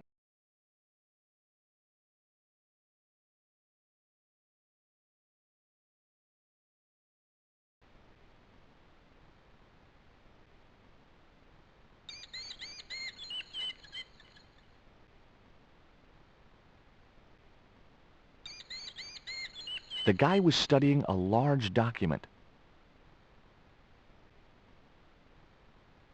I recognized the instrument as a theodolite, but I had no idea how to operate it.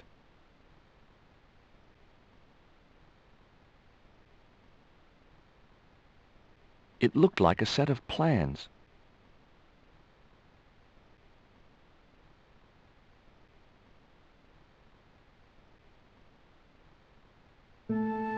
I just had to sneak a look at those plans.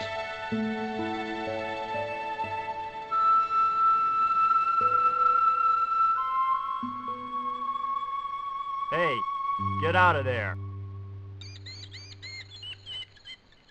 You know, wherever I go, I hear those words. Paris, Syria, Ireland, or Spain, makes no difference. What do you think you're doing? I was trying to show some interest in your project.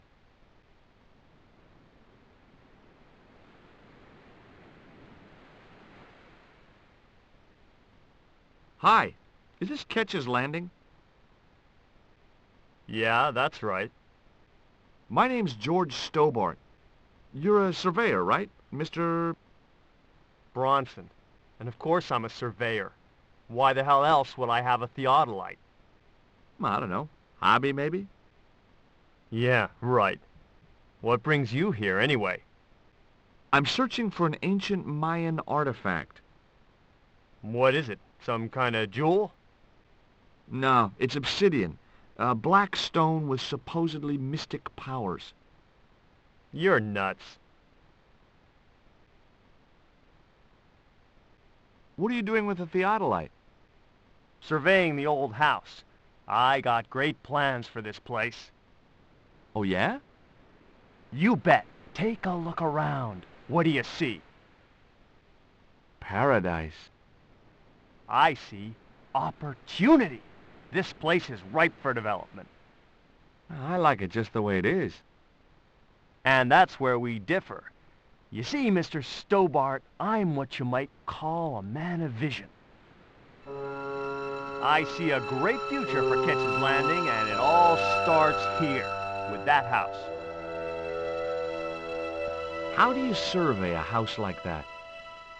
I've put a target reflector on the end of one of the flagpoles up there on the house. I sight on it from various locations through the theodolite, record the angles along the baseline, and triangulate them to give me the exact position of the target.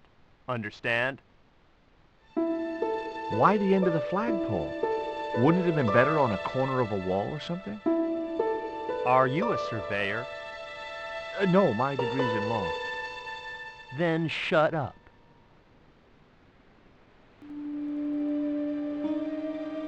This is similar to the stone I'm looking for. What makes you think you'll find it here?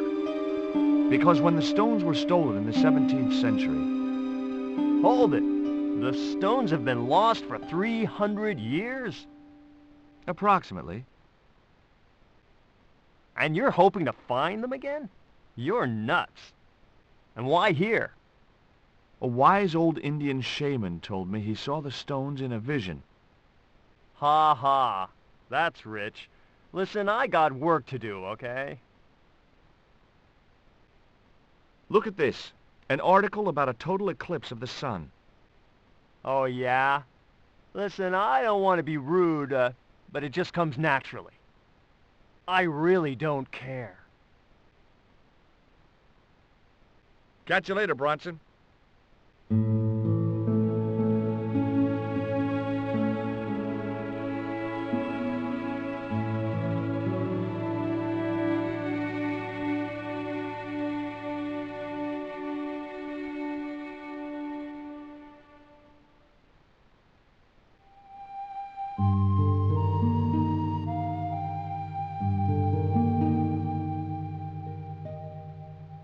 The kid looked about 11 or 12. He was fishing with the intense concentration of someone who had all the time in the world.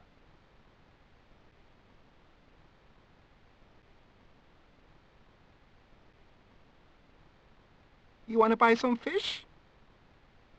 Nah, I don't like fish. What's your name? Rio. It means river. What about you? George. It means, well, it's just a name.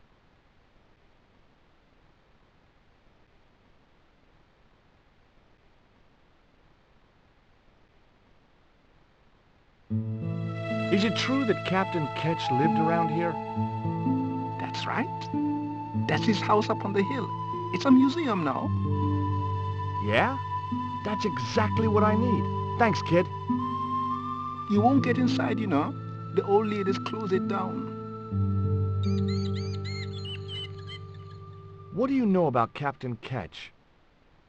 Just what everybody knows around here. He was a pirate and get himself hung.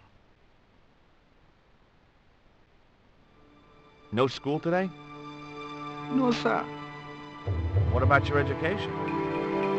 I can fish, sail, and swim. I've been looking after myself since I was 6, and I'm bilingual. Aren't you a little overqualified for a beach bum? Well, you know, there's a lot of competition.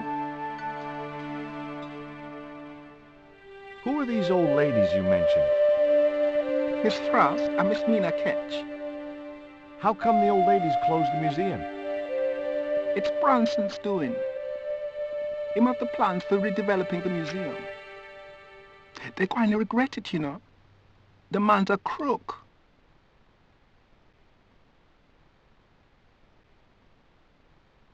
Do you know anything about pirate treasure? Man, that's all stories. There's no such thing as a real pirate treasure. Do you know anything about a forthcoming eclipse? No, but that explains why the weather's about to get real bad. Rio, it's a beautiful day. There's no more than a whisker of cloud in the sky. Trust me, man, it's going to get real bad. Will you help me get those plans? I don't want to go nowhere near that man. He promised to drown me when he found the fish I left in his sleeping bag.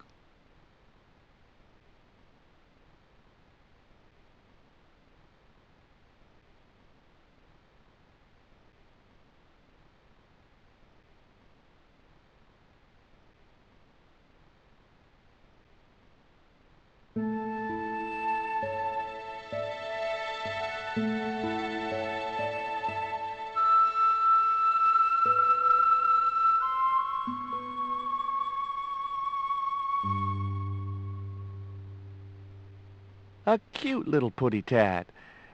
Actually, no. It was a mangy old flea bag. It was busily torturing a red ball.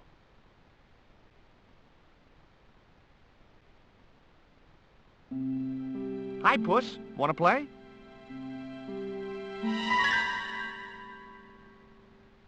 Hey, cat! Watch where you're putting those claws. Two old ladies were sitting outside the house, enjoying afternoon tea.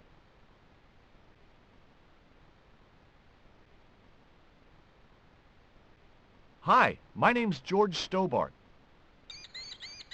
Good afternoon, Mr. Stobart. Would you care for tea?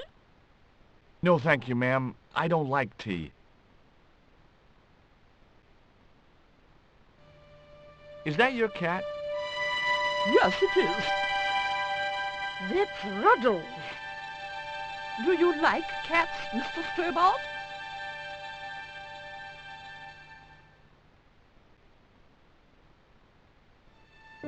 You bet. Especially spit roast. Can you tell me anything about Captain Ketch? More than you can tell me about your great-great-great-great-grandfather, no doubt. You're his descendants? Certainly. Captain Ketch was born in Dorset, England, in the reign of King Henry VIII. His family were undistinguished farmers, but young Frederick Ketch decided to go to sea. We have plenty of seamen in our family, Mr. Stobart. Are you interested in history, Mr. Stobart?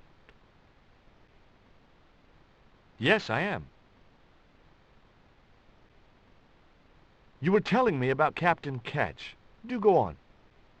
Oh, yes. He sailed under Hawkins.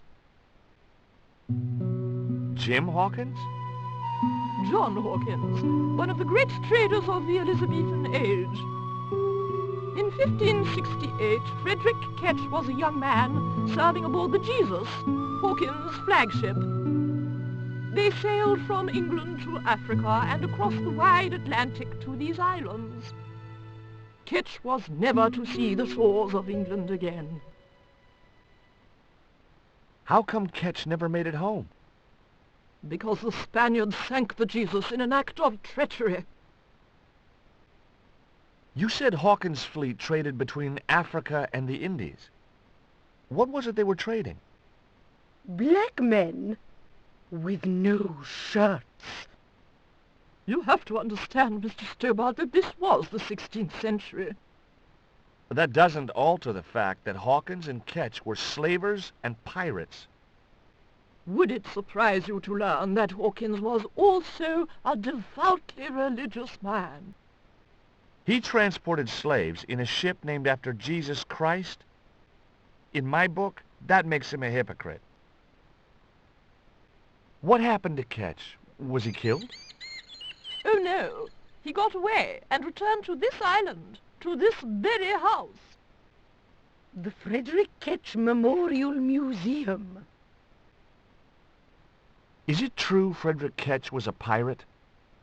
Frederick Ketch was emphatically not a pirate. They hanged him, you know, down there on the beach in front of his family. Didn't bother with a trial, just whipped him out from his breakfast table and hoisted him up in chains. Well, if he wasn't a pirate, what did they hang him for? Envy. Pure green-eyed envy.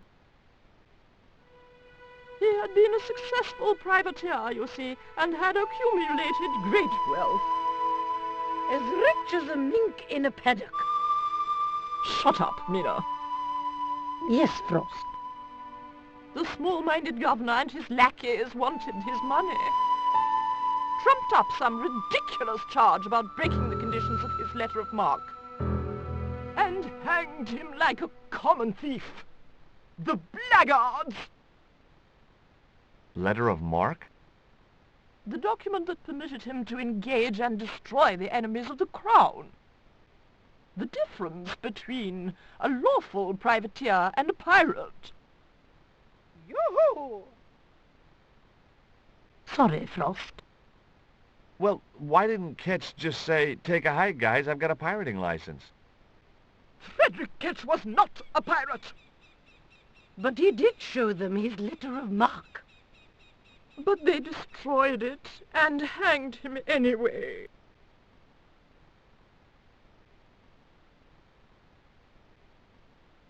I've been talking to Rio, the little fisher boy. I'll thank you not to mention that little wretch in my presence. Dirty little whelk. Nasty fishy boy. That will do, Mina. I gather you don't have much time for the little boy. That child is a delinquent, Mr. Stobart. Yeah, well, he's only, what, 11, maybe? A knave with one hand on the top.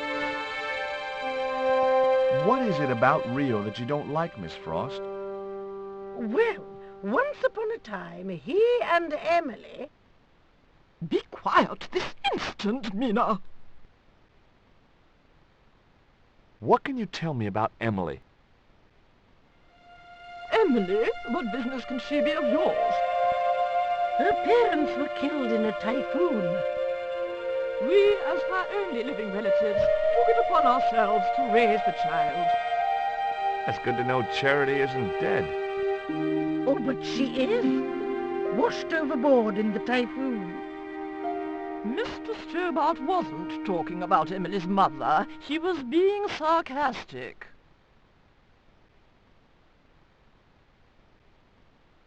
What else can you tell me about Emily? How dare you pry into our family in this way? I refuse to answer any more of your impertinent questions.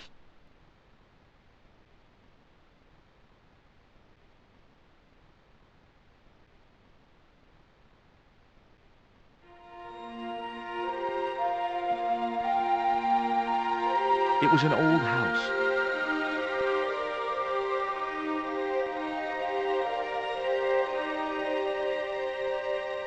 It was locked. The house is closed. How come? It is undergoing refurbishment. Oh, of course. This must be the place Bronson's surveying. The intention is to prepare the museum for the new century. The Frederick Ketch Memorial Museum. It would look nice in neon. A museum for a pirate? There was a stony silence. As I have already told you, sir, he was not a pirate. It's precisely this sort of vile misrepresentation that Mr. Bronson is seeking to rebalance. Oh? How? Mr. Bronson has kindly agreed to undertake the museum's refurbishment at a very reasonable price. He understands the importance of a sense of history. Funny. That's not the impression I got of Bronson at all. He also understands spherical geometry. Mina? Well, he does. Listen, ma'am, I came a long way to visit this place. If we make an exception in your case, everyone will want to get in. Pardon me, but I didn't exactly have to fight my way through the crowds. You're the second visitor we've had today. No, I'm sorry, but it's impossible.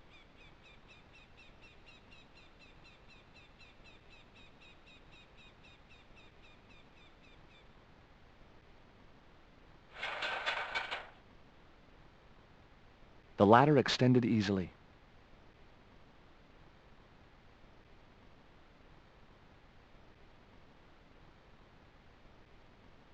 You there? What are you doing? Pardon me, ladies, I was just going to climb your ladder. I'm helping Bronson. Oh, you're not like him, are you? He's very polite, isn't he, Frost? And he has dimples when he smiles.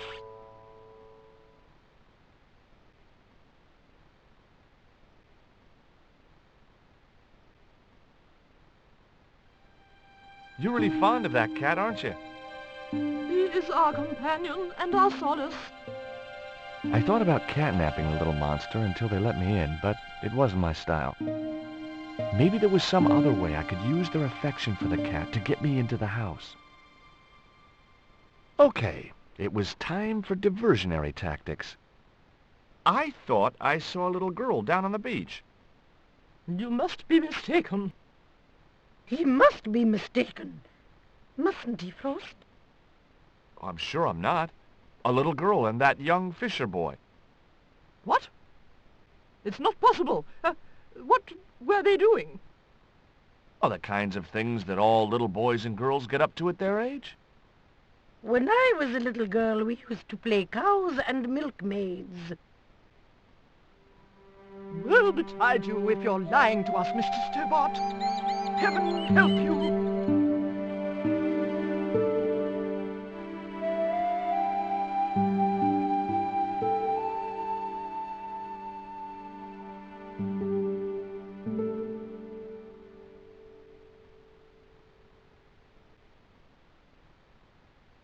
With a creak of ancient corsetry, the sisters sailed majestically over the distant horizon.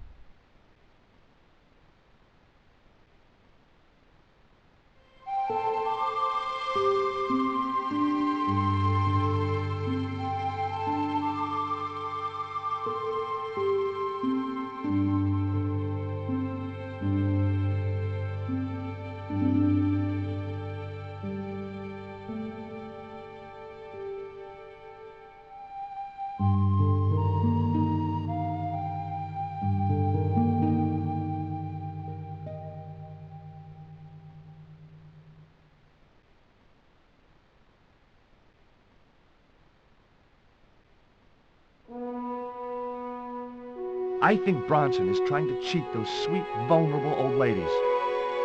That's a little unfair, isn't it? Okay, he's trying to cheat those seriously demented, poisonous old ladies. You have to admire his acumen. Can you let me have a fish, kid? I thought you say you don't like fish. It's not for me. It's a present. For the old ladies? Well, it makes a change from flowers and candy. No, it's for their cat. Okay. What do I get out of it? I can pay you. I've got Quaramontian dollars, French francs, and traveler's checks. You must be joking. The nearest bank is 3 islands away. Tell me about your friend Emily. Why are you so interested in Emily Ketch? Emily Ketch? A descendant of Captain Ketch, the pirate? Yeah. Well, it doesn't bother you? Why should it? We don't responsible for our ancestors. How come the old ladies closed the museum? It's Bronson's doing. He made the plans for redeveloping the museum. Oh, I know all about Mr. Bronson's plans.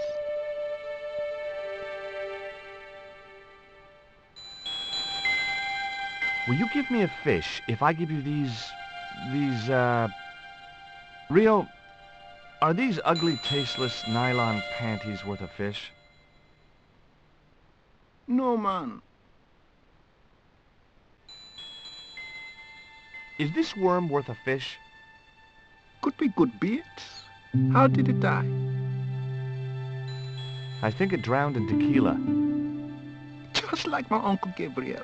Yeah, I'll have that. Okay, I'll get you a fish. It might take a while, though.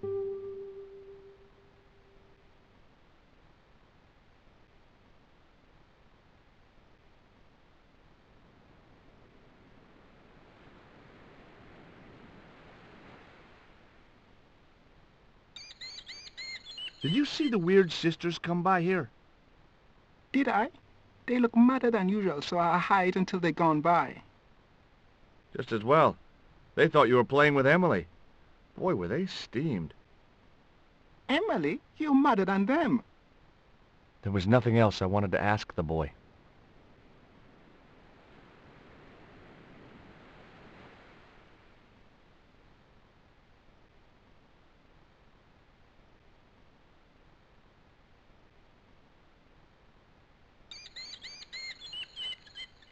No luck with a fish? No, man. They don't want bite. That's 'cause they know there's a storm brewing.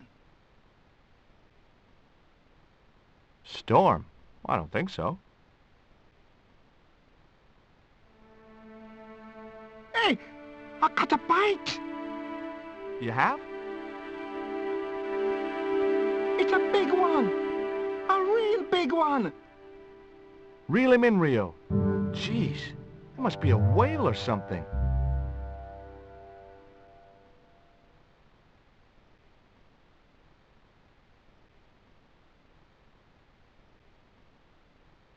Rustiest whale I ever see.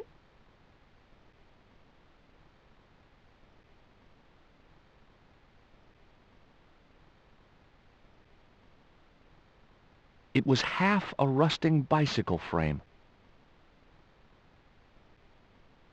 The only serviceable part of the bicycle's wreck was a rubber inner tube. You just never know when you're going to need stuff like that.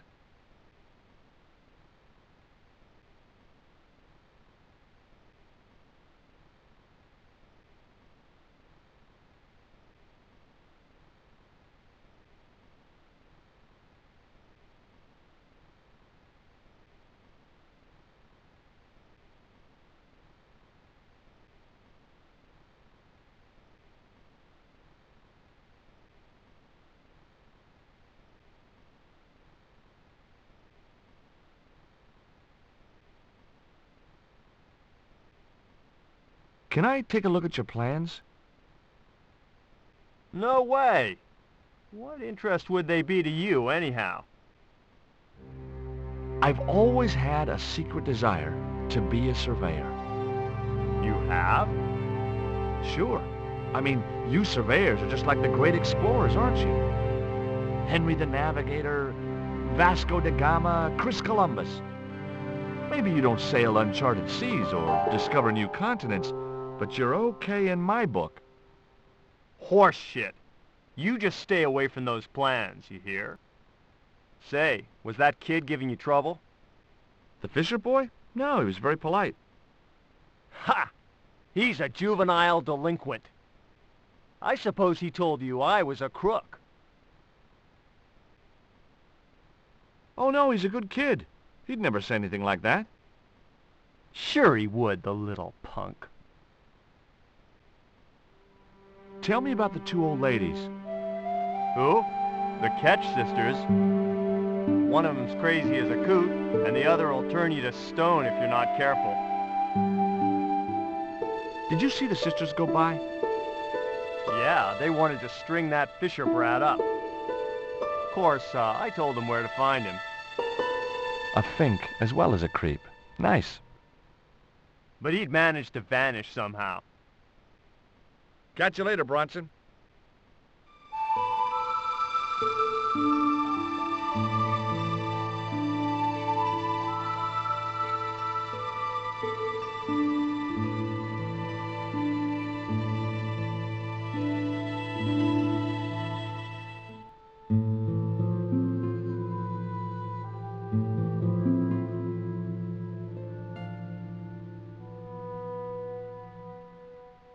What can I do with an old inner tube? I know what I'd do. I'd make the biggest catapult you'd ever seen. And use it to smack Bronson with a fish from a safe distance. Those ballistic fish shenanigans of yours are going to get you in deep trouble someday. I still need a fish, Rio. Okay, make me try again. Maybe you better change your bait.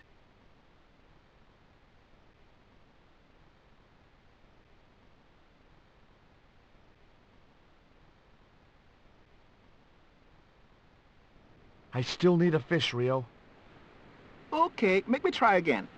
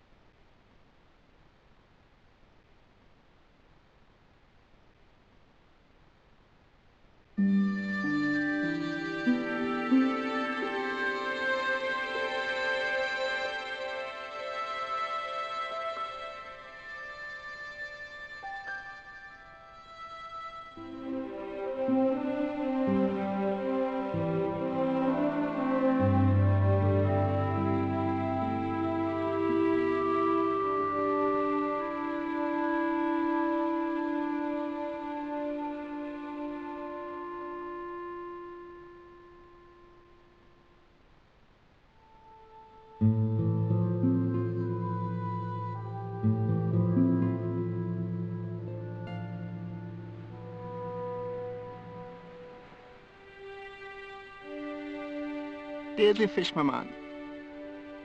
I can't put it in my pocket while it's flapping about like that.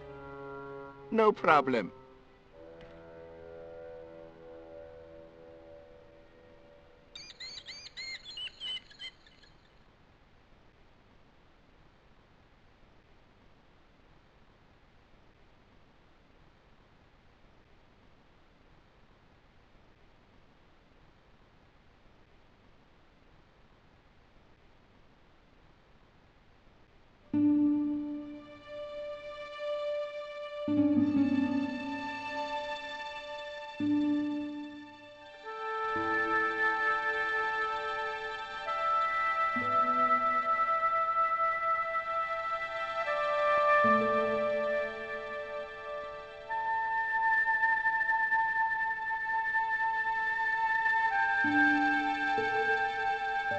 It was a flagpole, one of a pair.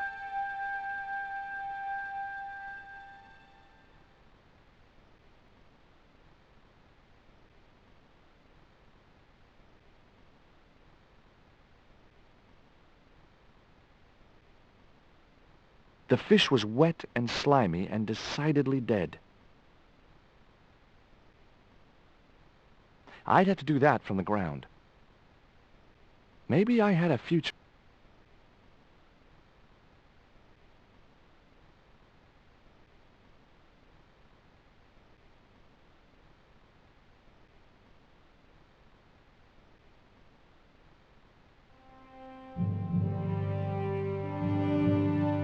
That should get the old cat dancing.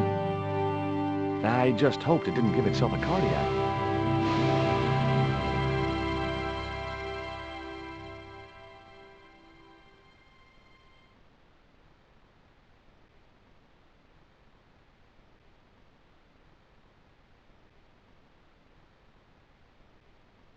It was the ball the cat had left in favor of the bouncing fish.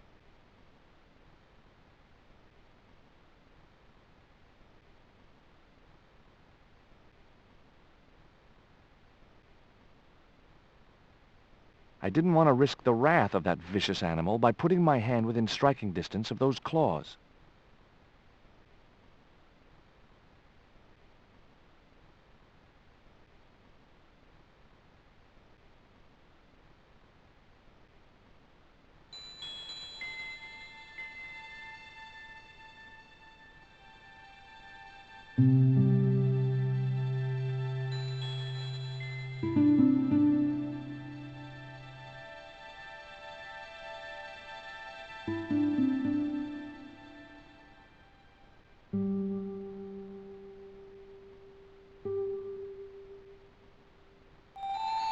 A large tree stood beside the house, with a suggestive U formed by the branches.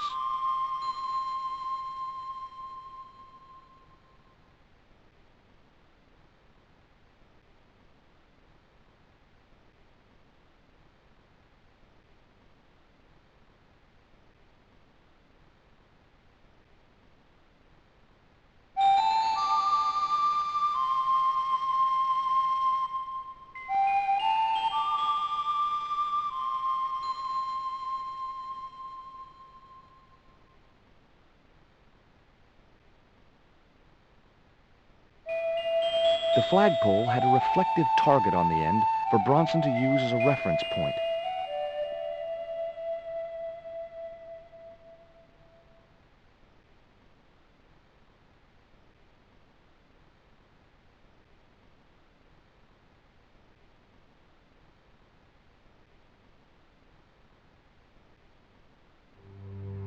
I put the ball in the catapult.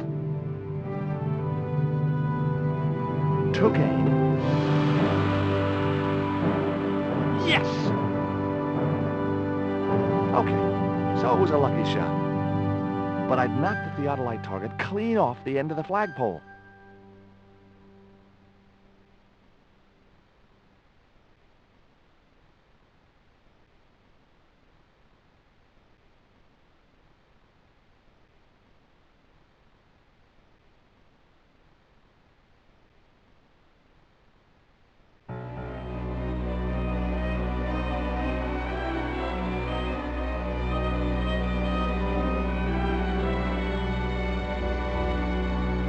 What the hell's going on here? Hi, Bronson. Nice to see you, too. You again. Have you been screwing around with my theodolite target? Where is it? I had to climb out of the window to put that one on. Damn it, I'm gonna have to go through all that again. Not this time. The house is locked up and the sisters aren't here. Hell's teeth! I'll have to put the spare target on the other flagpole. A whole morning's work wasted.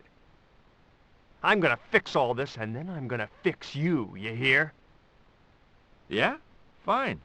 I'll be waiting.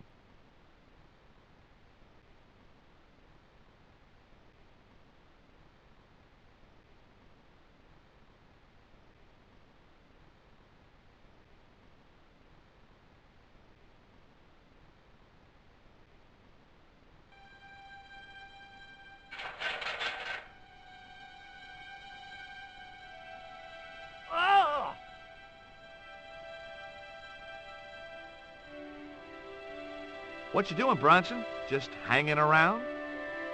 I'm gonna kill you for this, Stobart! Get me down from here! What, so you can kill me? Gee, you talked me out of it, Bronson. I felt a little guilty about leaving Bronson up there. But not much, obviously. Hey, get me down! What's the magic word? Please. Oh, bad luck. I was thinking of Alakazam. I had no more to talk to him about.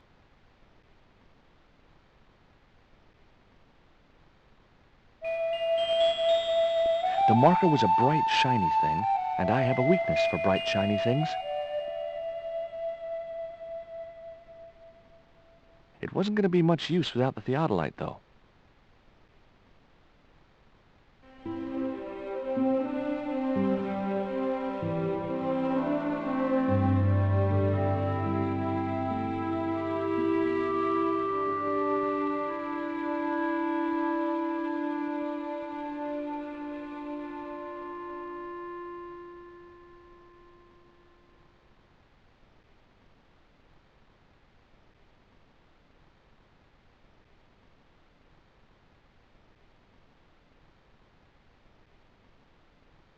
With Bronson out of the way, I could finally get a clear look at the plans. Engineers' drawings didn't mean much to me. But one thing was clear. These plans were for a 5-story, 200-roomed, luxury, pirate-themed hotel. Another stain on the bedspread of paradise.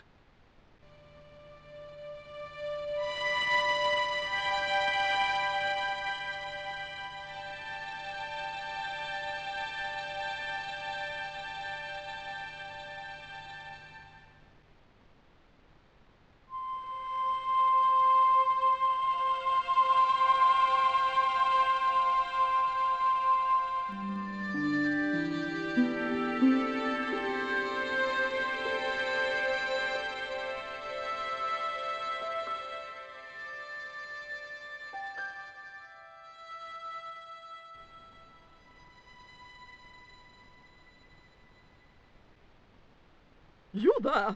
Why is Mr. Bronson hanging from that flagpole? He climbed up there of his own accord. Then help him, you stupid man! Quickly, before he falls!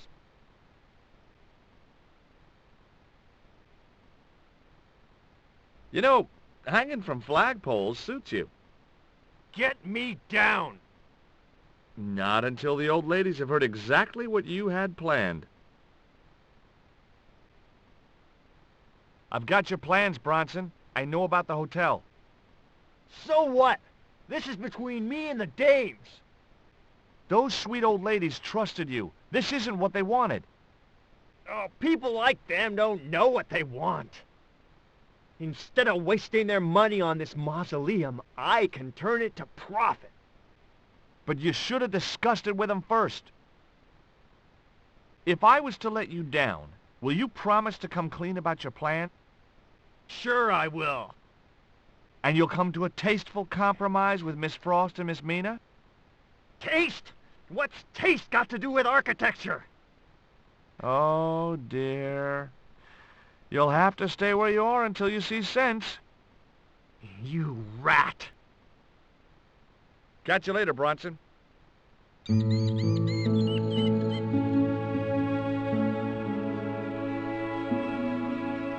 Hi. Could I ask... Never mind that. Help poor Mr. Bronson.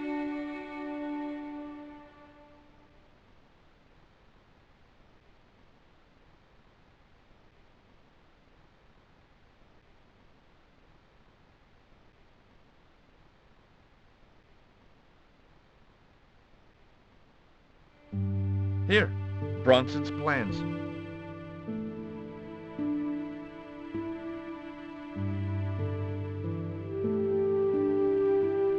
This means nothing to me. She's not wearing her reading glasses. Ah, wait. Yes, I see now. I see it all too clearly. That man is planning to build a huge hotel. Bronson is a confidence trickster. Mina, we have been duped. I'm glad we didn't sign his contract. Oh, I hate tricksters, especially confident ones. Come, Mina.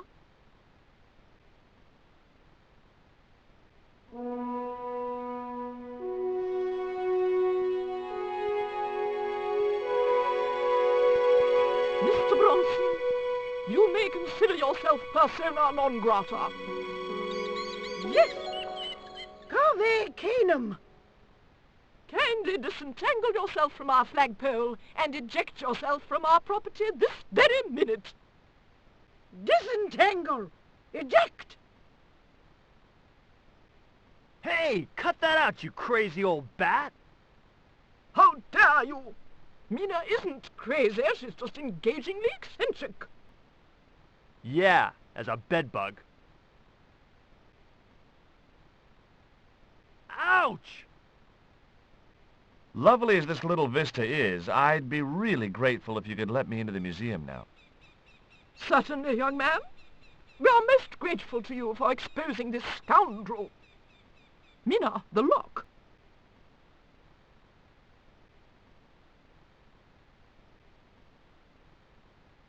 Thanks, ladies. Stobart, be a pal. Get these harpies off me. Ooh!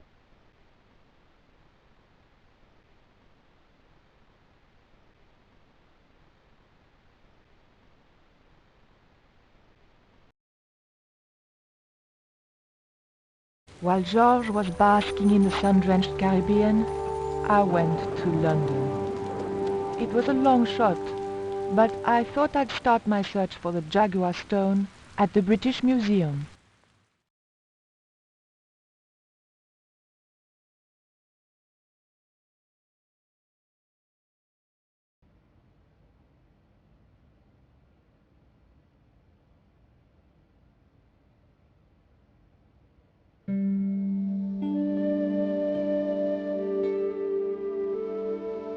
The two Japanese girls were inexplicably amused by something.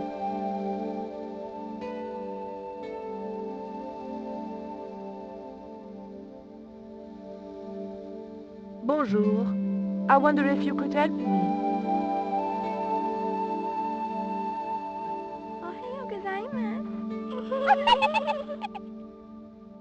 What's so funny?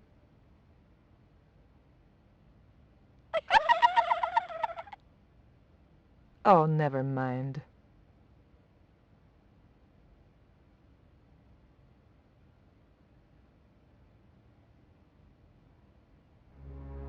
It was a stone identical in size and style to the Coyote Stone. However, this stone bore the image of a jaguar.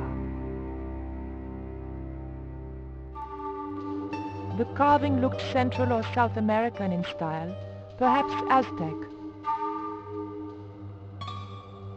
The mask looked more African than American.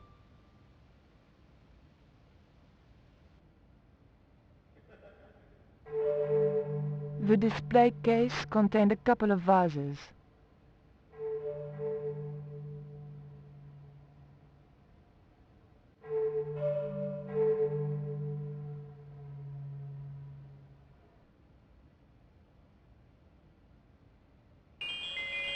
It was a small flat square of polished obsidian, nothing like the one I was looking for. According to the caption, this was the Scrying Mirror given to Dr. John Dee by Sir Francis Drake. There was a huge carving of somebody who must have been important once.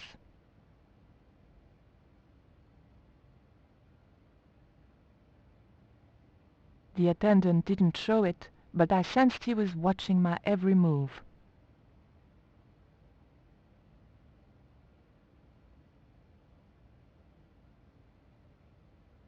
Can I help you, miss? Have you ever heard of an English sea captain called El Draco? El Draco? Not a very English name.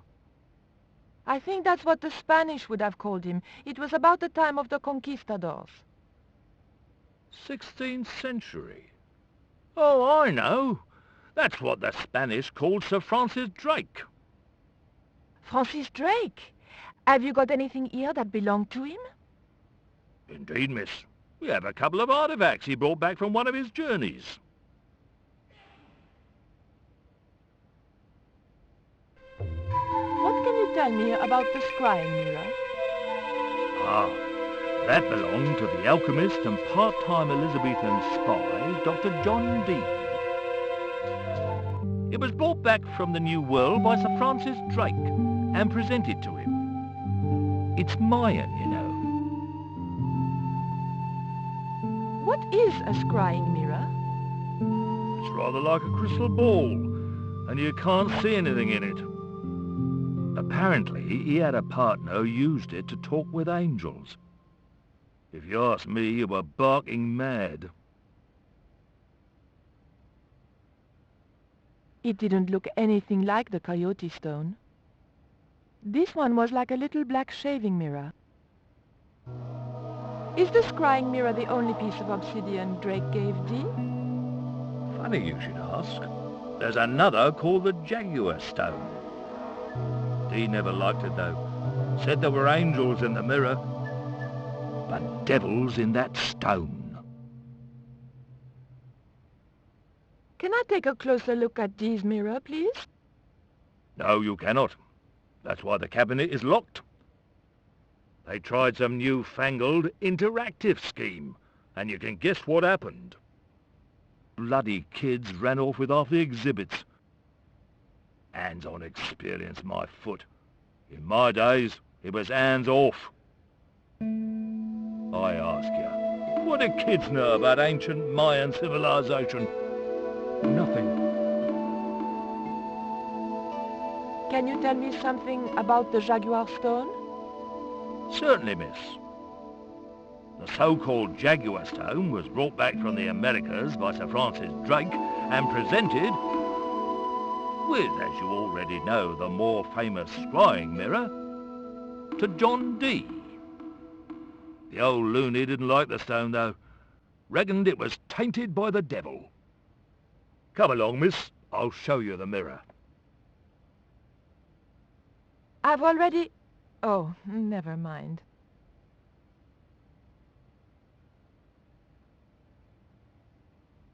There. John Dee's famous Scrying Mirror, given to him by Francis Drake. Do you know if this mirror has any relevance to Tezcatlipoca? Who? Tizletlik... I can't even say it.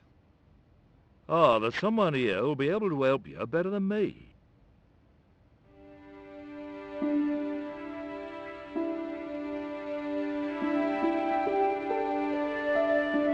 This young lady has some questions to ask, Professor. I think she's from France. Professor Roubillier. Eh? What? You two know each other, do you?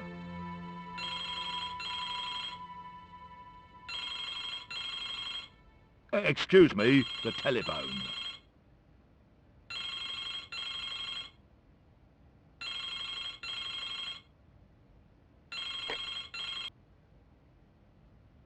We meet again. Mademoiselle? France, eh? Yes, I believe that's where you live, Professor. I have a house there, on the outskirts of Paris, but I haven't been back for many months.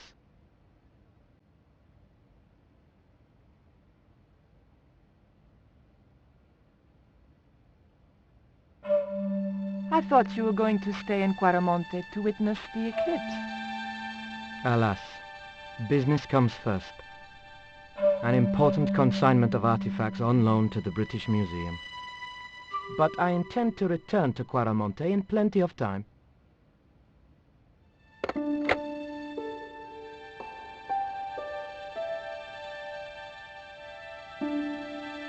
Professor Oublier, your taxi's here.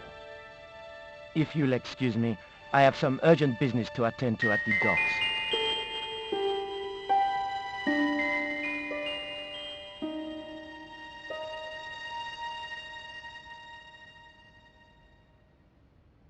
Can you answer me some questions about the Jaguar Stone? Certainly, miss. If you just step this way.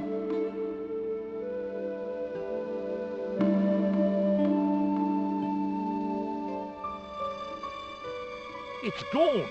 Some sods half-inched it. Half-inched? Stolen it, miss. Never mind. The silent alarm will have been tripped. I'm afraid nobody can leave until our crack security team gets here. How long will that take? Could be a while. I think it's their tea break. The thief could be miles away by then. Don't you worry about that, miss. Just don't try to leave. It was too much of a coincidence that Oublier showed up and the stone promptly disappeared. I didn't have time for their crack security team to finish their tea. I had to get after him.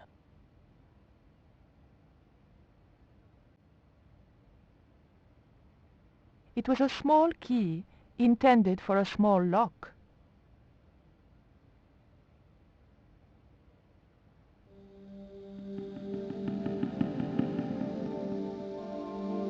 All that was left inside the cabinet was a card describing the missing stone.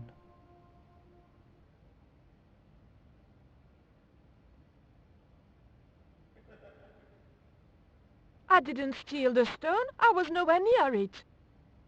So who do you suppose did steal it? It must have been the Japanese girls. Did you see them touch the cabinet? Not exactly, but they're laughing about something. All girls giggle, especially Japanese ones. Don't you think it's suspicious that Oublier has urgent business at the docks? Not in the slightest, young lady. He's gone to oversee the unloading of cargo.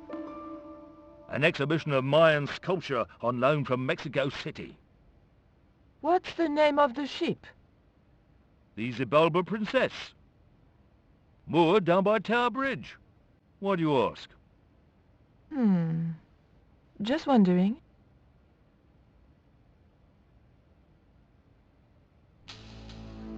Look at this.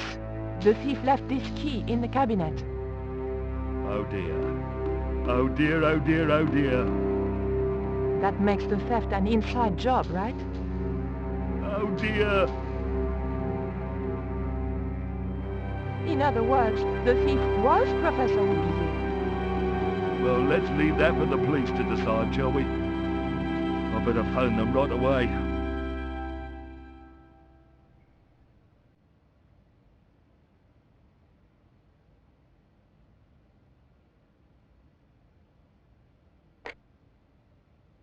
Hello? I knew I had nothing to worry about if the police were called. Yes, hello. But I had to catch up with Oublier, and fast.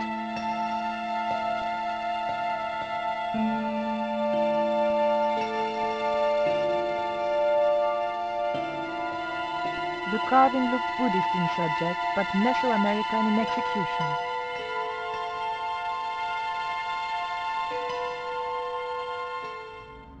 The cabinet contained a dagger decorated with Mayan designs.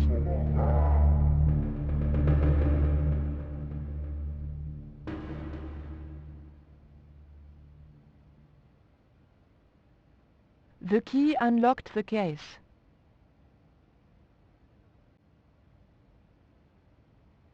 I locked the case again and took the key.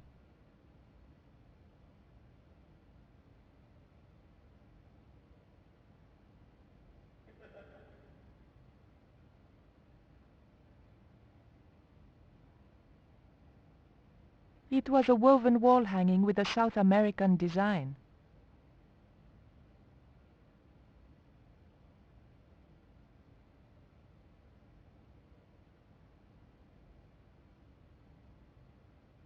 The doors were securely locked. The doors were securely locked.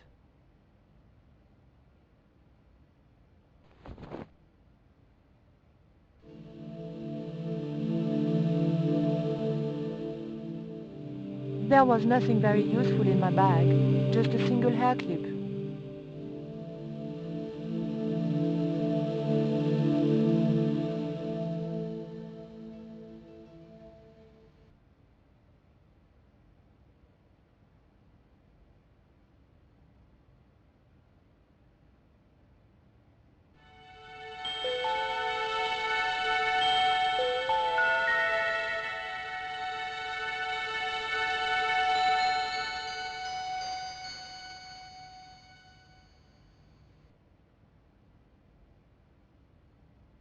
It was a woven wall hanging with a South American design.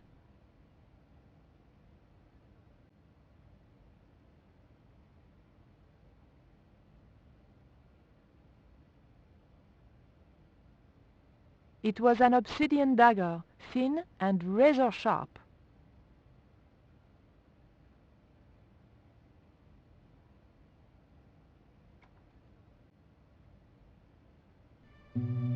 I levered the handle open with the thin dagger.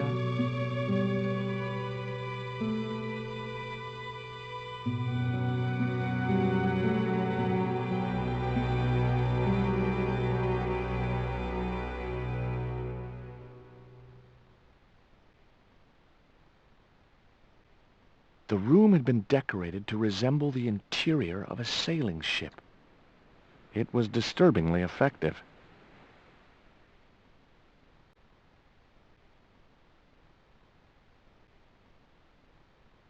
It was an old book with spidery writing covering the open pages.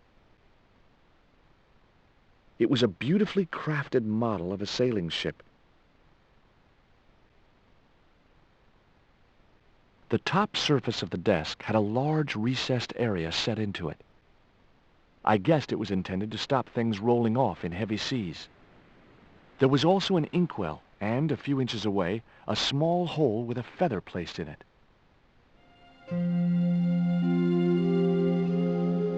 It was Captain Ketch's sea chest. Its battered appearance hinted at salty tales of maritime adventure and swashbuckling. Long months at sea with a rum-sodden, mutinous crew, hardtack and scurvy. And this chest, full to the brim with Ketch's loot, pearls, diamonds, emeralds, and doubloons. On the other hand, it could have been full of spare blankets.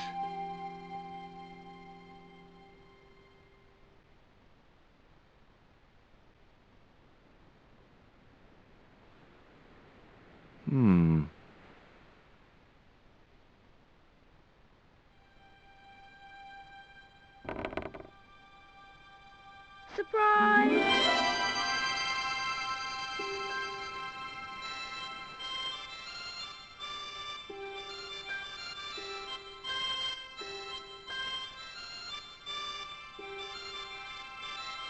What the?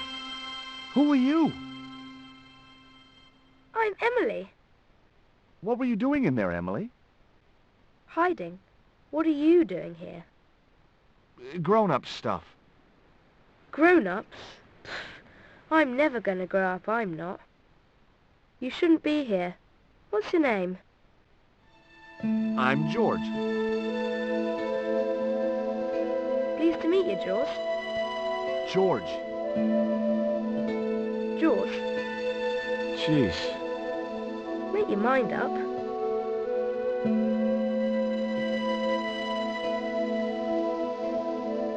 What can you tell me about Captain Ketch? That's him on the wall, in the picture. Yeah? Boy, that's interesting. He was a sailor captain. This is his house. Why don't you go play with Rio? I'm not allowed. How come? 'Cause Aunt Frost says I'm not allowed out of the house. That's why, Mr. Nosy Beak. Too bad. Why don't you ask your other aunt if you can play with Rio? Aunt Mina's cuckoo. Aunt Frost says so. She says when the Lord handed out common sense, Aunt Mina was off getting double portions of chin. That Rio's a smart kid. He helped me outwit Bronson. Rio is clever. He can spit ever so far. I bet you can't keep this piece of coal in your mouth for the next half hour. Could too. I could keep it in my mouth for hours and hours and hours. Yeah? Go on then. Prove it. Don't want to. And if you try to make me, I'll tell Aunt Mina.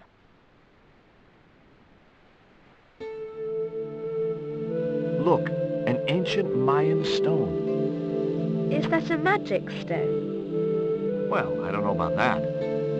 No. Would you like to play darts? No. Oh, come on. I'll throw, you catch. That's dangerous. Darts will stick in me and make me bleed. Do you know how to use a theodolite? We don't learn anything about surveying at my school. Not until 5th grade.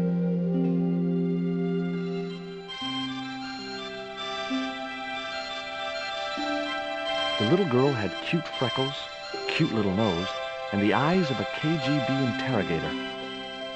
Around her neck was a large cross on a chain. Fine, as long as she didn't try to convert me. It was an actual pirate ship chart.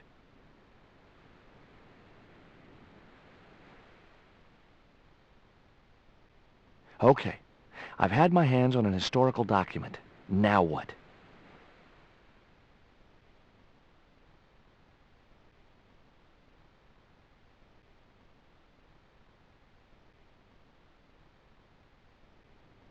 Maybe that wheel was from Ketch's ship. Suddenly, I was 12 years old again.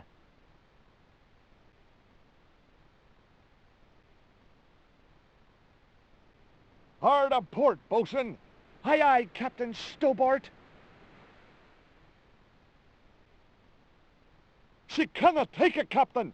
My lad's dead. Abandon ship.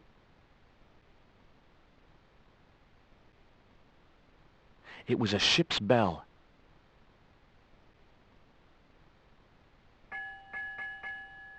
Two bells and all's well. Pirates were cool.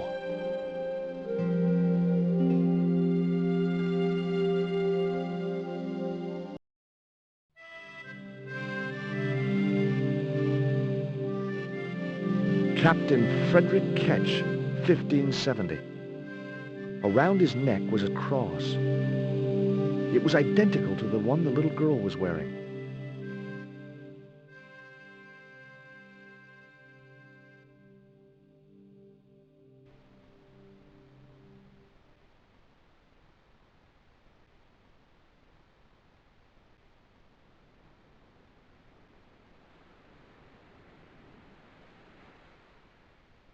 Why don't you run along and play? Aunt Mina told me, stay out of mischief.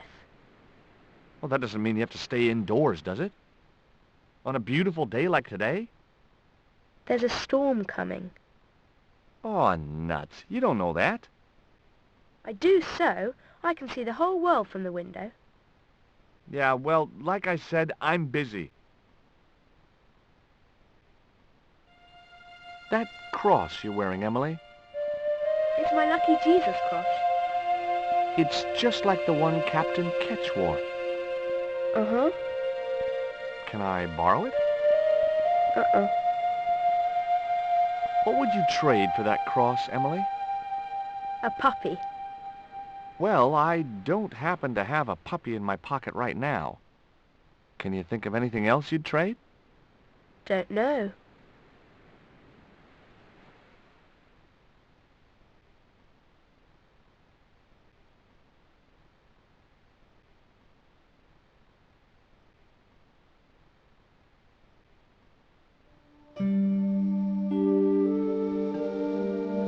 That might come in useful in ticklish situations.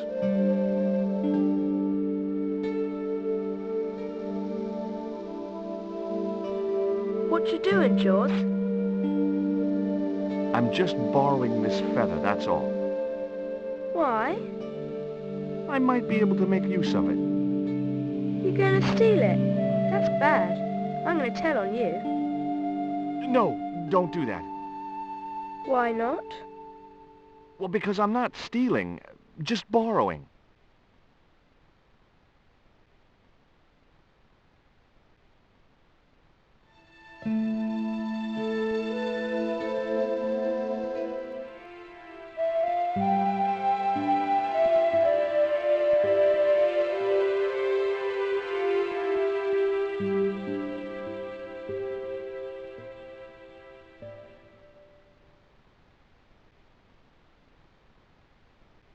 It was the quill I'd found in the Ketch Museum.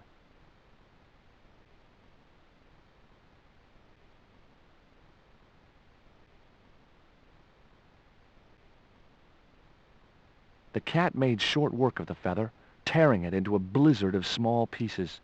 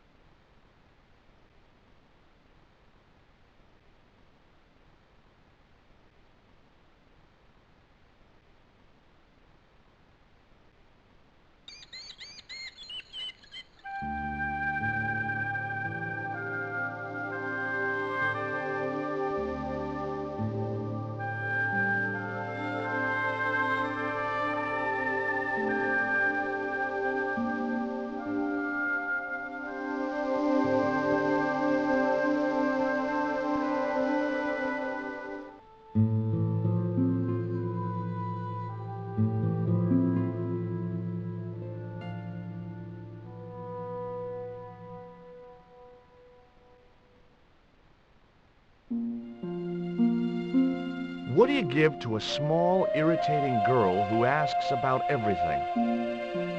Try a conch. Delicate colors, interesting shape, and when you put it to your ear, you can hear the sea. Yeah, why's that? Usually because you're standing next to it. Cool. Have you got one? Yeah, but I promised it to my sister. She well vexed with me. Why is your sister mad with you? Well, last night, when I got home with our supper, she went wild. Rio, she said, how come all you ever catch is puffer fish? I'm sick of puffer fish. What I want is tiger fish. So don't bother come back home till you catch one, boy. I don't see how I'm gonna catch no tiger fish. All I have is a fishing pole and a worm. What do you need to catch a tiger fish? One of them real fancy flies like the rich fishermen use. Hey, this is just what you need to make a fly. Thanks. Let's hope them tiger fish hungry. A deal's a deal. Here's a conch.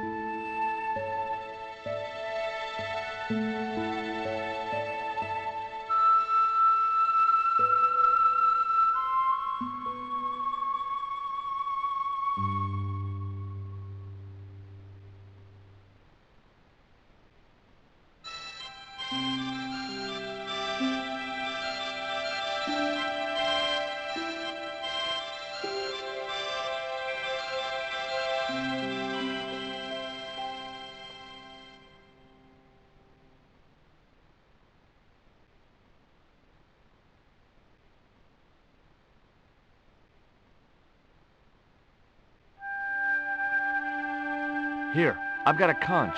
Would you like it? Dunno. Aunt Frost told me never to take presents from strange men. I'm not a strange man. Then why are you called Jaws, Jaws? That's a stupid name. I'm not called... Look, conch, pretty. Swap for the cross, yes or no? Right, this thing's going out the window. Okay, we'll do swapsies.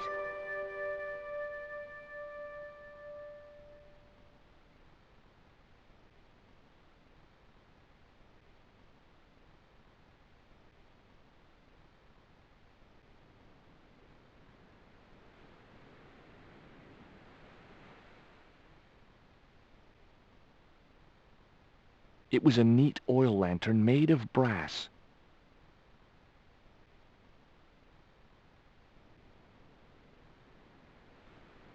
Holding that lantern, I felt kinda biblical. Like Jesus or Florence Nightingale.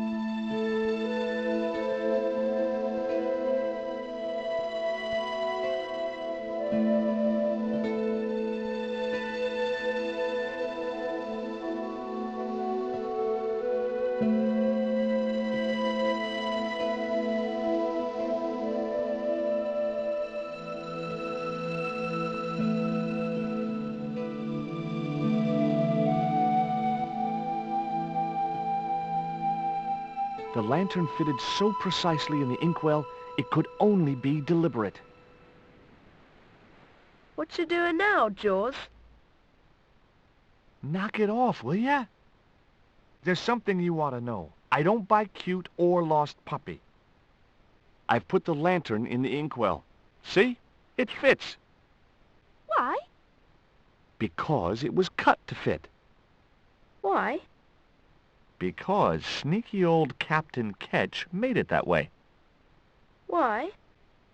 What is with all the questions? 'Cause I'm interested. Why? 'Cause I have the insatiable curiosity of the young. Why? All right, truth.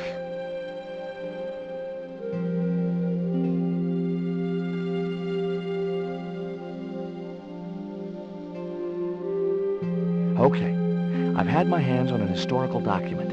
Now what?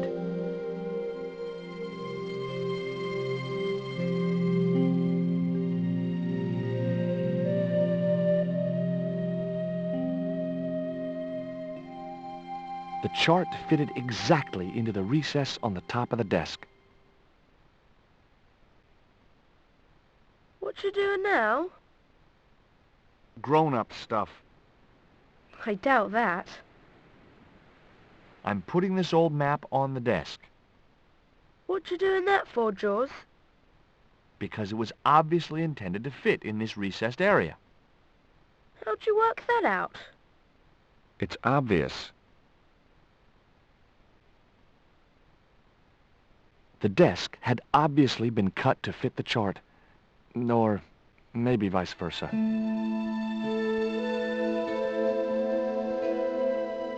That looked like that's where it was supposed to be, so I left it there.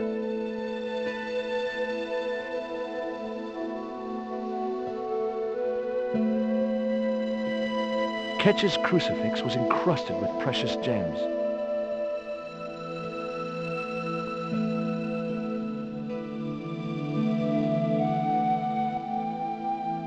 Ketch's cross slipped snugly into the penholder. Before you ask, I've put your cross in this little hole in the desk. Why? Impulse, mainly, with a dash of irrational intuition. Silly. Only women have intuition.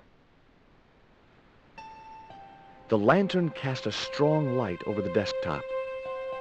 The light cast a shadow of the cross.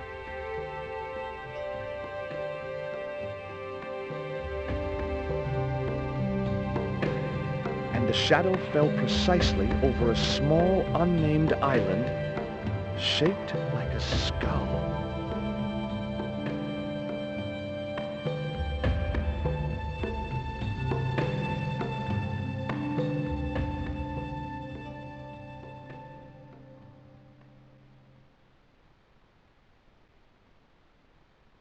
That must be it. Ketch's Treasure Island. Uh-oh. That's Zombie Island. It's a bad place. No kidding? Well, bad place or not, that's my next port of call. Can I come too? The hell you can. I never get to leave the house.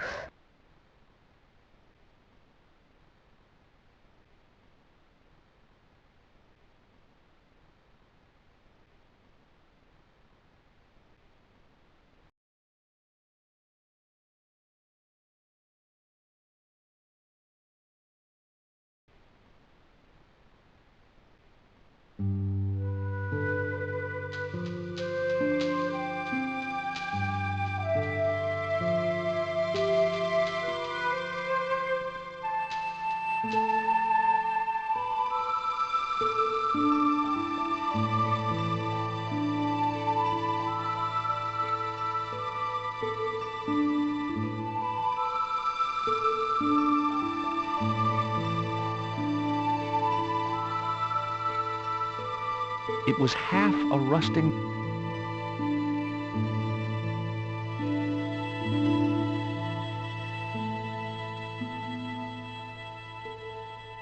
Would you take me to, Zombie Island? In this weather? You're mad, man. The rain will keep the zombies indoors. Just say I did meet a zombie. What would you do? There ain't no zombies on Zombie Island. At least, not anymore. It's uninhabited. Good. What do you mean, not anymore? You still want to go? I guess. Well, I ain't had no luck with them tiger fish. And with the mood my sister is in, I'll be safer with the zombies.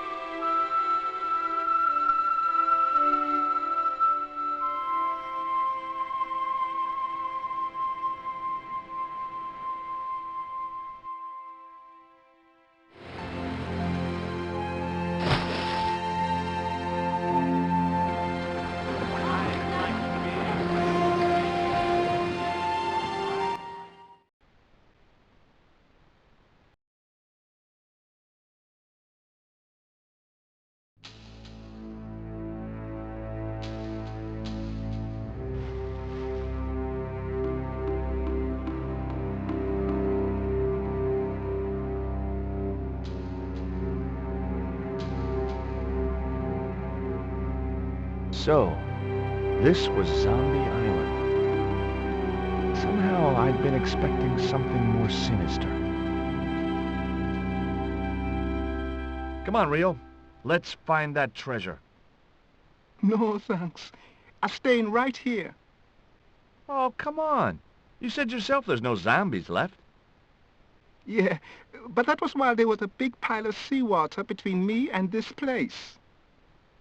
All me have now is this little bit between the boat and the shore, and I'm hanging on to it.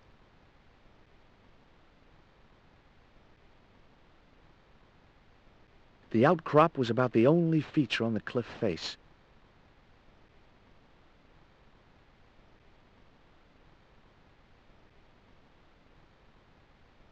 It was too high. I couldn't get up there.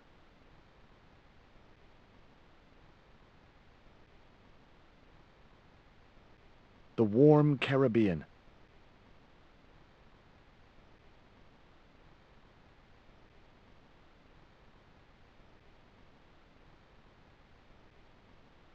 That Emily sure asks a lot of questions.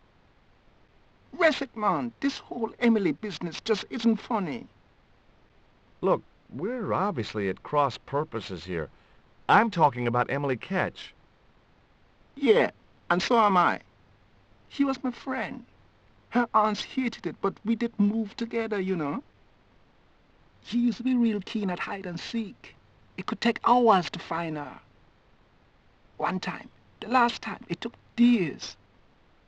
She must have shouted and screamed herself hoarse, but there was nobody to hear her. Where'd she hidden herself? Captain Ketch's old sea chest. The only way to open it was from the outside. Suddenly, I didn't feel so good. We never exchanged another word about Emily Ketch.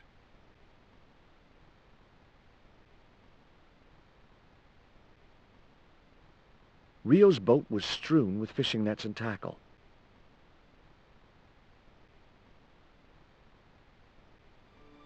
Could I borrow your net?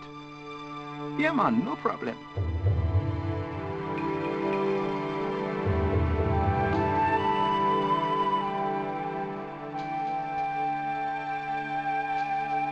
You planning on catching some fish? Nope. I'm after a big rock. There was nothing else I wanted to ask the boy.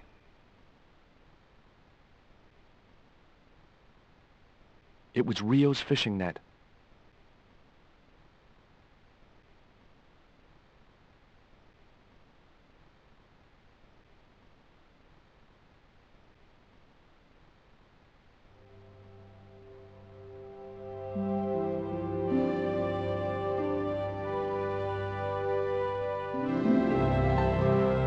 Well, here I go. Wish me luck, Rio. Good luck, George. Watch out for the walking dead.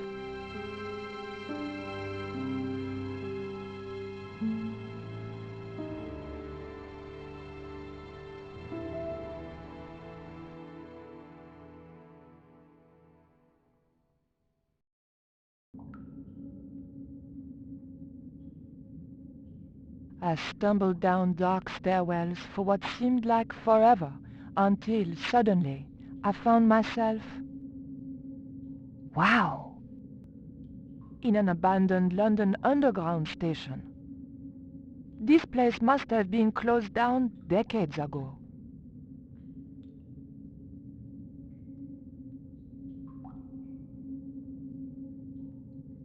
The poster was advertising a play I'd never heard of.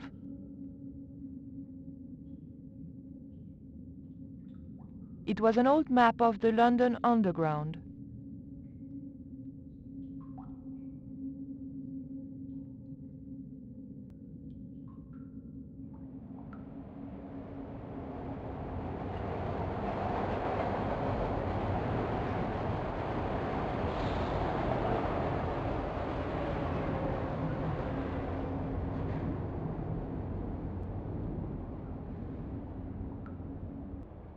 LBS. Lubs? What are lubs?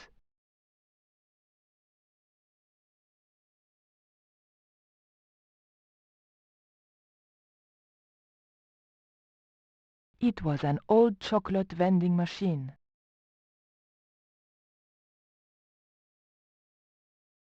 It was a poster advertising holidays in Scotland.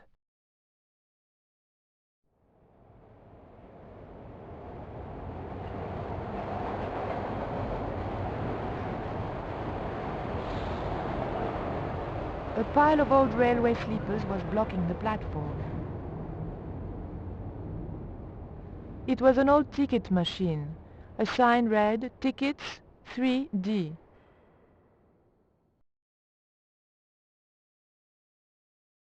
A flap covered the tray into which the machine dispensed chocolate bars.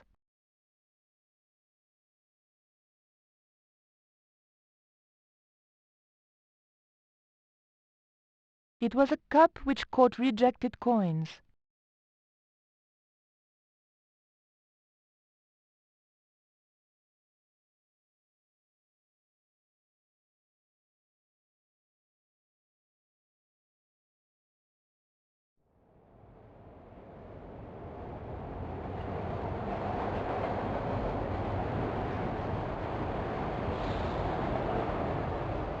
One D only was embossed below the coin slot. Something protruded slightly from the slot.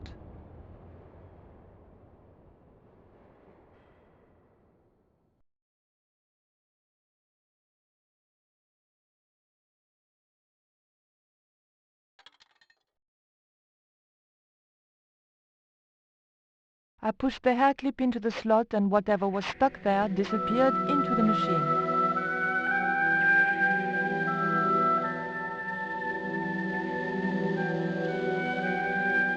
I pulled out an old English penny.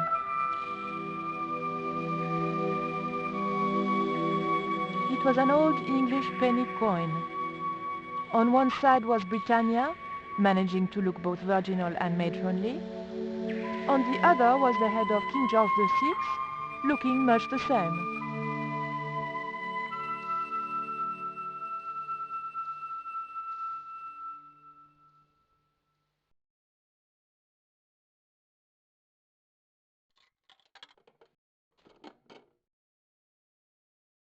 I put the old penny into the slot, the needle twitched rustily and the machine spat out a card.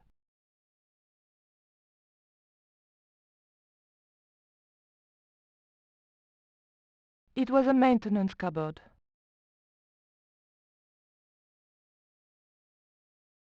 A latch lock stopped me getting into the cupboard.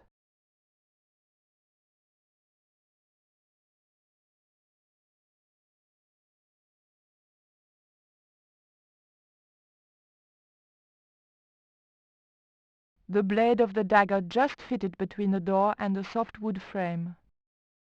The door gave slightly and then held firm. The weight was in imperial units. It meant nothing to me. The card also had my fortune on it. A family quarrel will turn out to your advantage.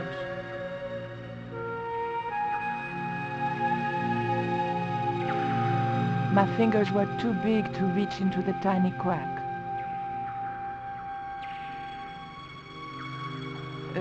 No.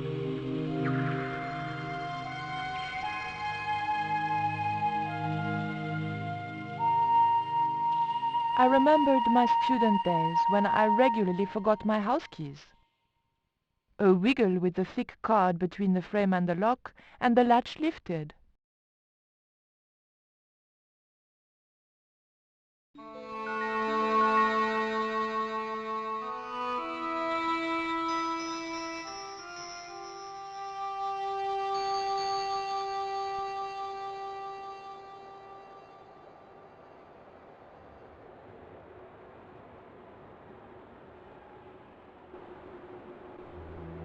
The train was my ride out of there. I could worry about not having a ticket when I got to the docks.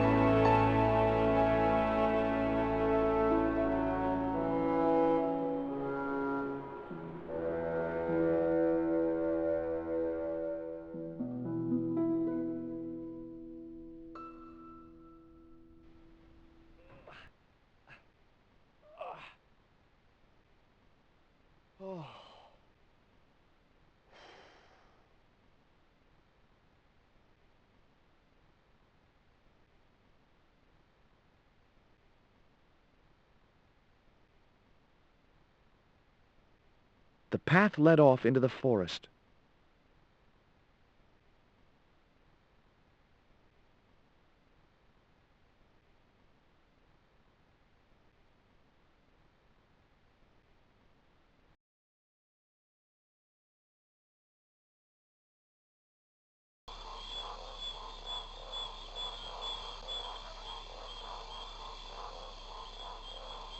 A clump of reeds grew out of the stinking swamp.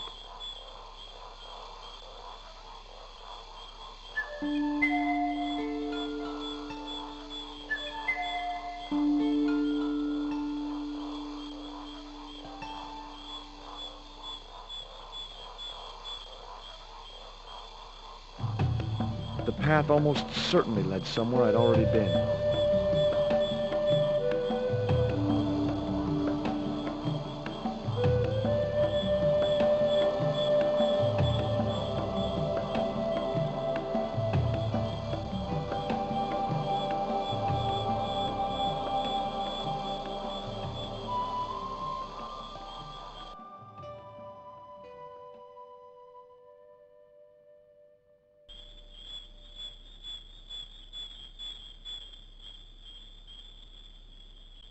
There was something in that hole beneath the rock.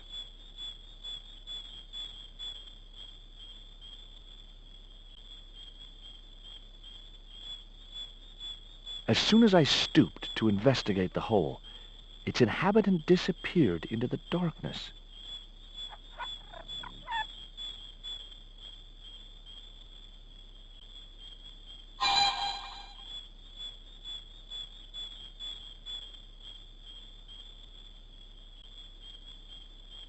Ah! Stay cool, Stobart. It was only a bird.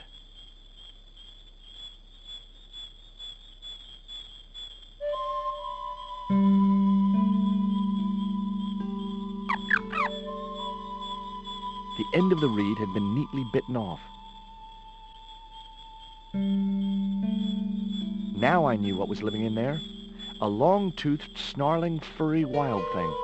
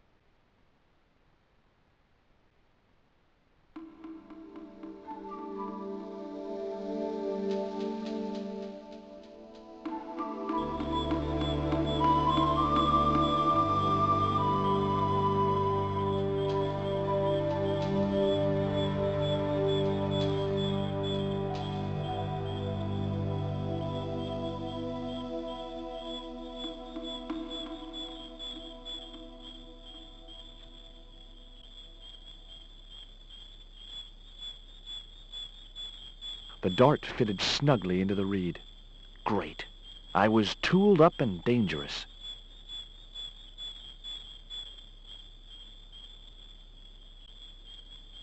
It was a stout, overhanging branch.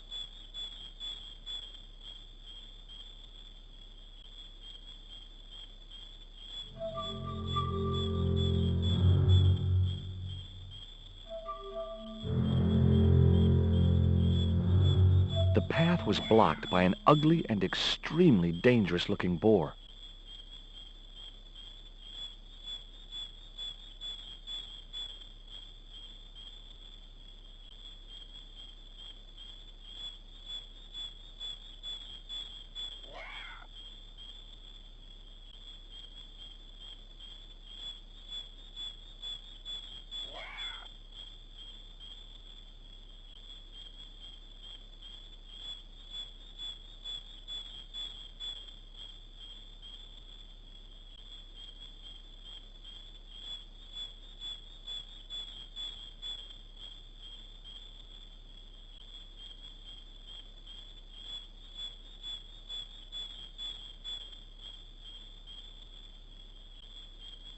That branch had helped me all it was going to.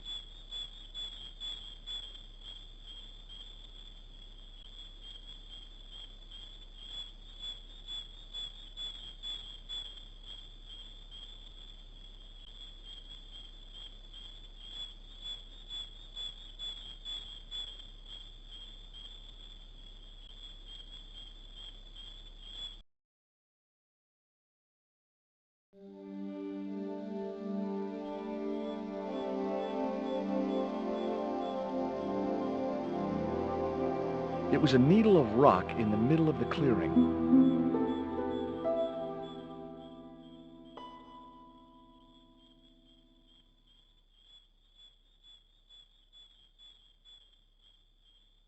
It didn't look like a natural formation.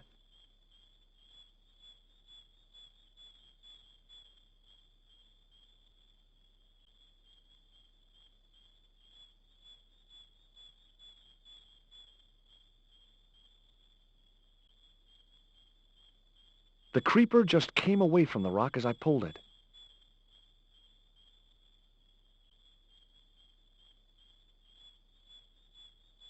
The creeper didn't look like it would hold my weight.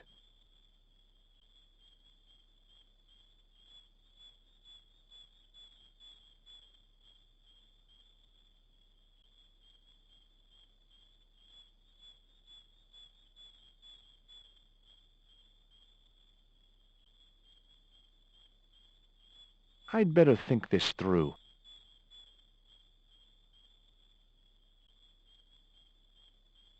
The marker wasn't going to stay attached to anything as thick as the creeper.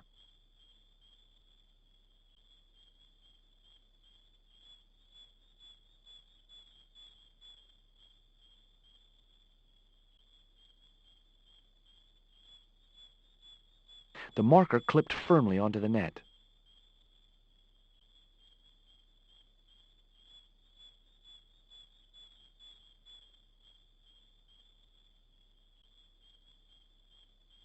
The creeper felt unpleasant and fleshy.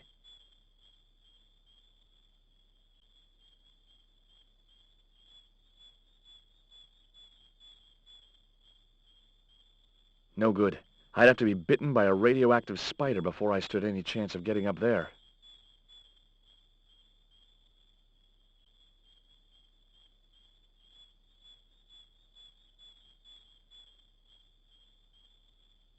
Great.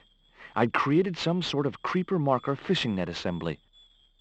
Sometimes I terrify myself with my creative genius.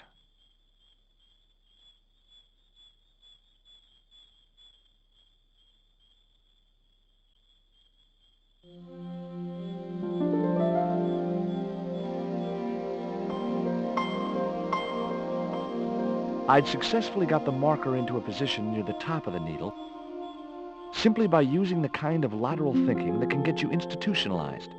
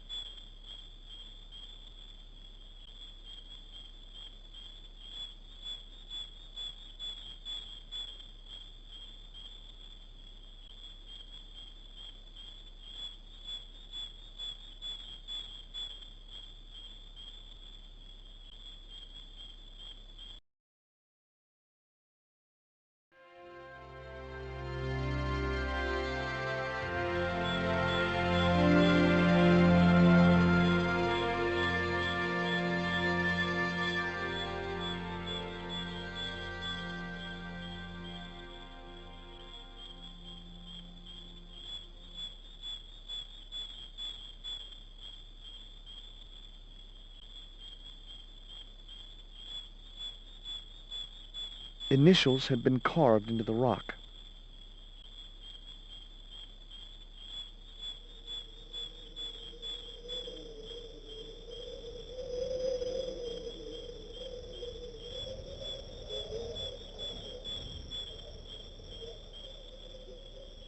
Joining the dots would make an equilateral triangle.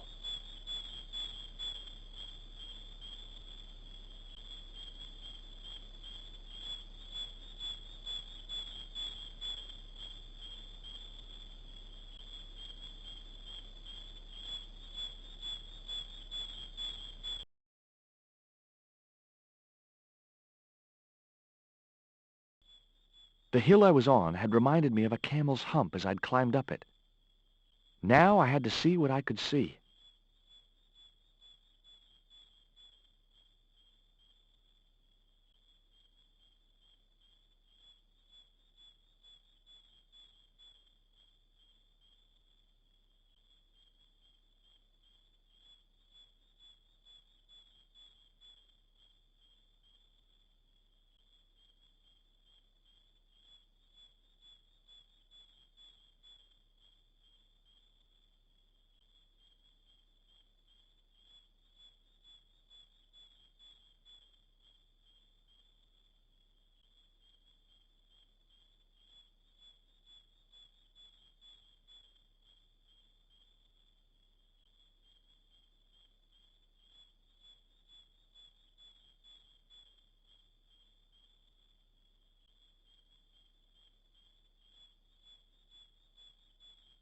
It was the marker which I had raised up the needle of rock. It was the marker. I could see the marker I had fastened on the rock down in the forest. And right in line with it, that had to be where Ketch had hidden his treasure.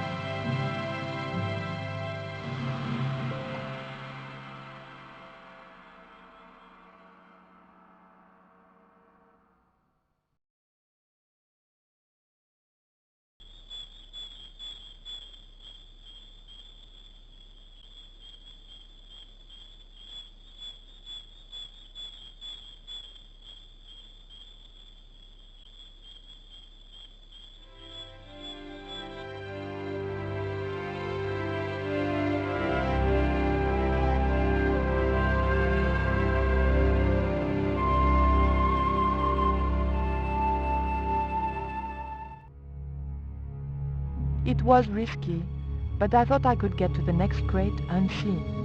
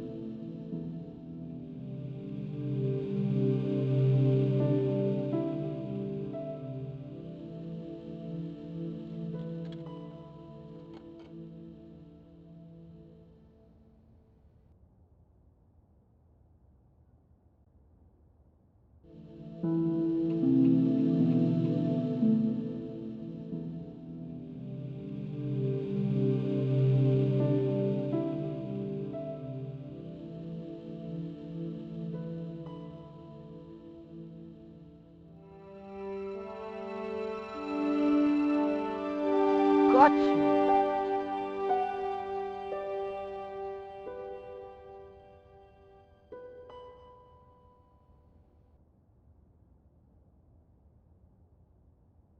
It was a porthole to the main cabin.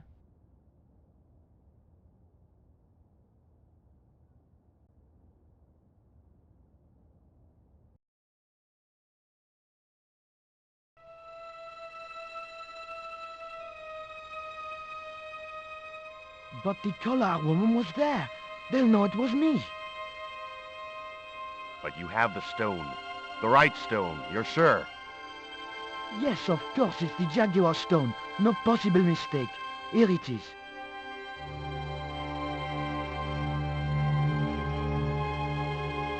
Karzak, please. The police will be looking for me soon. You're going to get me out of the country, aren't you? Stop your whining, Oublier. Do you have any idea what this stone symbolizes? I thought you just wanted it to frighten the natives. Fool. I intend to cast this stone into the sea. But why? It's unique. Exactly.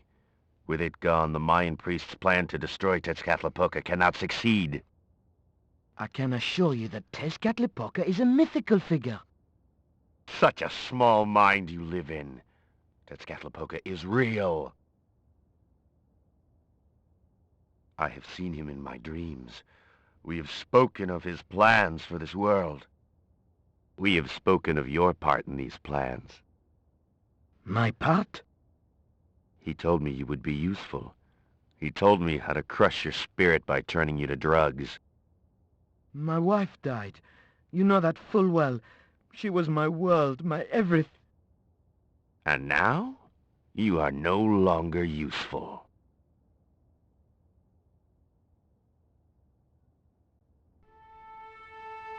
She called out your name as she died, you know. What? What are you saying? And then they thought you'd done it. It all worked perfectly. You? It was you?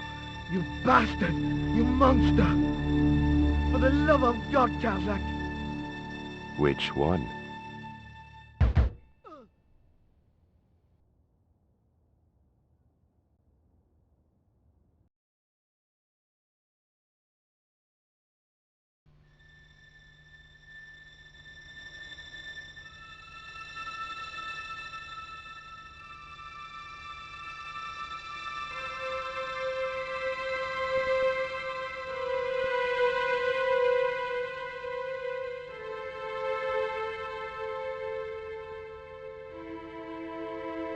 Oublier lay sprawled across the table.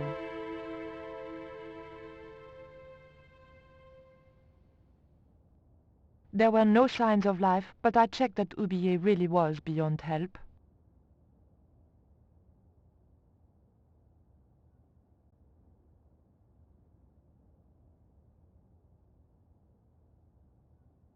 It was the Jaguar Stone that Oublier had stolen from the museum.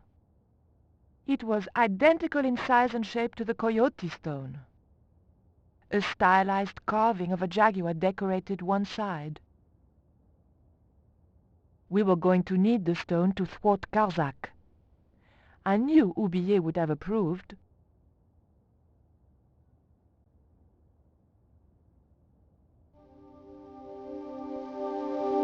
It was the Jaguar Stone, all right.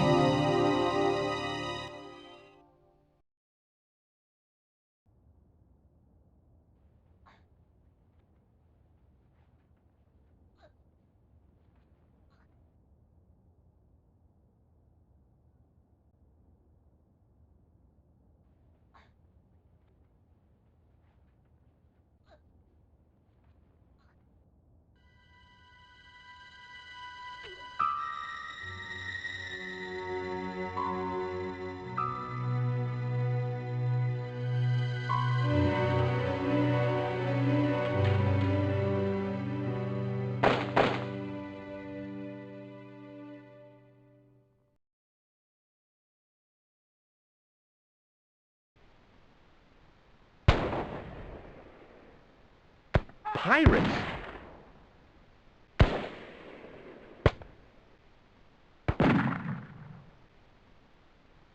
I was about to make good my escape when... Cut!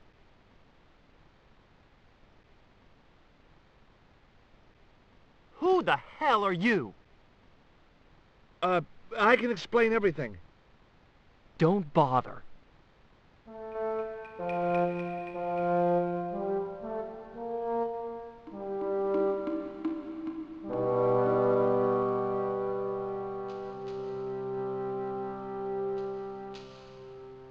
I'm sorry. I didn't realize you were making a movie. So who are you? Stobart. George Stobart. 2 B's and 2 T's. It's okay, Mr. Hawks. He wasn't in the shot. Hawks? This had to be Carlton Hawks, the newest enfant terrible of Tinseltown. I'd read about him. Mailroom boy makes good. Nice to know it was still possible to get to be a director armed with only an encyclopedic knowledge of postal charges. Stay out of the way, surfer boy. I'll deal with you later. Surfer boy?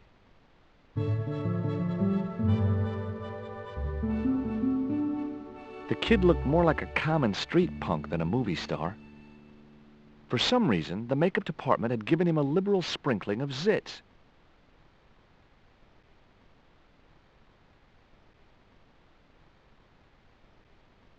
Hi there, George Stobart. Uh-huh. Yeah. Haiku McEwen.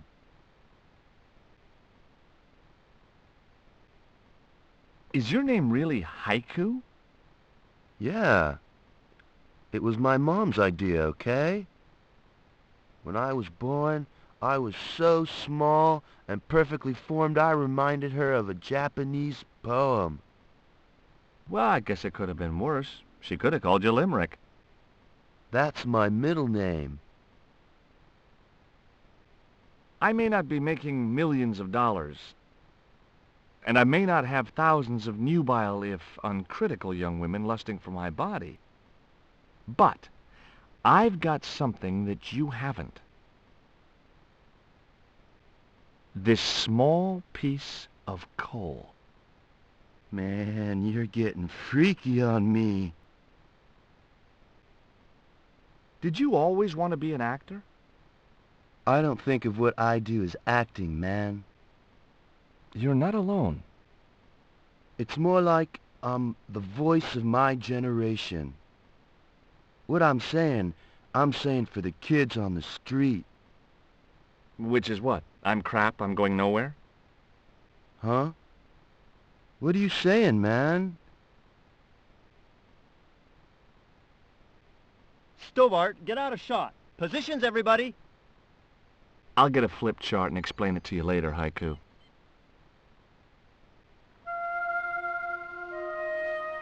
Haiku, baby, are you ready? Okay, man. Which scene is this? You've been captured by Silver's accomplice, Pirate Babs, who's fallen in love with you. Okay, people, top of page 76, Sharon. What about my big speech? It's been cut. Everybody ready? Up to speed. Quiet on the set.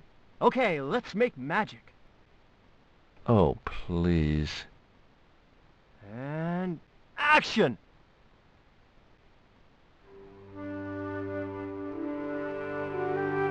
Why don't you forget that dumb old squire and his bunch of merry men? Can't you see we were made for each other? I know, but Squire Trelawney saved my life, Captain Babs. Why, if it hadn't have been for him, that giant octopus would have made mincemeat out of me. But right now he thinks you're a traitor. He's locked you out of the stockade, Jimbo. That 20-foot high wall with spikes might have kept out Silver's men, but it ain't gonna stop me. Oh, Jimbo.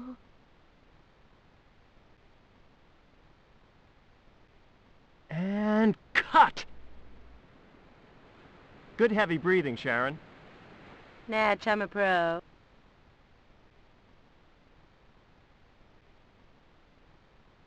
Did you get the heavy breathing, Flash? Did I ever, boss? We should have made this movie in 3D. Haiku, you were great. We're setting up for the stunt now, so get a bite to eat.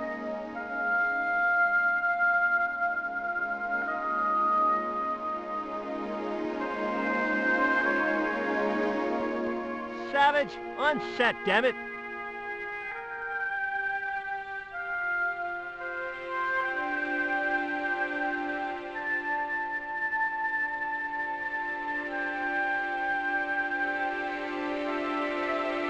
The great director. Well, that's what his pose was supposed to say. He reminded me of Ed Wood. It was a woman with huge boots and an impressive cleavage. It was the cameraman. He was a middle-aged man with a pock-marked face.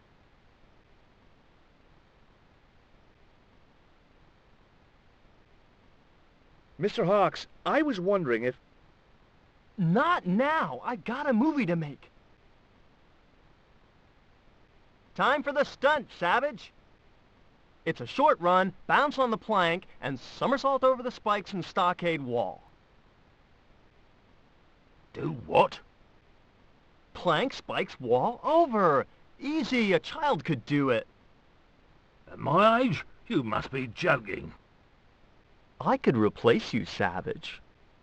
Yeah, with an arthritic baboon. Replace me? Lummy, this could be the last stunt I ever perform. I need to think about this. Get myself in the right frame of mind. A suicidal one would fit the bill for that stunt. Fine. You do that. In the meantime, we'll break for lunch. Oh, great. I'm famished. Stay right there and meditate, Savage. Tight-ass little git.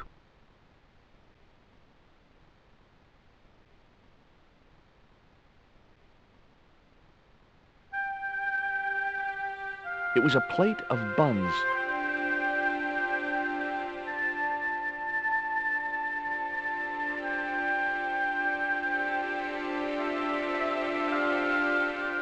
The bun was so stale it felt like a small rock.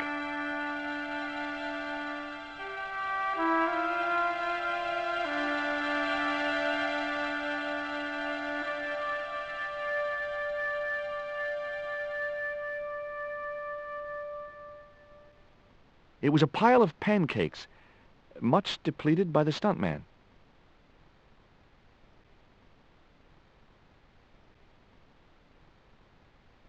I didn't want another one of the pancakes in my pocket.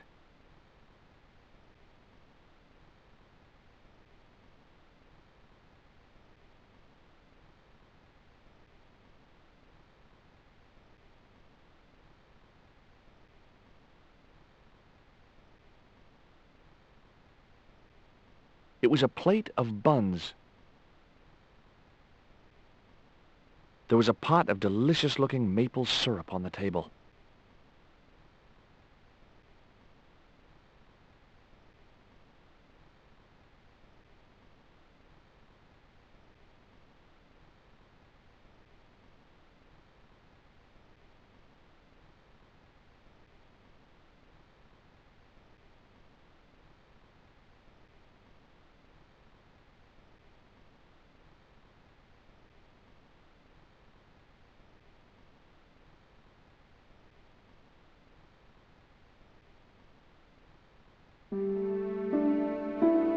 Hi, George Stobart.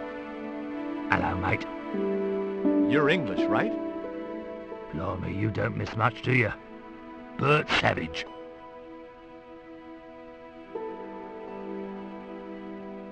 How long have you been in the movie business? Flipping years, mate. Absolutely flipping years.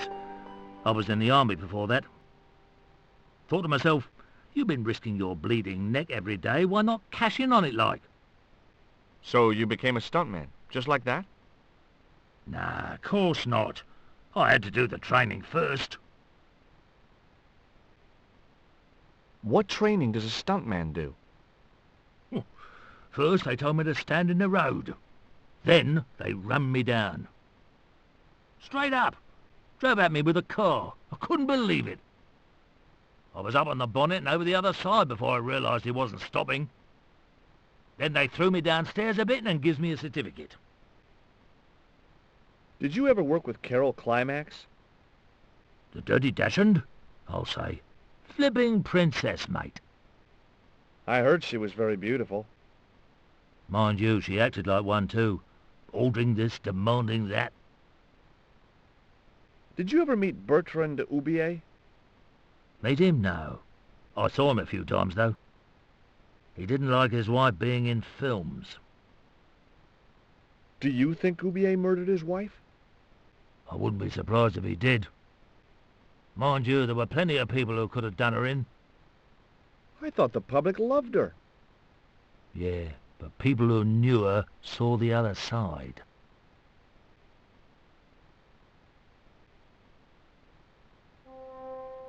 Would you like a pancake, Bert? Don't mind if I do. The pancake oozed maple syrup all over Bert's chins. You put bloody syrup on that pancake. Now it's messed me all up.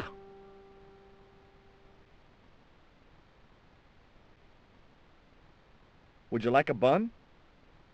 No way. The last one I tried cracked my dentures.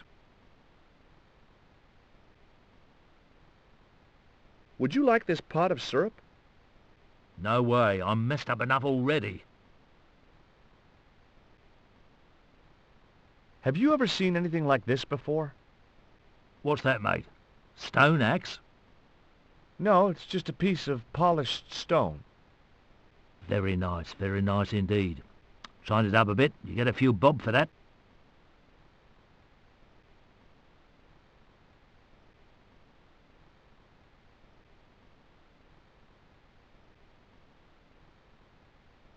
Hey there, I'm George Stobart. Well, hi, handsome. You're cute. I wish it was you playing the lead male instead of that kid. I can't act, ma'am. So what? I bet you can kiss. I couldn't believe I was having this conversation with a real movie star.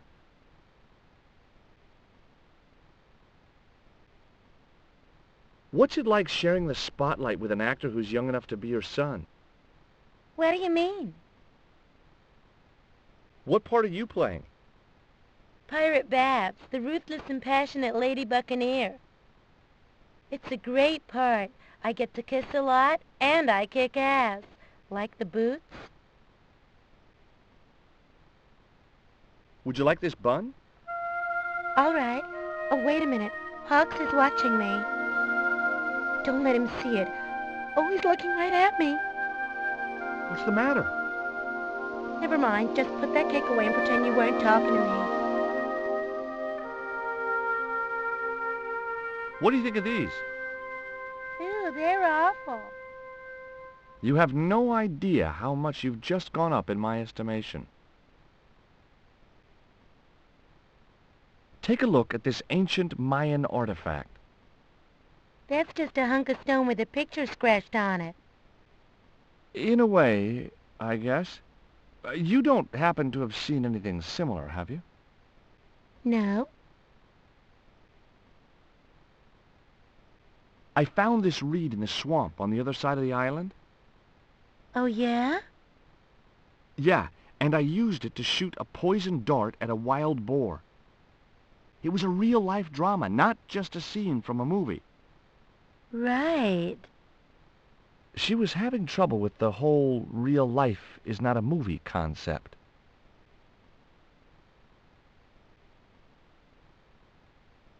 More Davy Crockett than Long John Silver.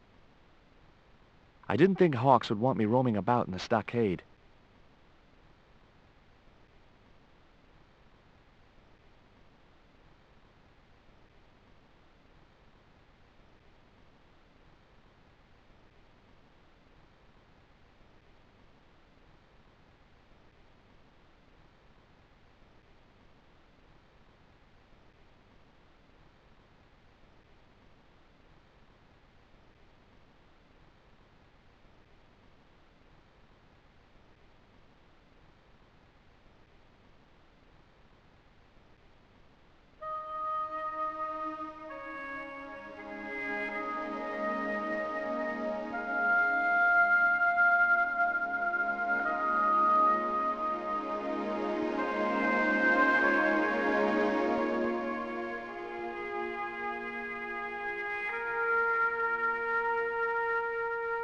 Hi, I'm George Stobart. My name's Harris. Most people call me Flash. You're the cameraman, right? That's right. Why'd they call you Flash? You used to be a stills photographer? Nope. I decided not to pursue the subject. What do you think of Haiku McEwen? What's to think? The kid will have earned more by the time his balls drop than I'll earn in a lifetime. Good luck to him.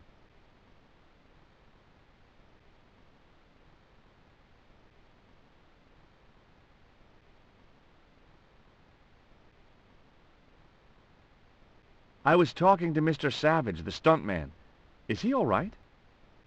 What makes you say that? He's not making any sense. The guy's English. What's the name of the movie? Are you trying to be funny? No. It's Treasure Island, the only book I ever read twice. I don't recall any girls in Treasure Island. Gotta think box office. People like that kind of thing. What other changes have you made to the story? Just a few minor details. You haven't written out Long John Silver. Are you questioning my integrity as an artist? Of course Silver's still in it. We've even hung on to Captain Flint. His parrot. His trained attack falcon. Why do you think Blind Pew's blind? Did you say you've changed the ending of the story? That's right. Do they find the treasure? Yeah, but that comes later, after they've escaped the volcanic eruption. A volcano? Sure. Krakatoa. All the millions spent on a movie, and nobody thinks to buy an atlas. Who's playing Jim Hawkins? Haiku McEwen. Oh, don't tell me you've never heard of him. I don't go to the movies too often. Jeez. Haiku is only the hottest teen star in Hollywood. That's why we're on such a tight schedule. Gotta film the close-ups before he hits puberty. Who's the leading lady? Don't you recognize her? That's Sharon Kowalski. Oh, right. I'd never heard of her. You know what the locals call this place, don't you? No, but I guess you're gonna tell me. Zombie Island. Zombies? A crazed gleam came into his eye. Get me the writers. Get me makeup. I want zombie pirates in this movie by the end of today.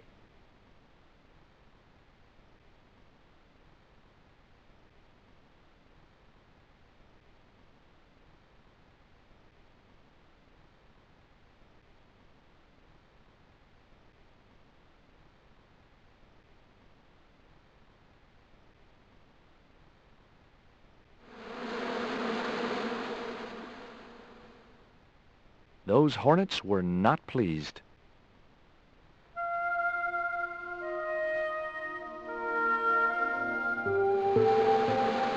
I'd seen a lot of strange things on this island, but here was a bush that was buzzing. As I walked towards the bush, it started buzzing angrily.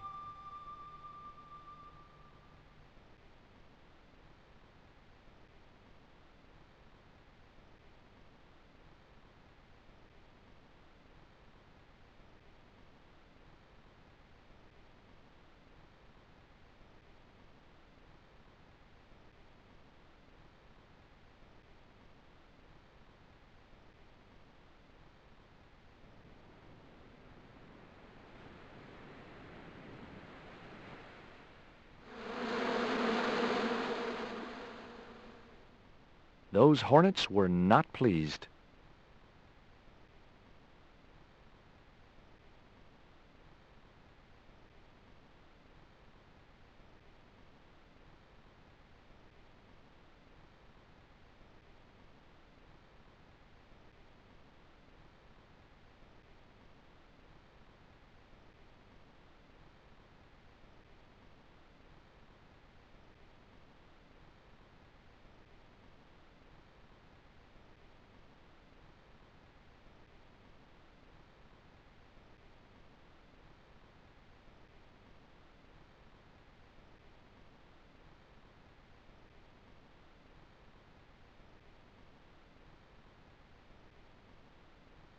I don't want to worry you, but there's a hornet's nest over in that bush. Hornets. That reminds me of a film I was in. The Black Hornet. The Black Hornet? I don't remember seeing that one. Before your time, most likely. What happens in it? Lummy, what don't happen in it? I was shot, stabbed, fed to piranhas, dangled from an airship and trampled by a zebra. No, I mean, what was the plot? Plot? Another pancake, Bert? I'm not having another one of them.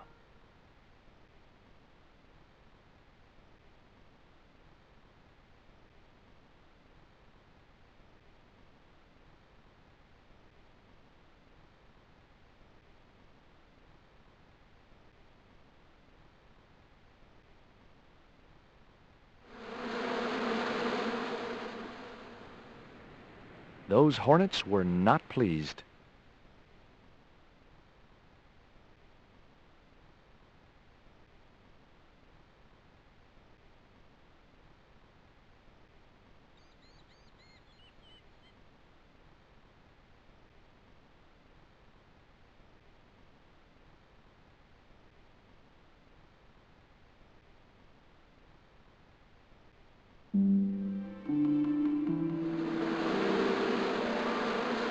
Get that camera rolling. This could be good.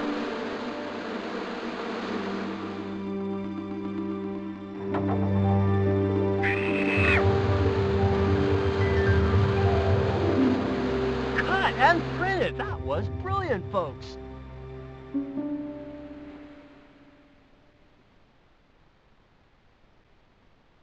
Okay, the next scene is down on the beach. This is where Hawkins finds the treasure in the Cave of the Crabs. Would those be giant killer crabs by any chance? Giant mutant killer crabs with attitude.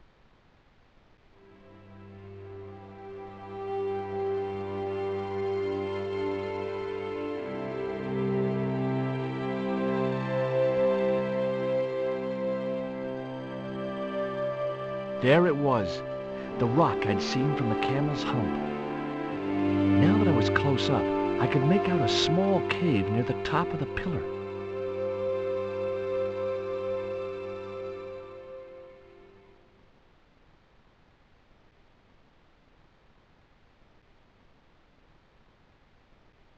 Hey, you! Trouble! Who, me?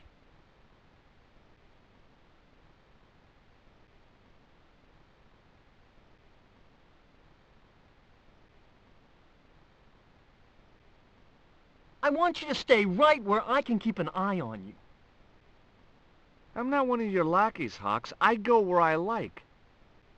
Not here, you don't. The movie company has rented this island for the duration. You're trespassing. Do as you're told or you're gone.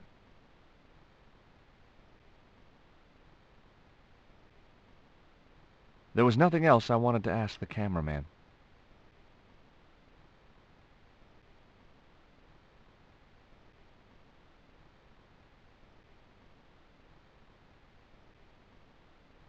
Hi, Bert. Don't you eye me. Fine friend you turned out to be. What's the problem? Huh.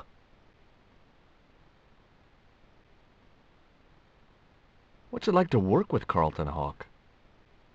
Flipping misery, mate. Look, Bert, what's wrong? You got a bloody nerve. If I didn't know better, I'd have thought you gave me that pancake just so them hornets would go for me. Oh, Bert, you've wounded me. How can you think that?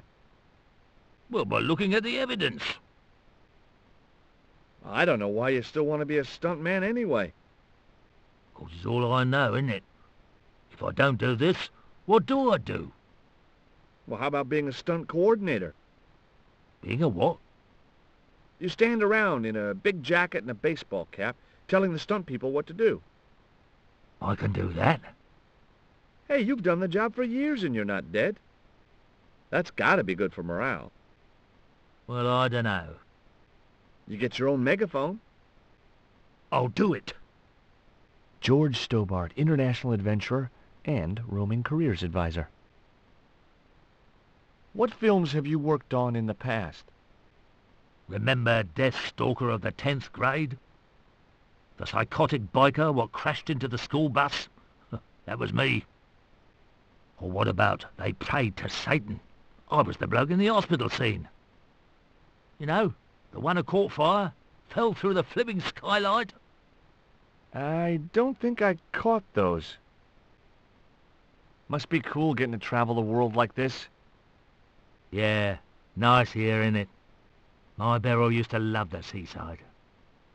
Day out at Clacton, bloody smashing. A pint of jellied eels washed down with a bottle of brown. Quick feel on a big wheel and a stroll around the town. Course, them days, you could live like a flipping king on 10 bob a night. Tombola, frothy coffee at the cap or the prom. You know, I don't have the faintest idea what you're talking about. I've had a great idea. How about you dress up as Jim Hawkins and climb up to that cave over there? What cave? That cave? You must think I'm balmy. I did me back in being chased by them hornets over that flaming stockade wall. No way am I going up there. Well, that narrowed the field.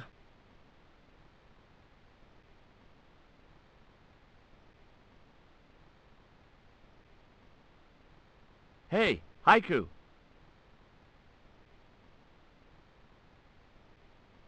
Yeah, man.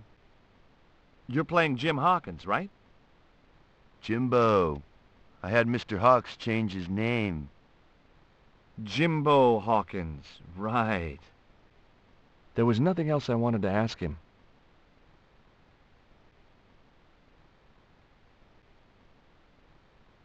There it was, the column of rock I'd seen from the Camel's Hump.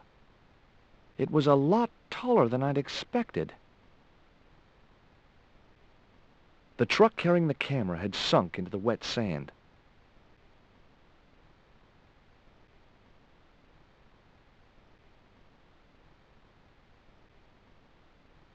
That camera wasn't going anywhere.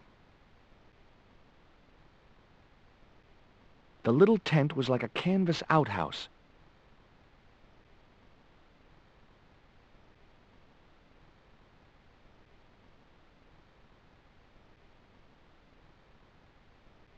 Hey, surfer boy, stay out of there. Oh, what is it this time? That's the wardrobe tent. You've got no business to be going in there. Looked like I wasn't going to get to play dress-up.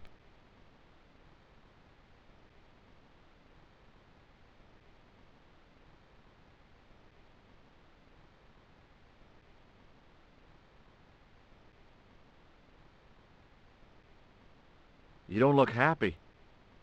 Why should I be happy?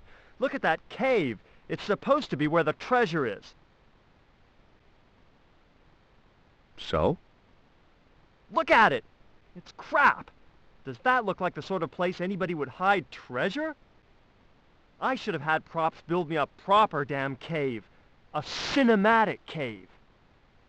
What do you mean, a cinematic cave? One with drama. Danger. One that looks like the mouth of a big stone skull would be cool, but I'd settle for drama and danger. Why don't you use that cave up on the rock pillar at the end of the beach? We don't have a stuntman anymore. Hey, I'll do the stunt. I appreciate the offer, but if you fall, you'll sue us. No, I won't. Everybody hear that? I heard it. Good enough, we're covered. Got any experience? Death-defying leaps, desperate fistfights, getting caught in explosions, you name it. Okay, people, move out. We're shooting the scene at the end of the beach. No, we're not. The camera's still bogged down. Shoot, I forgot about that. No go, Stobart. We'll have to use this cave after all.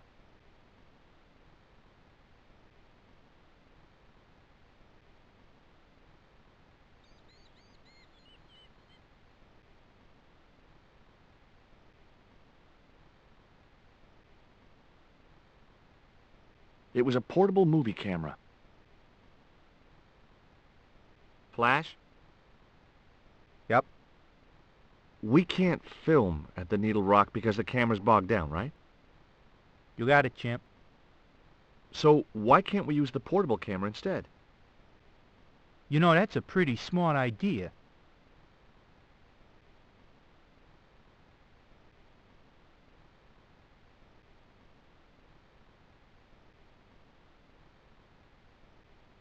I've been talking to the cameraman. He's got a portable camera. So? So you can use the cave in that rock pillar at the end of the beach.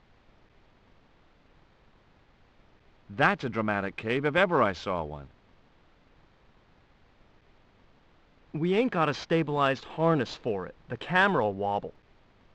Did D.W. Griffiths have a stabilized harness when he made Birth of a Nation?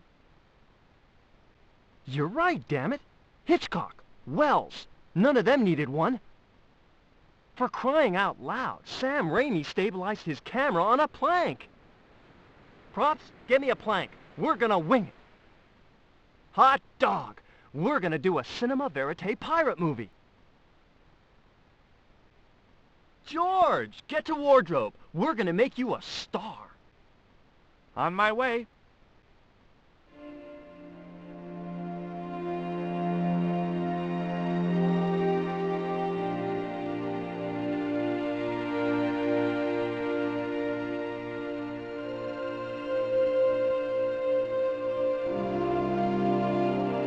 Ready when you are, Mr. Hawks.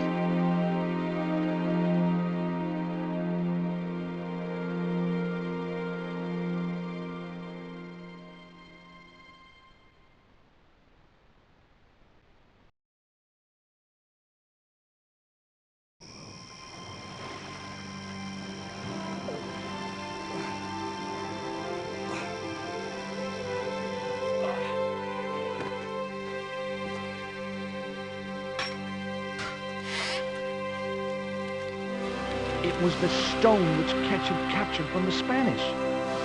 The Eagle Stone.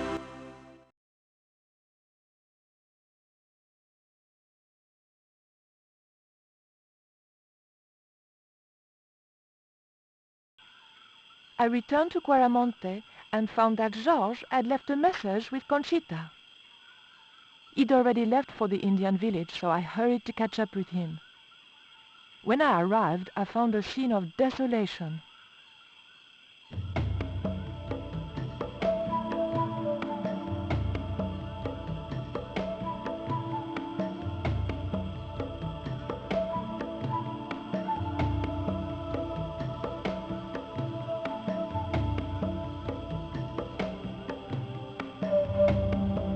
These sunglasses are Georges. Georges, where are you?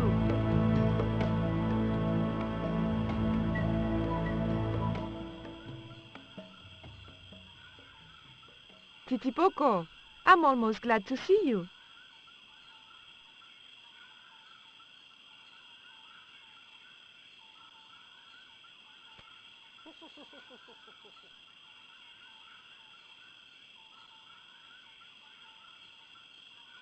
You little asshole.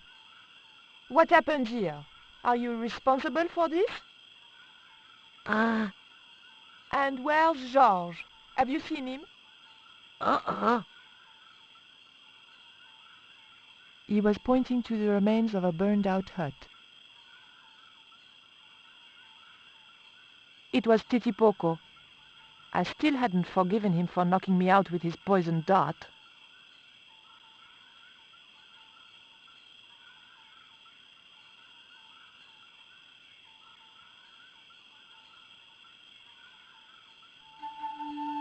These are Georges' shades, right? Has he been here? George! Where is he now?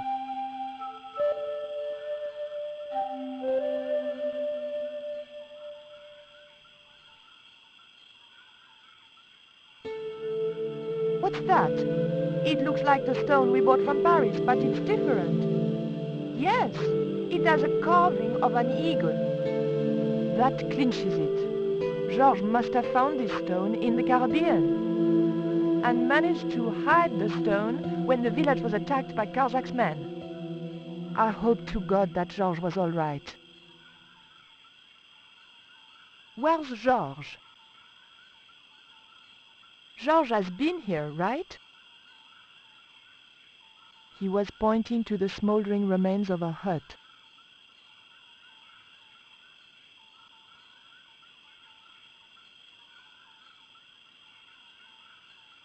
It was a very hot and blackened stone.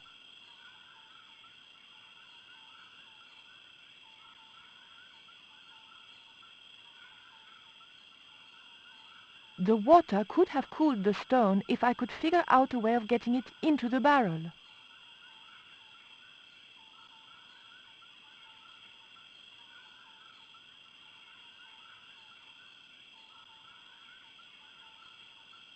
I just didn't have the strength to tip that barrel.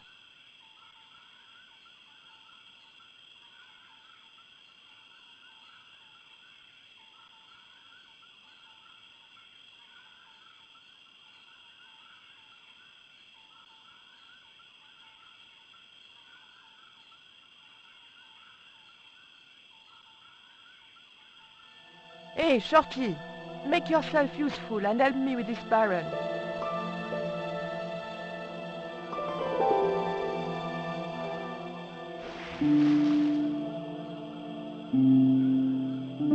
Thanks.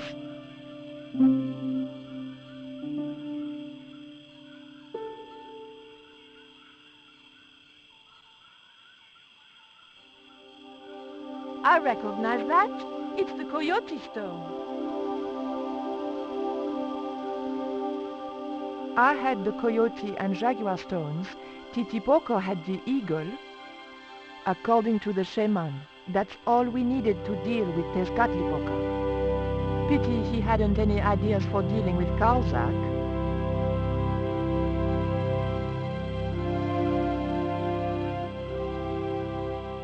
What is it? Where are you pointing?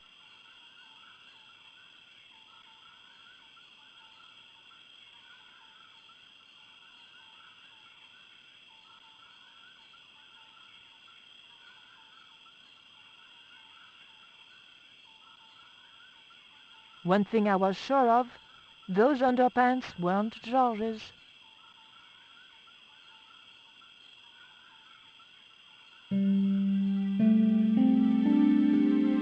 Maybe George can make use of these.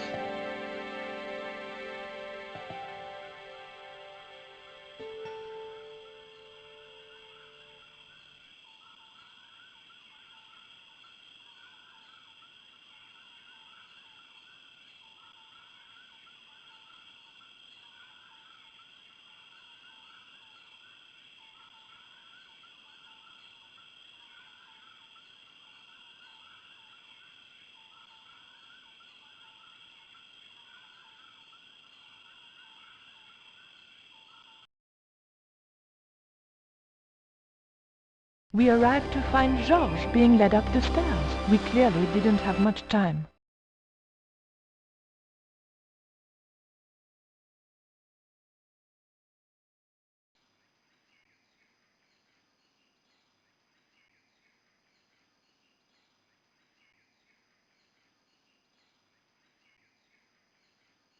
It was an old electricity generator.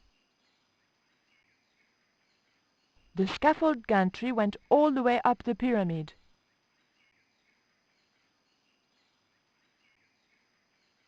It was a length of strong rope.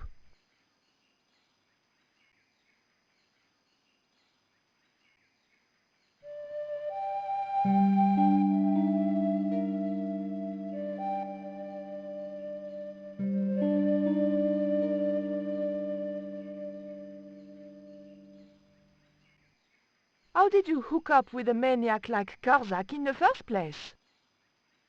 Karzak? Whoop whoop loco! Yes, he scares me too. Titipoco, I have an important job for you. Take this rope to the top of this scaffolding and and throw it over the top. Rope.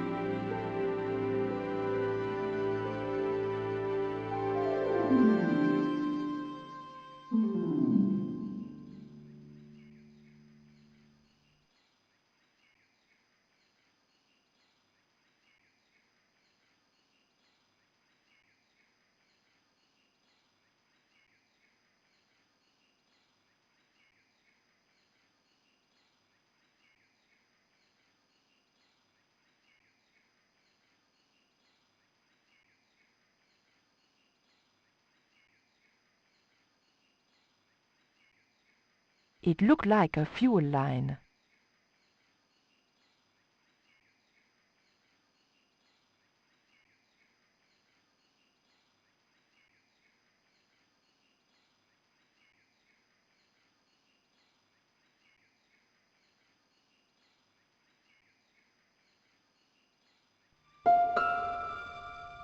Hey, señorita! Too late. I had been seen.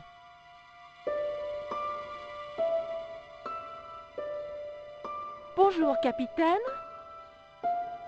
Only Sergeant, pretty one. What are you doing here?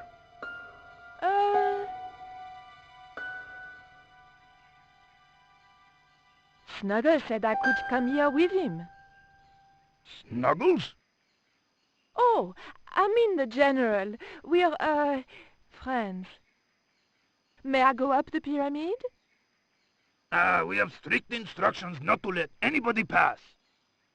Oh, but I've told you who I am. Surely nobody would mind. Well... Oh, please, I'd be ever so grateful. I tell you what, I'll ask Pablo if it's okay for you to go up. If Pablo saw me, I'd be dead. No, it's not worth the bother. I'm not really that interested in their stupid pyramid anyway. Well, okay. It's men's work up there anyway. I'll just run along and play around here, okay? Okay, you do that.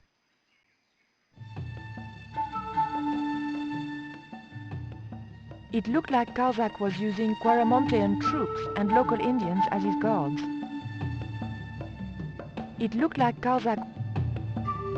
I didn't want to push my luck by talking with the guards again.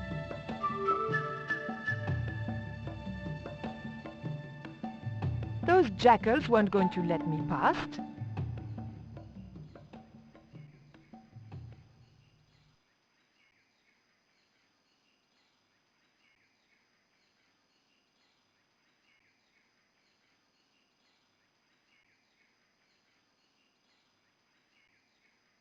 It was a small, screw-fit cylindrical housing.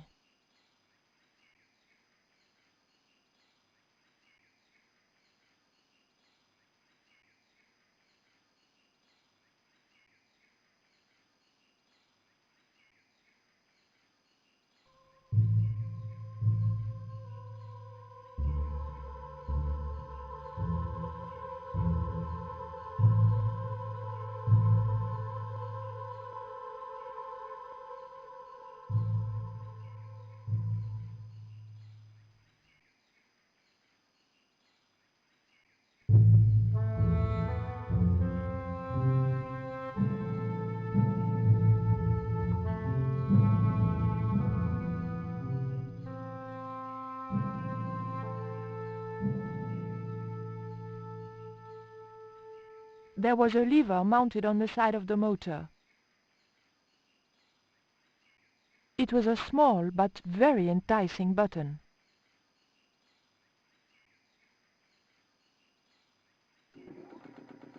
The motor spluttered into life.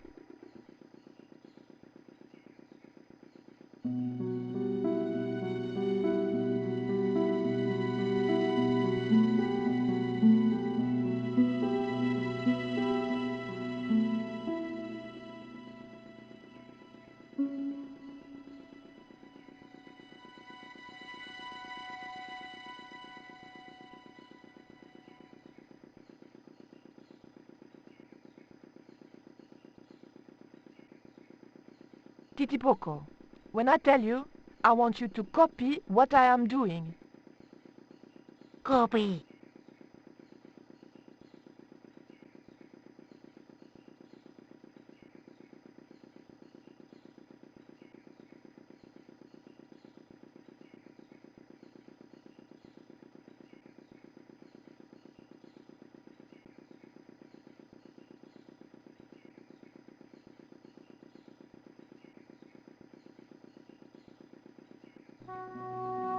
Okay? Copy.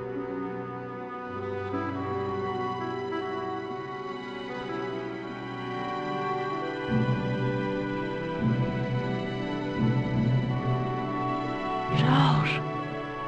I realized those bastards were going to sacrifice Georges to Tezcatlipoca. Over my dead body.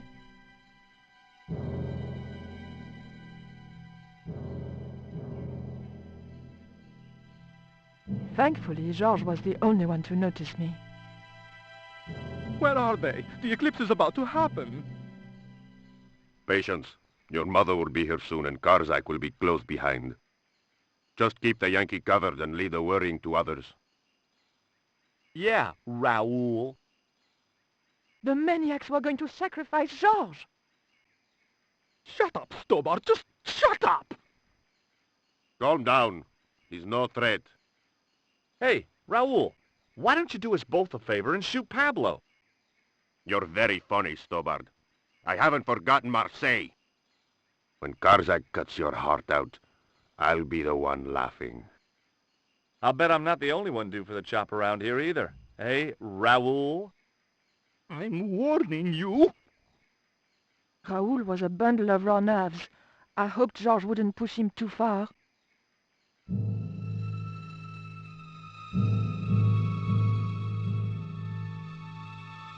It was Pablo, Karzak's right-hand sadist. General Raoul Gratiento. I didn't fancy Raoul's chances once Karzak didn't need him anymore. I might have been able to talk the general around if Pablo hadn't been there. Karzak's goons had left an ammunition belt lying around.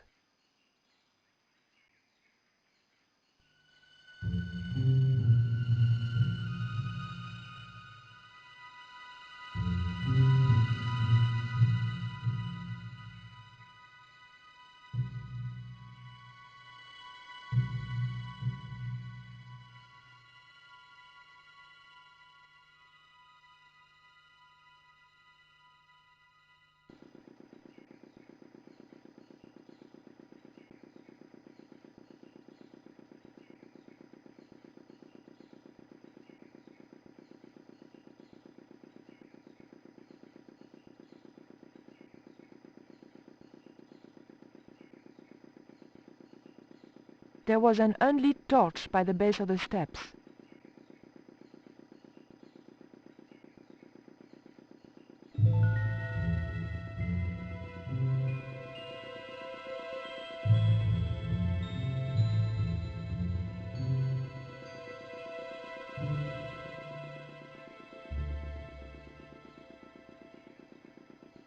Titipoco, do you still have that lighter gun you pulled on me so amusingly?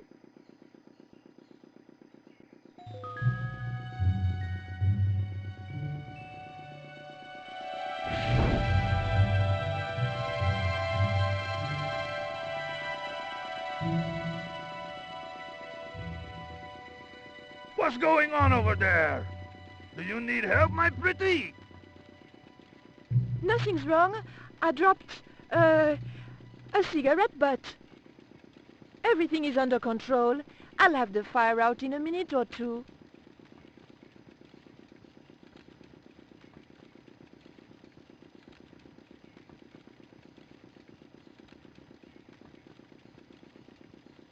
The fuel was burning violently.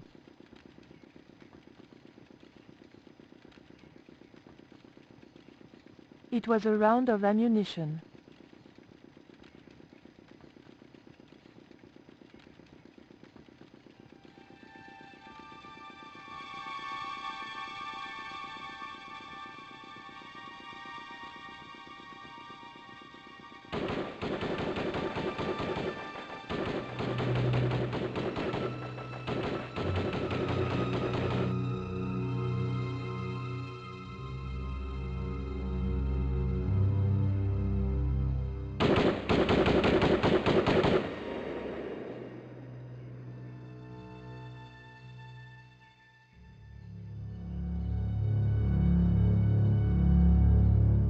What's that? What's happening? Trouble. Keep it up. The pyramid's surrounded. I'll find out what the trouble is. Watch Stubber doesn't pull any tricks. If he does, shoot him in the head, not through the heart. Why does it matter? He'll be dead either way. His heart belongs to Tezcatlipoca. That's not true. We just had dinner a couple of times.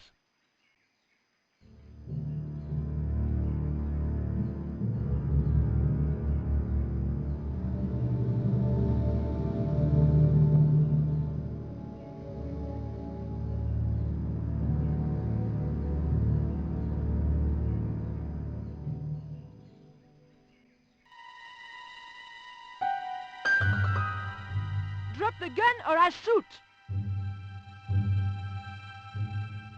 Please, don't hurt me! Don't worry yourself. My finger isn't loaded. Nico, what are you doing here? Firstly, I'm going to set Georges free, and then screw up Karzak's scheme.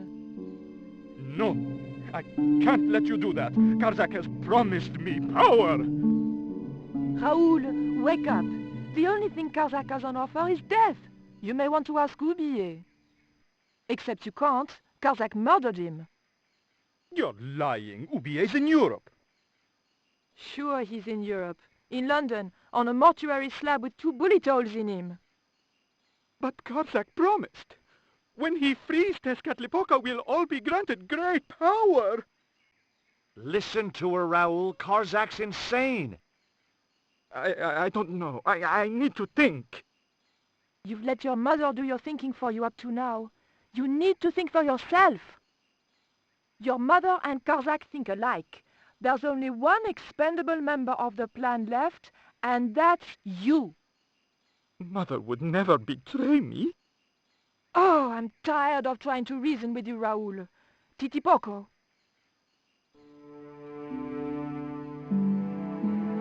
Watch this man, and if he makes a move, shoot him with your gun.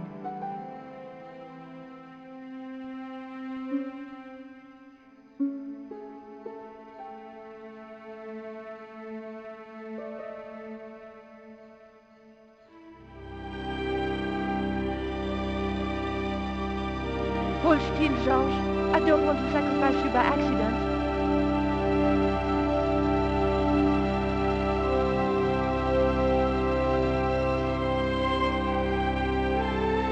No idea how glad I am to see you. They were going to cut your heart out. I think I can guess. We can save the happy reunions for later. We've got to move. Come on!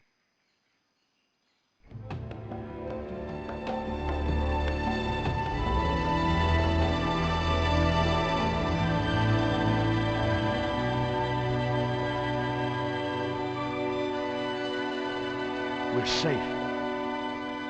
This is a dead end. We're toast.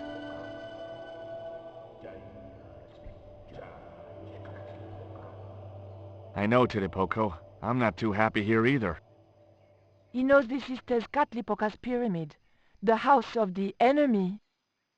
Well, we can't stay here like rats in a trap. And we can't go out the way we came in. It would be suicide. I'll have a look round. Maybe there's another way out. In the meantime... Take this. It's the Coyote Stone. It might bring you luck, I hope. You managed to recover the stones from the village? Then we might have a chance after all. Incidentally, what would Titipoco have done if Graciento had moved? Titipoco?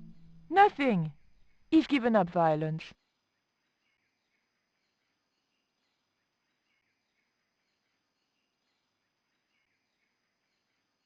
This was a time for action, not talk.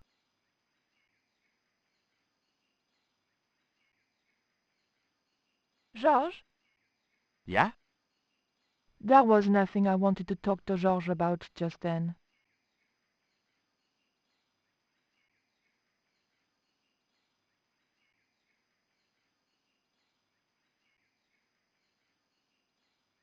The lever was made of stone.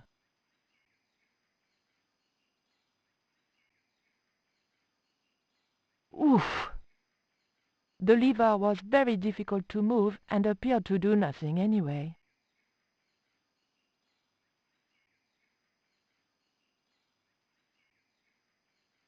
Heave! Still no good.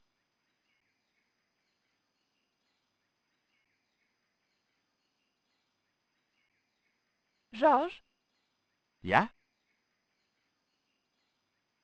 Georges, I can only pull one lever at a time, and I think we need to pull both together. Okay, I'm up for that.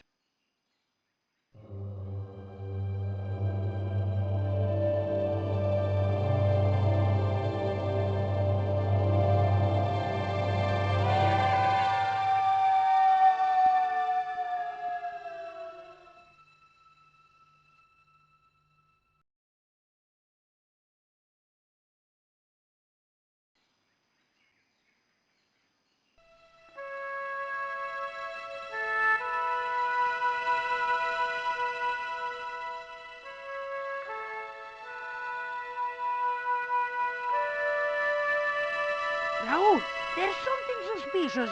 This sacrifice! Where is it? Nico was here with Titipoco. They set him free. I couldn't stop them. You idiot! I should have strangled you at birth. Titipoco's gone soft. He wouldn't have hurt you. I know that. The darkness of this hun is almost upon us, and we have no sacrifice to appease Tezcatlipoca. Have you any idea what your incompetence will cost us? I think so. And I'm glad. What? The Mayans weren't fools. Tezcatlipoca should stay exactly where they put him. Finally got some backbone from somewhere, huh? Shame it's so late in the day. I'd rather die than see you in Karzak with that devil's power. Fine, we're still a sacrifice short. See, the eclipse begins. Pablo, kill him! This Tezcatlipoca can feed upon his yellow heart. Nico was right all along, but it's still not too late. Come on then, Pablo. Let's see who sacrifices who.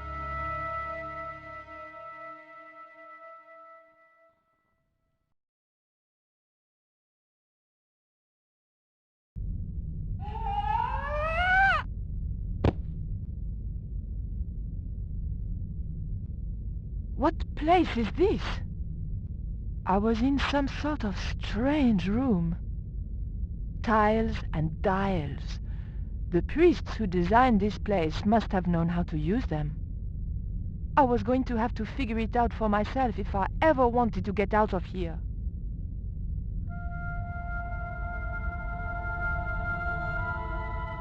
The room was dominated by an enormous device. Decorated with the usual Mayan motifs, it held two great discs, each covered in glyphs.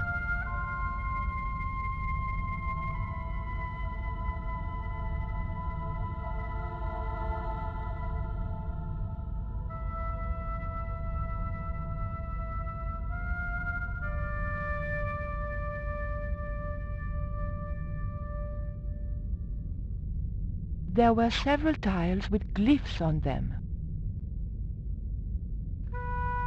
There was a statue of a monkey, some sort of religious significance. The monkey held a board containing more tiles with colored glyphs on them.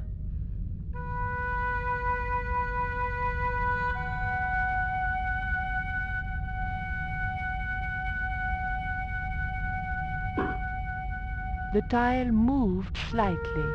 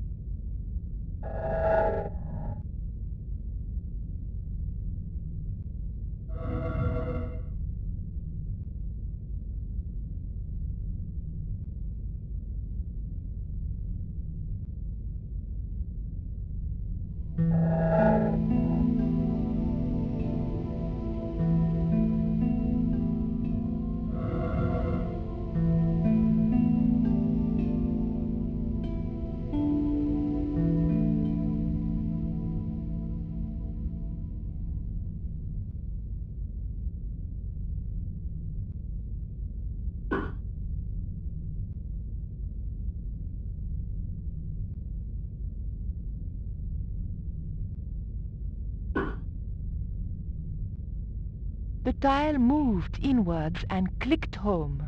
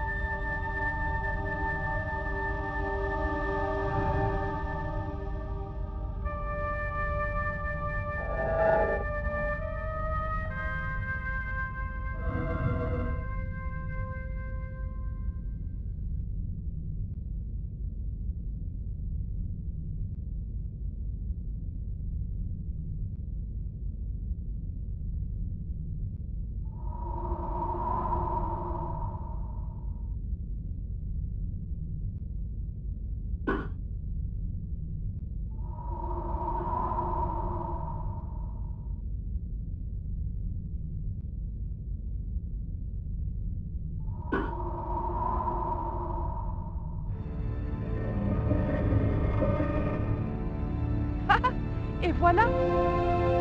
George once told me that there's an act to finding secret doors. I think I'm beginning to get the hang of it.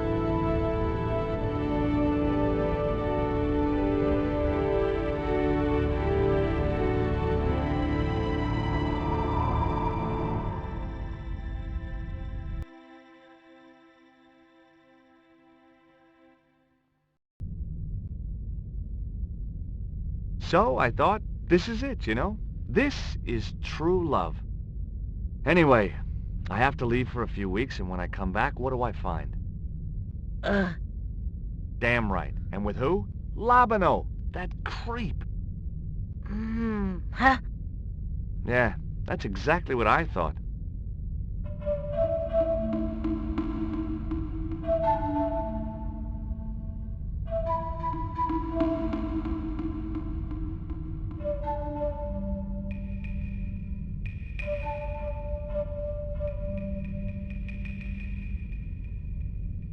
Oh, heck.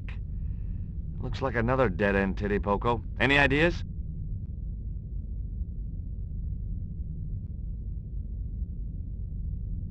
I was hoping for something a little more constructive. Never mind, I'll have a look around.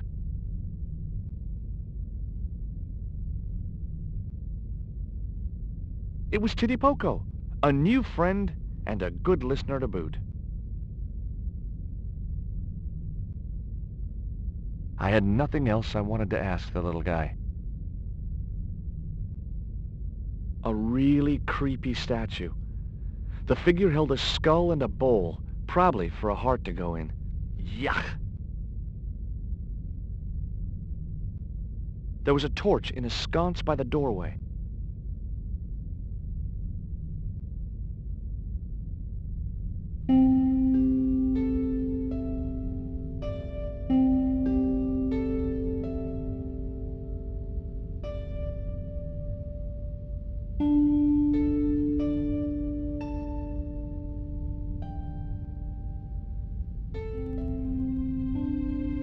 Look, I need to light this torch.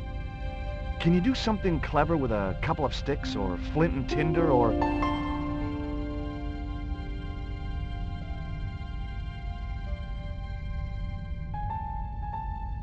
Or a cheesy novelty cigarette lighter, as it turned out.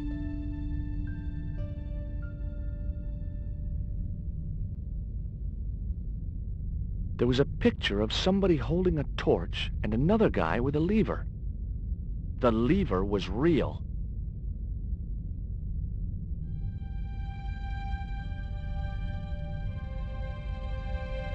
Well, there was nothing else to do around here, so I pulled the lever.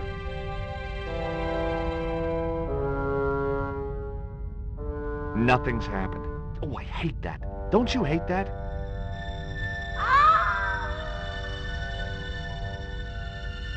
Did it, Poco? Oh, my...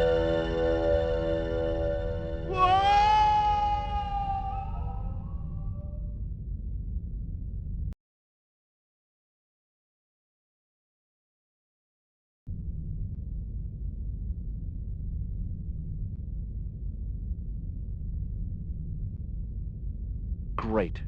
I had no idea where I was, no idea where the others had got to, and time was running out to stop Karzak.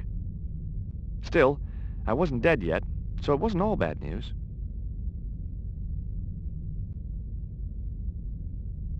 There was a lever on the wall.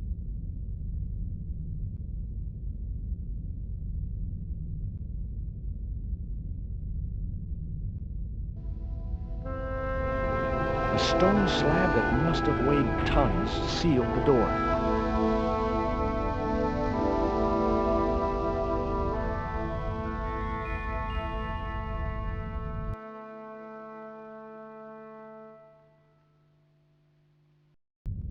Charming. Lovely. Looks like my school gym teacher. The statue looked like it doubled as an incense burner. Another huge stone doorway. To the left of the door was a stone lever.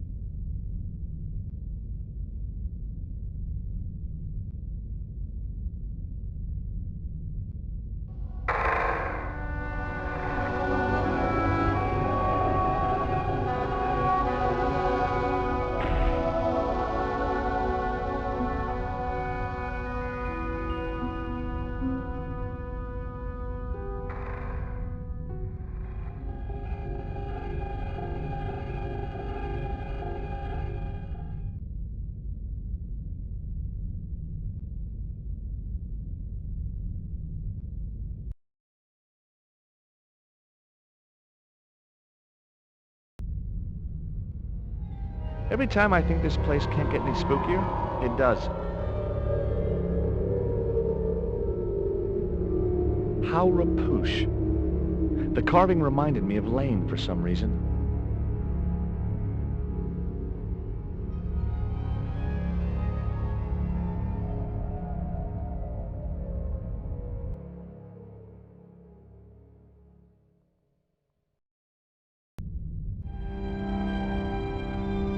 Yes!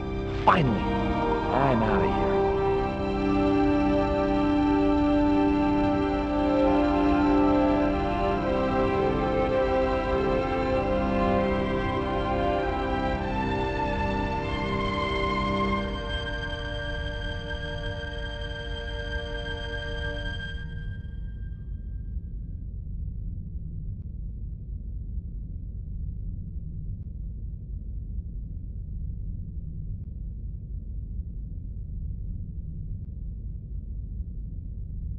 There was an unused torch up on the wall.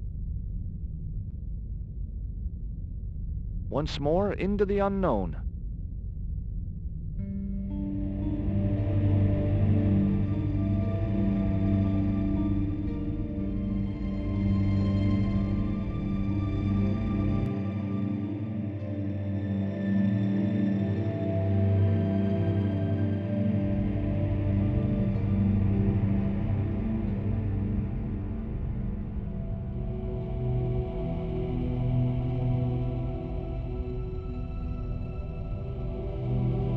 There was a lever camouflaged within the wall design.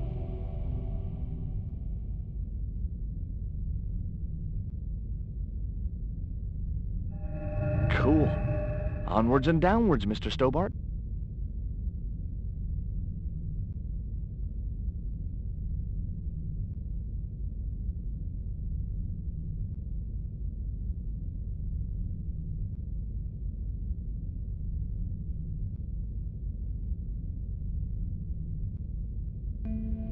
This was it. The pyramid's central chamber.